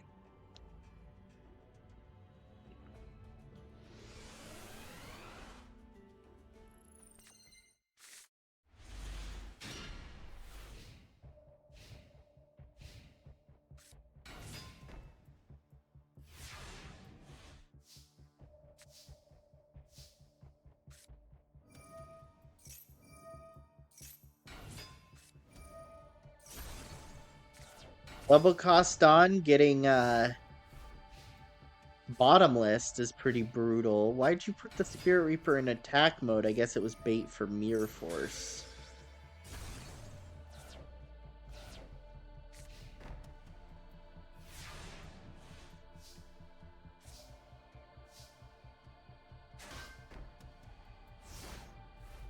No Book of Life play, I guess. Esperoba has in fact bricked. That's a rough card to be against. Cyber Raider does nothing. Just kind of sits there on the board. No, why'd you Dark Hole? Why'd you get rid of your Spirit Reaper? I guess so you can Book of Life. Okay, okay. I understand. So now you can Spirit Reaper and attack? No? Okay. Why? But what was the reason not to attack? In case of Saku? Like, I don't really follow. If you were gonna stay in attack mode either way, what's the point of not ripping a card? Everyone wants to attack with DD Trainer. No one wants to attack with Spirit Reaper? Like, are you kidding me? Oh, wow. That's an interesting way to out Spirit Reaper. I wonder if there was actually something you wanted to tribute. Probably, right? Like, I think so. I assume so. Saku will take out Cyber Soldier of Dark World. And we're back to top decking. Patrician, okay. You can special summon that with Call of the Mummy and Bottomless.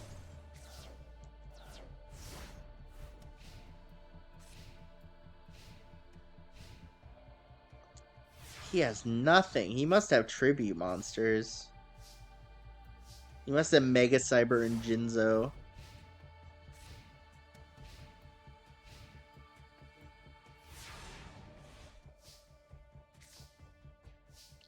There's Despair from the Dark. Okay, finally. That's the big boss. It gets Saku'd. However,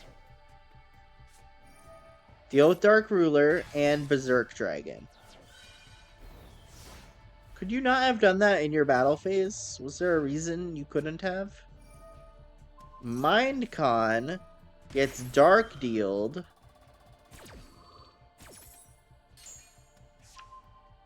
And discards the Berserk Dragon.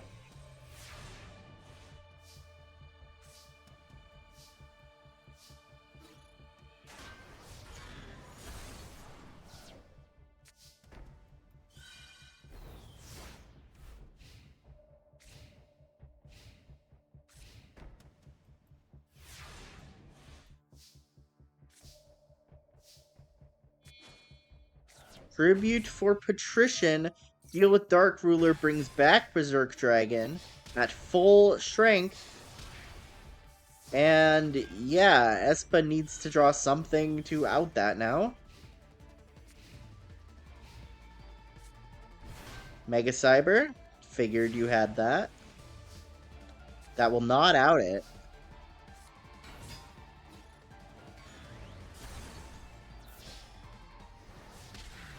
Yeah, okay. Aishin wins Duel 2.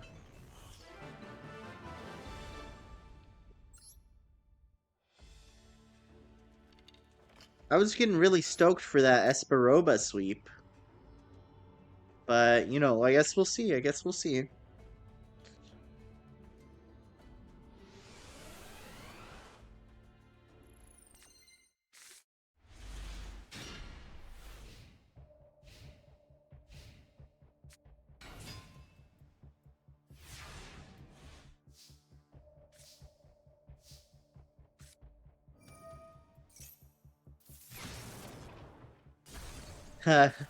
The worst Raigeki I've ever seen. You even had a monster that could out it. You had a monster that could just attack over it.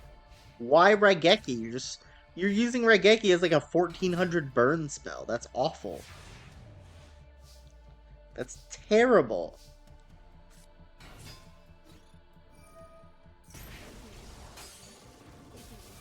Now that's a pretty good use of Pyramid Turtle. To search Patrician. And Esperoba is in trouble. He probably has Mega Cyber, but I see that Dark Hole. No Mega Cyber, wow. That's game. Yeah. Okay. Crazy first duel for Esperoba. Great tournament for him. He ultimately gets eliminated in round 3 by Haishin.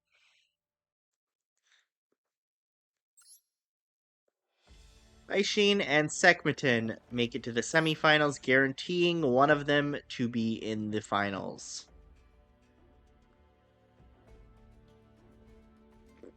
Next up, Sid and Zygor are both still in the tournament. Let's see how they do. Zygor against Chopman.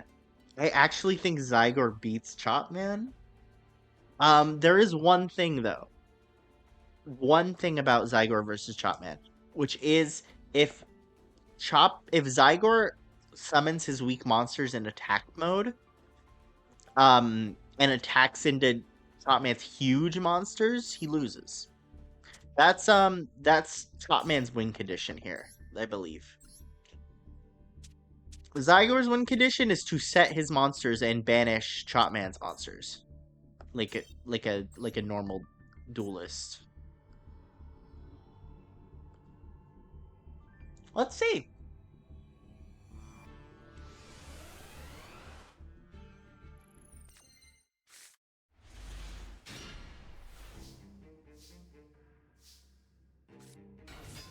Starts off with Kaiku.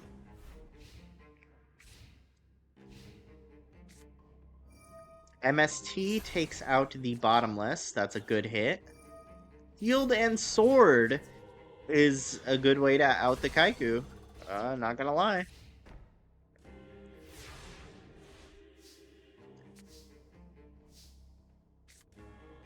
Nobleman will take out the Saku. Gets rid of all three. That's a huge hit. Enormous hit.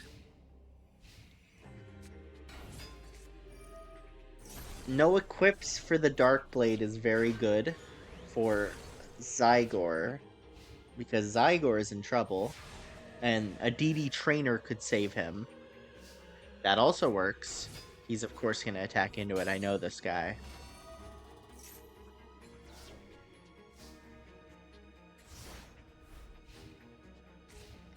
Shotman probably has more monsters, yeah. Witch. And a set. Shotman has advantage. Nobleman again. This time, skill drain. That's really interesting. Wow, skill drain kind of counters Zygor. And terraforming to get Mystic Plasma. Now, granted, that probably helps Zygor too, right? I'm sure he has a good amount of dark monsters. Like, I know Kaiku has gotta be dark. Skill Drain fucks his deck over a little, though. Like, his DD Warrior can't do anything anymore. That's huge.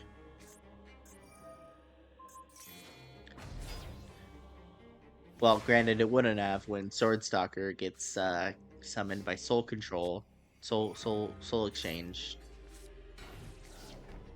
That doesn't do anything. You need some sort of MST kind of equivalent.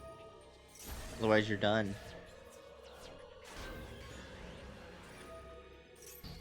You know, when I said Zygor was winning, I didn't realize I completely forgot that Chopman put Skill Drain in his deck. That's such a huge counter.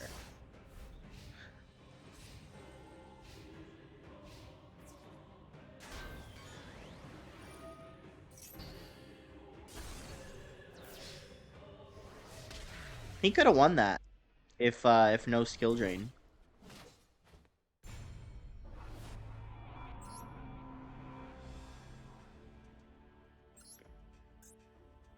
All right, let's see if he gets it this time. If Chopman gets it, I've changed my idea about the win condition. Win condition for Chopman, get skill drain. We'll see. I feel like he only has like one copy. Like, he hasn't drawn it at all this tournament until now. Granted, this is round 2, I think. No, this is round 3. Yeah, I don't think he's ever drawn it till now.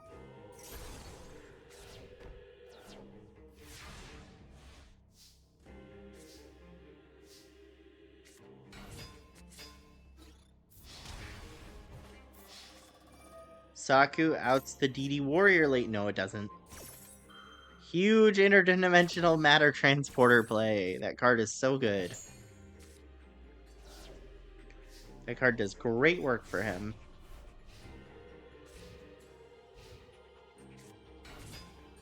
Witch with shield and sword to beat over the DD Warrior. DD Warrior will remove the Witch's effect.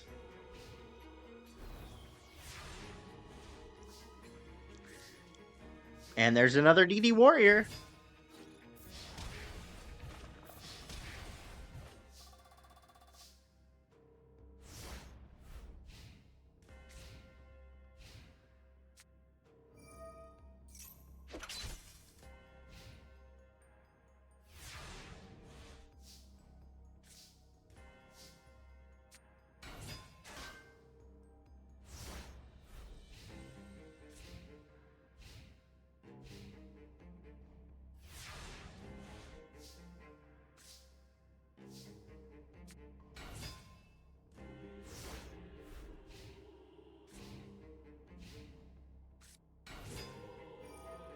Axe of Despair, double Axe of Despair, and a Mystic Plasma Zone.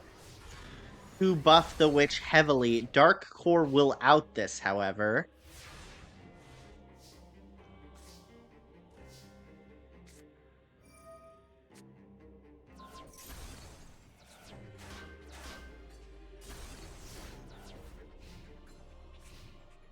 And that sword's done.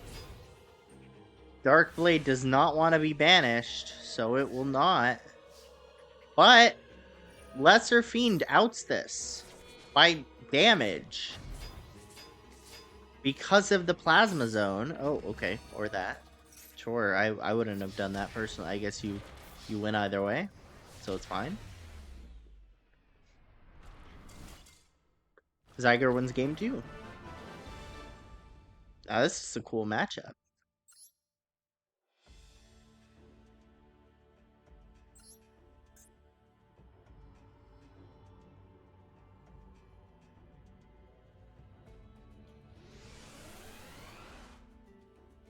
Zyger's deck is so fun. I love that. Oh, no! Never mind. And against Zygor, these don't even do anything. Okay. Why summon Kaiku if you're gonna play that? Why not summon DD Trainer or Dimension Jar if you're gonna do that? Like... Huh?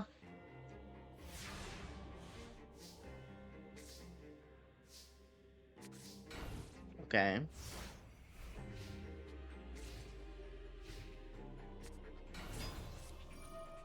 Bottomless on Witch. Axe on Kaiku. Dimension Jar doesn't do anything. Never mind, it does. I lied.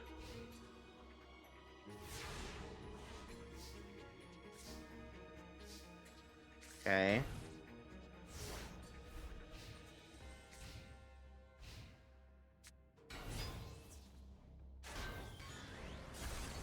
He's not drawing any of his banishes.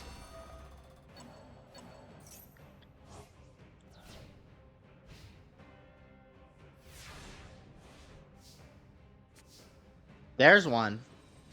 You have to set it. You have to set it. Why in attack mode? It doesn't have to be in attack mode. Oh.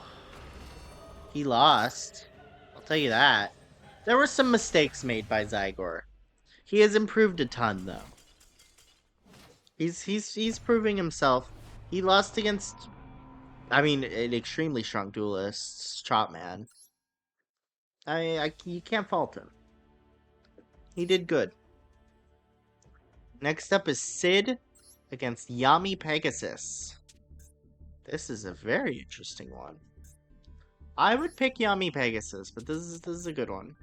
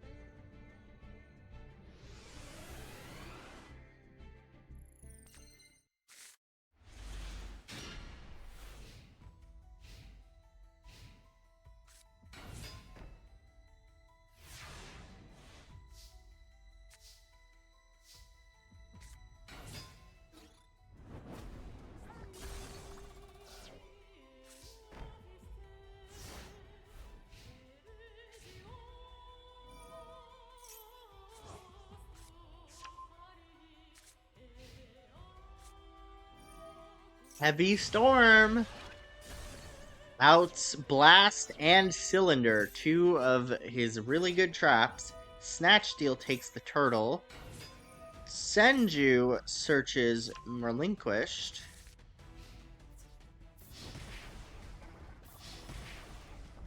Not looking good for Sid. He needs some way to out that Snatch Steal or something.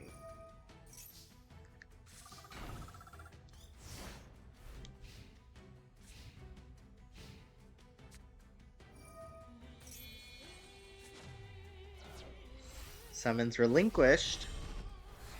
And we'll take the Kotetsu. Oh, never mind. Sorry, I thought he knew how to do that. Why summon the relinquished then? If not to take the Kotetsu. Oh! Okay, that's why. For Eraser. I see. I understand. Mask of the Accursed on Eraser. That's interesting. He's been getting Eraser a lot lately.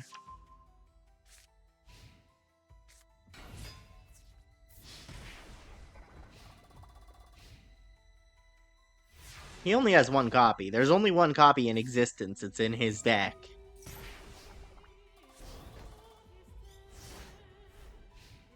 If he can, like, Heavy Storm this, he's good. I mean, but I guess Eraser would have no attack if he Heavy Storms this. Funny enough. If he gets an MST and can out the mask, he's good. Ceasefire! That'll do 1,000 because Thousand Eyes is not an effect monster. Marin with Metamorphosis. Oh, sorry. Thousand Eyes with Metamorphosis equals Thousand Eyes for no reason, I guess. Doesn't really do anything.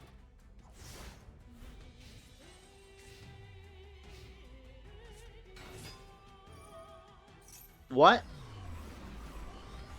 Just to, like, nuke the field, I guess?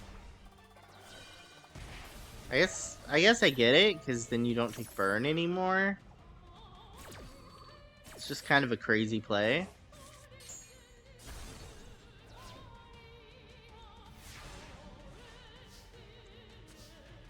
Ah! Sid takes game 1. Maybe you shouldn't have nuked the field, Pegasus.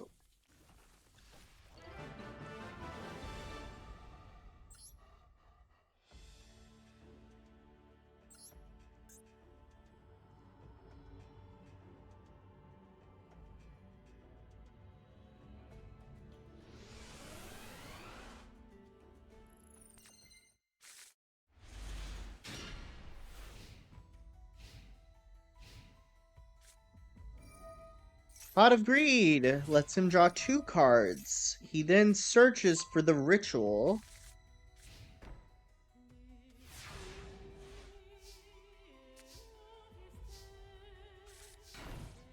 Does not play his field spell. I guess that's fair. Doesn't really do anything yet. Actually came into play because he was stupid enough to attack with Marin for some reason.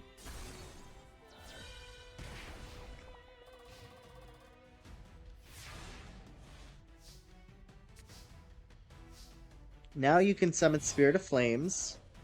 Tribute for Firewing Pegasus. Salamandra. Molten Destruction. However, a Relinquished or a Thousand Eyes would go really hard on this, which you probably have.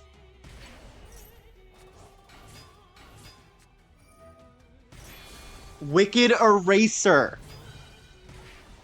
With 6,000 attack. All goes at you.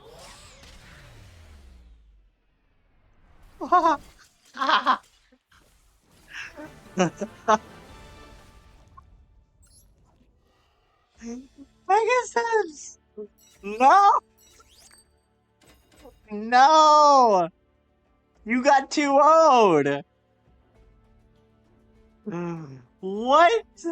Okay, well, that was kind of crazy.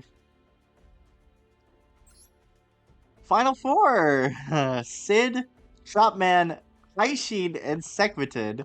We're going to go to Sekhmetin and Haishin first.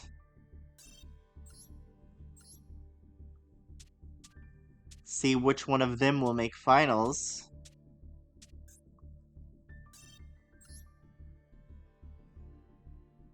Sekmeton beats both Haishin and Nightmare. That's crazy. When the High Mage is stronger than the bosses, man. Sekmeton and Haishin.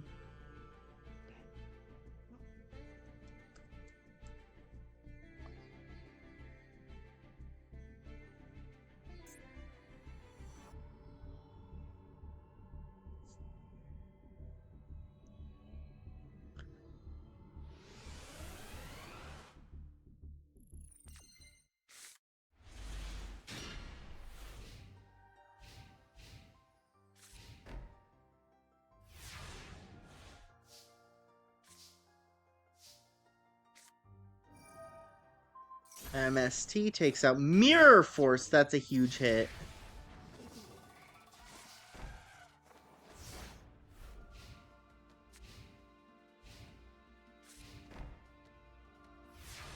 And Haishin seems to have bricked. We know this can happen with his deck. Umiruka is huge. And we know you don't have Mirror Force anymore. You have Saku. That's still good.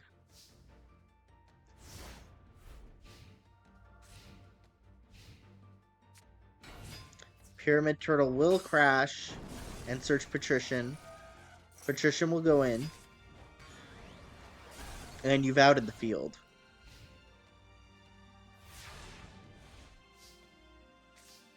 He does have monsters that can beat this. Torrential can beat this.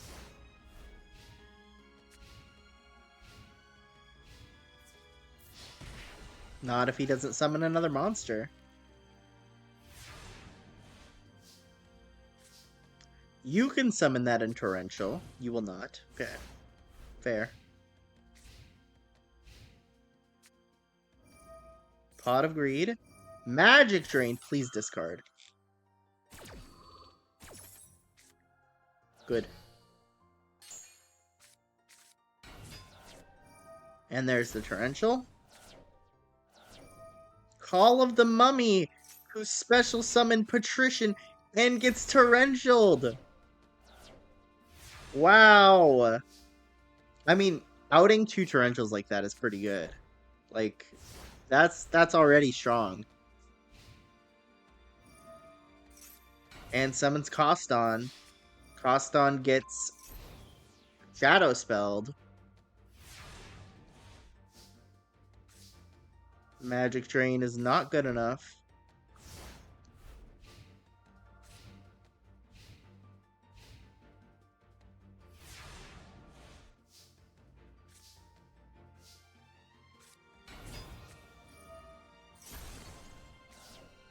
Gilman gets Bottomless.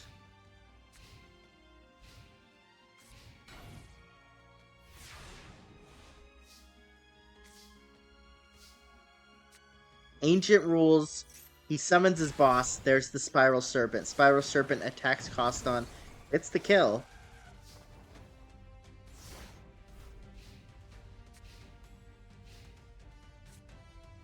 Dark Hole will out. Never mind, hold on. Will you discard?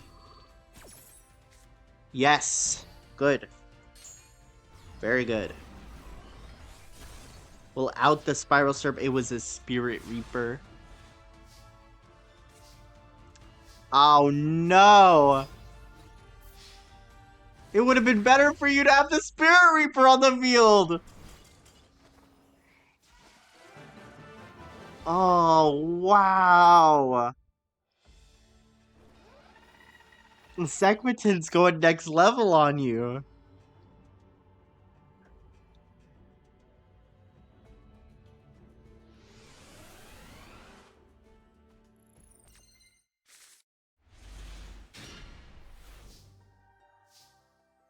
Some of the water duelists are really strong in these tournaments. Considering how good Mako and Krieger did in Duelist Kingdom.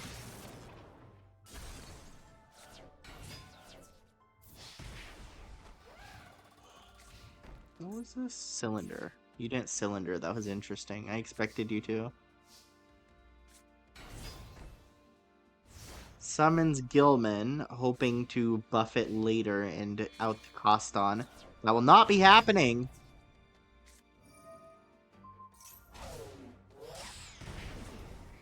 He gets his boss. Gilman is not going to out this.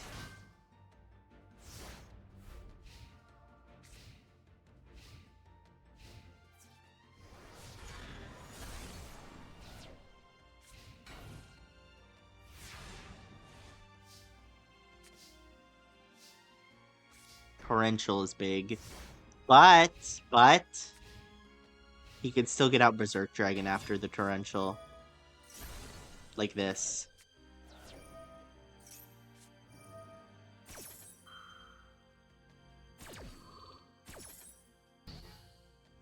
Was not willing to discard for Berserk Dragon. What could possibly be in your hand that you wouldn't want to discard?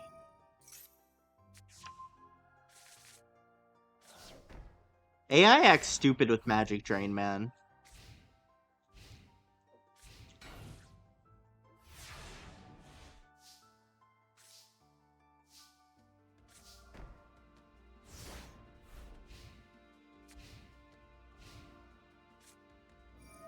Book of Life to bring it back. Okay, good. Magic Drain, hold on.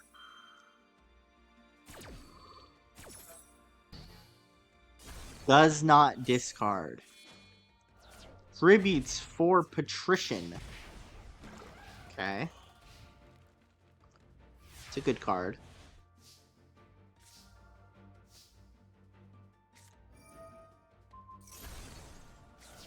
Gets rid of the Mirror Force. I might have to take out Magic Drain from all the decks. If nobody knows how to use it, to be honest, or if nobody knows how to play against it. It makes me sad because I love that card. I think that card's great. I don't know. I guess we'll see.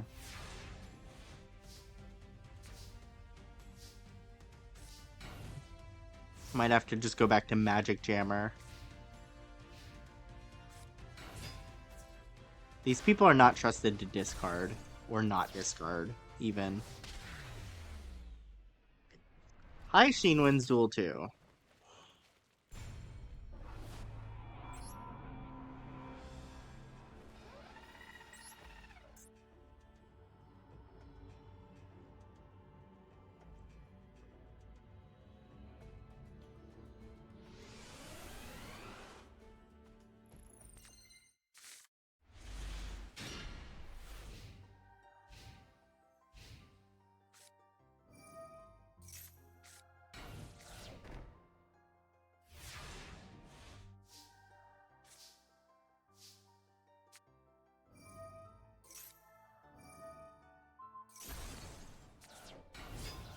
That's a good card to get rid of.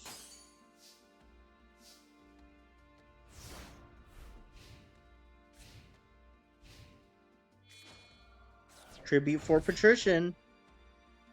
Starboy's gonna buff you.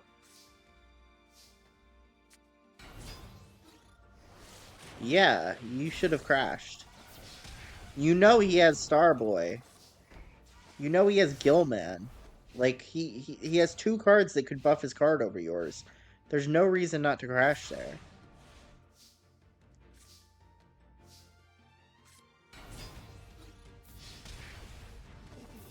That's a win?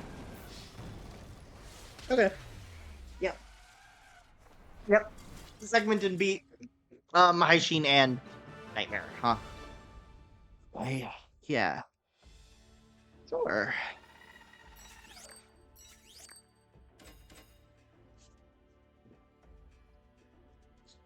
It's crazy. Okay. Hmm? Yeah. So, Chopman versus Sid. Sid trying to take revenge for Zygor here. Winner goes against the unbeatable Segmenton.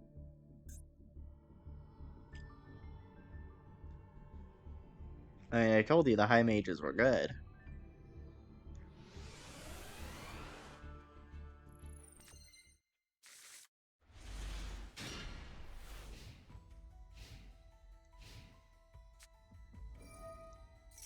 Why'd I write Zygor? Top man. Here we go. Better.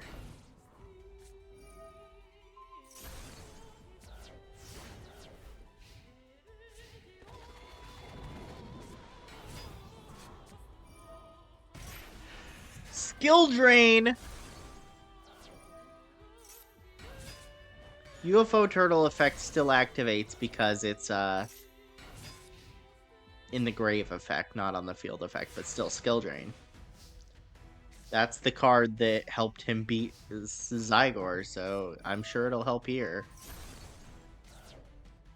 Saku takes that out. Lady Assailant.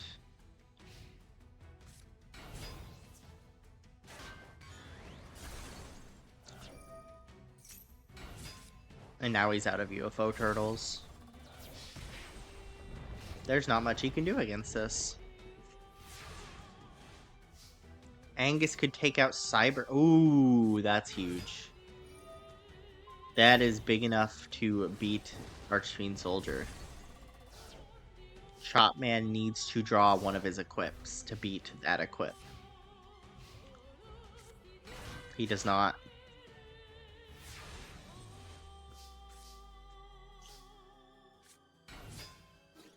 That's a 600 attack Little Chimera. It's a very little Chimera.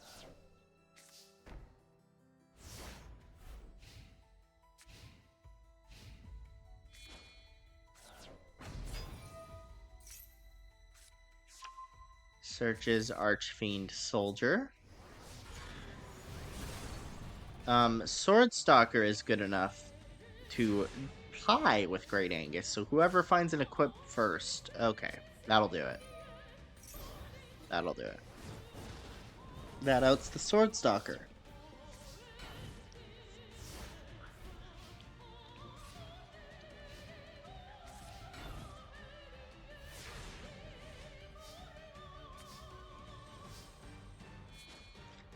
Tribute for Firewing Pegasus.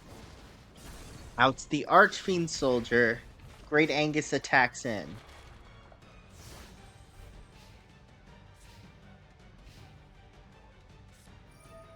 Paul brings back the Sword Stalker. It's not strong enough to beat anything until now. Outs that, but the Firewing Pegasus is still too big.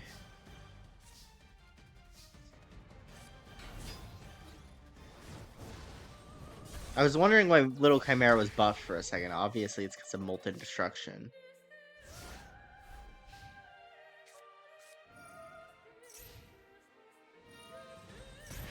And Sid wants to assure that he wins by burn, if not by battle. Tribute for a second Firewing Pegasus goes in. Saku takes out one, the other gets the win.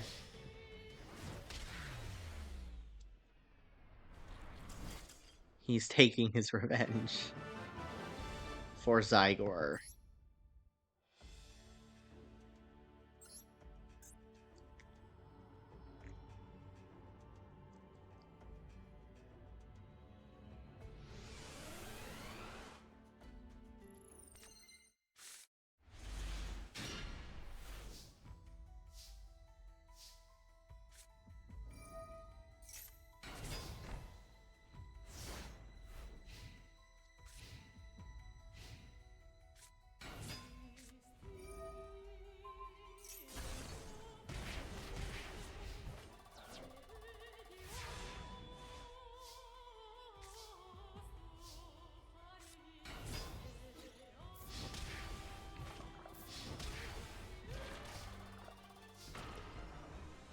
That was quick.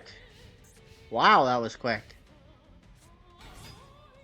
Chopman does get a buff on his Archfiend Soldier that kills him. That cylinder is doing crazy work in this tournament. Sid goes to the finals against Segmenton.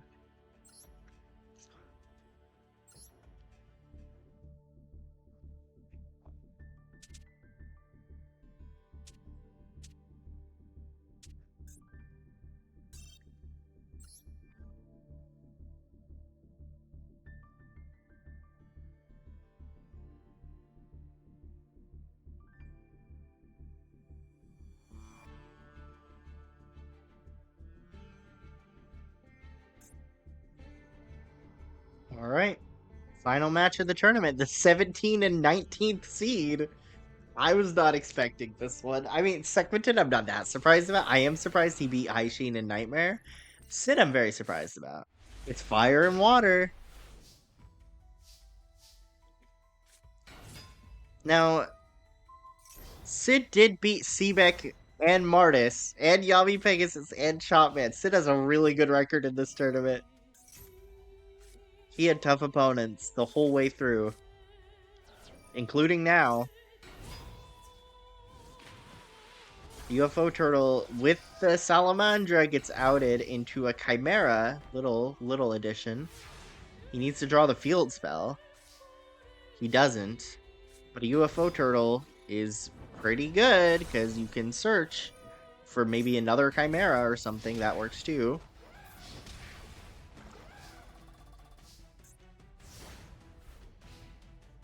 The normal sized little Chimera.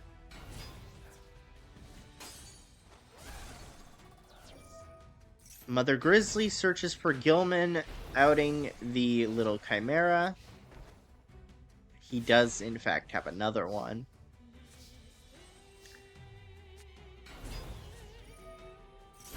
And that activates Torrential.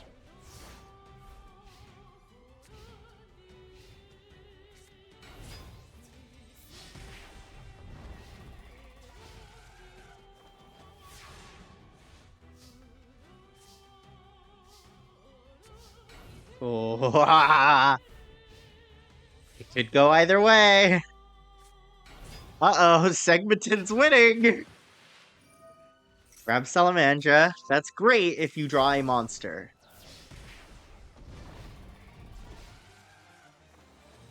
That's really, really good if you draw a monster. Ring of Destruction actually loses you the duel. You've lost. Yep. You do use it. I respect it. You've lost.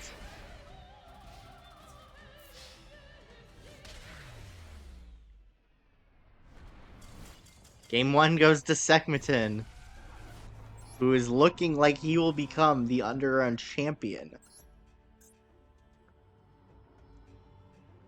With his Sea Serpent deck.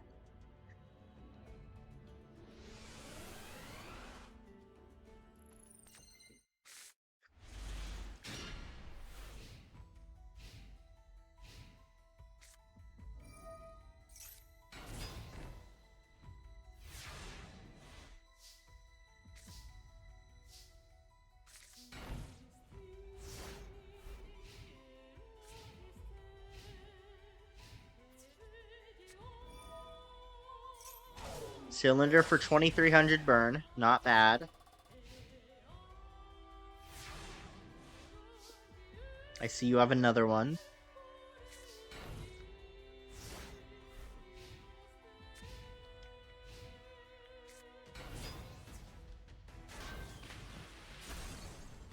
Turtle searches for Turtle.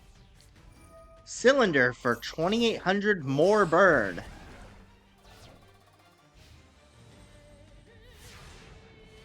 This is looking like Sid's gonna take this one. Will he tribute his ultimate? Oh! Oh, he uses Lady Assailant of Flames effect. Will you tribute? He tributes for Ultimate Obedient Fiend, his boss monster. If you have no cards in your... This can only... If it's only card on your side of the field and you have no cards in your hand. So I guess this is just like stall card? At that rate? Cylinder! It goes both ways. All damage in this duel has been taken by Cylinder. I assume they're taking crazy shocks with that. Terraforming. Just in case your Umiruka gets destroyed, I guess.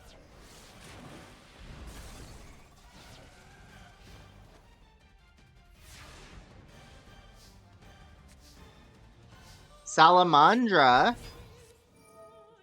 on the turtle. Takes out the Starboy. That's 650 more damage. Every little bit of damage is huge. This also puts you over, assuming he doesn't have another one. He doesn't. Ceasefire, that's game. No, no, because you have only normal monsters. Sorry, I'm not used to normal monsters. If in a normal duel, that would be game. Oh, wow. Wow. Torrential. One bird card wins Sin the Duel. No. Breaking loses Sin the Duel.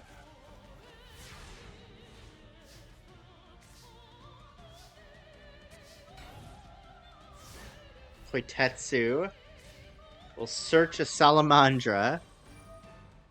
That's the boss. That's game. That's game. After Sid did that well, that's game. Sekhmetin wins. Wow.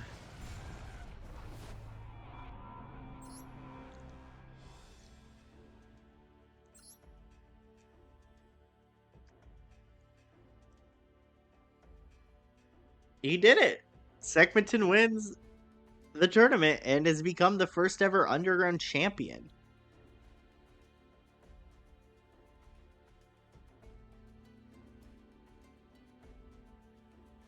He went 5-0, man.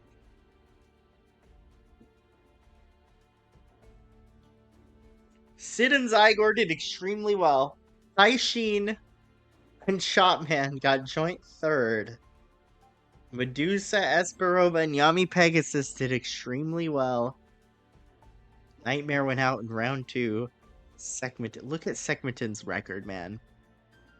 Another high mage, Nightmare, Aishin, Fid, who, I mean, his record's crazy, and Medusa, who also, her record, she beat Kapura, man. Oh, wow. I mean, I can't say he doesn't deserve it.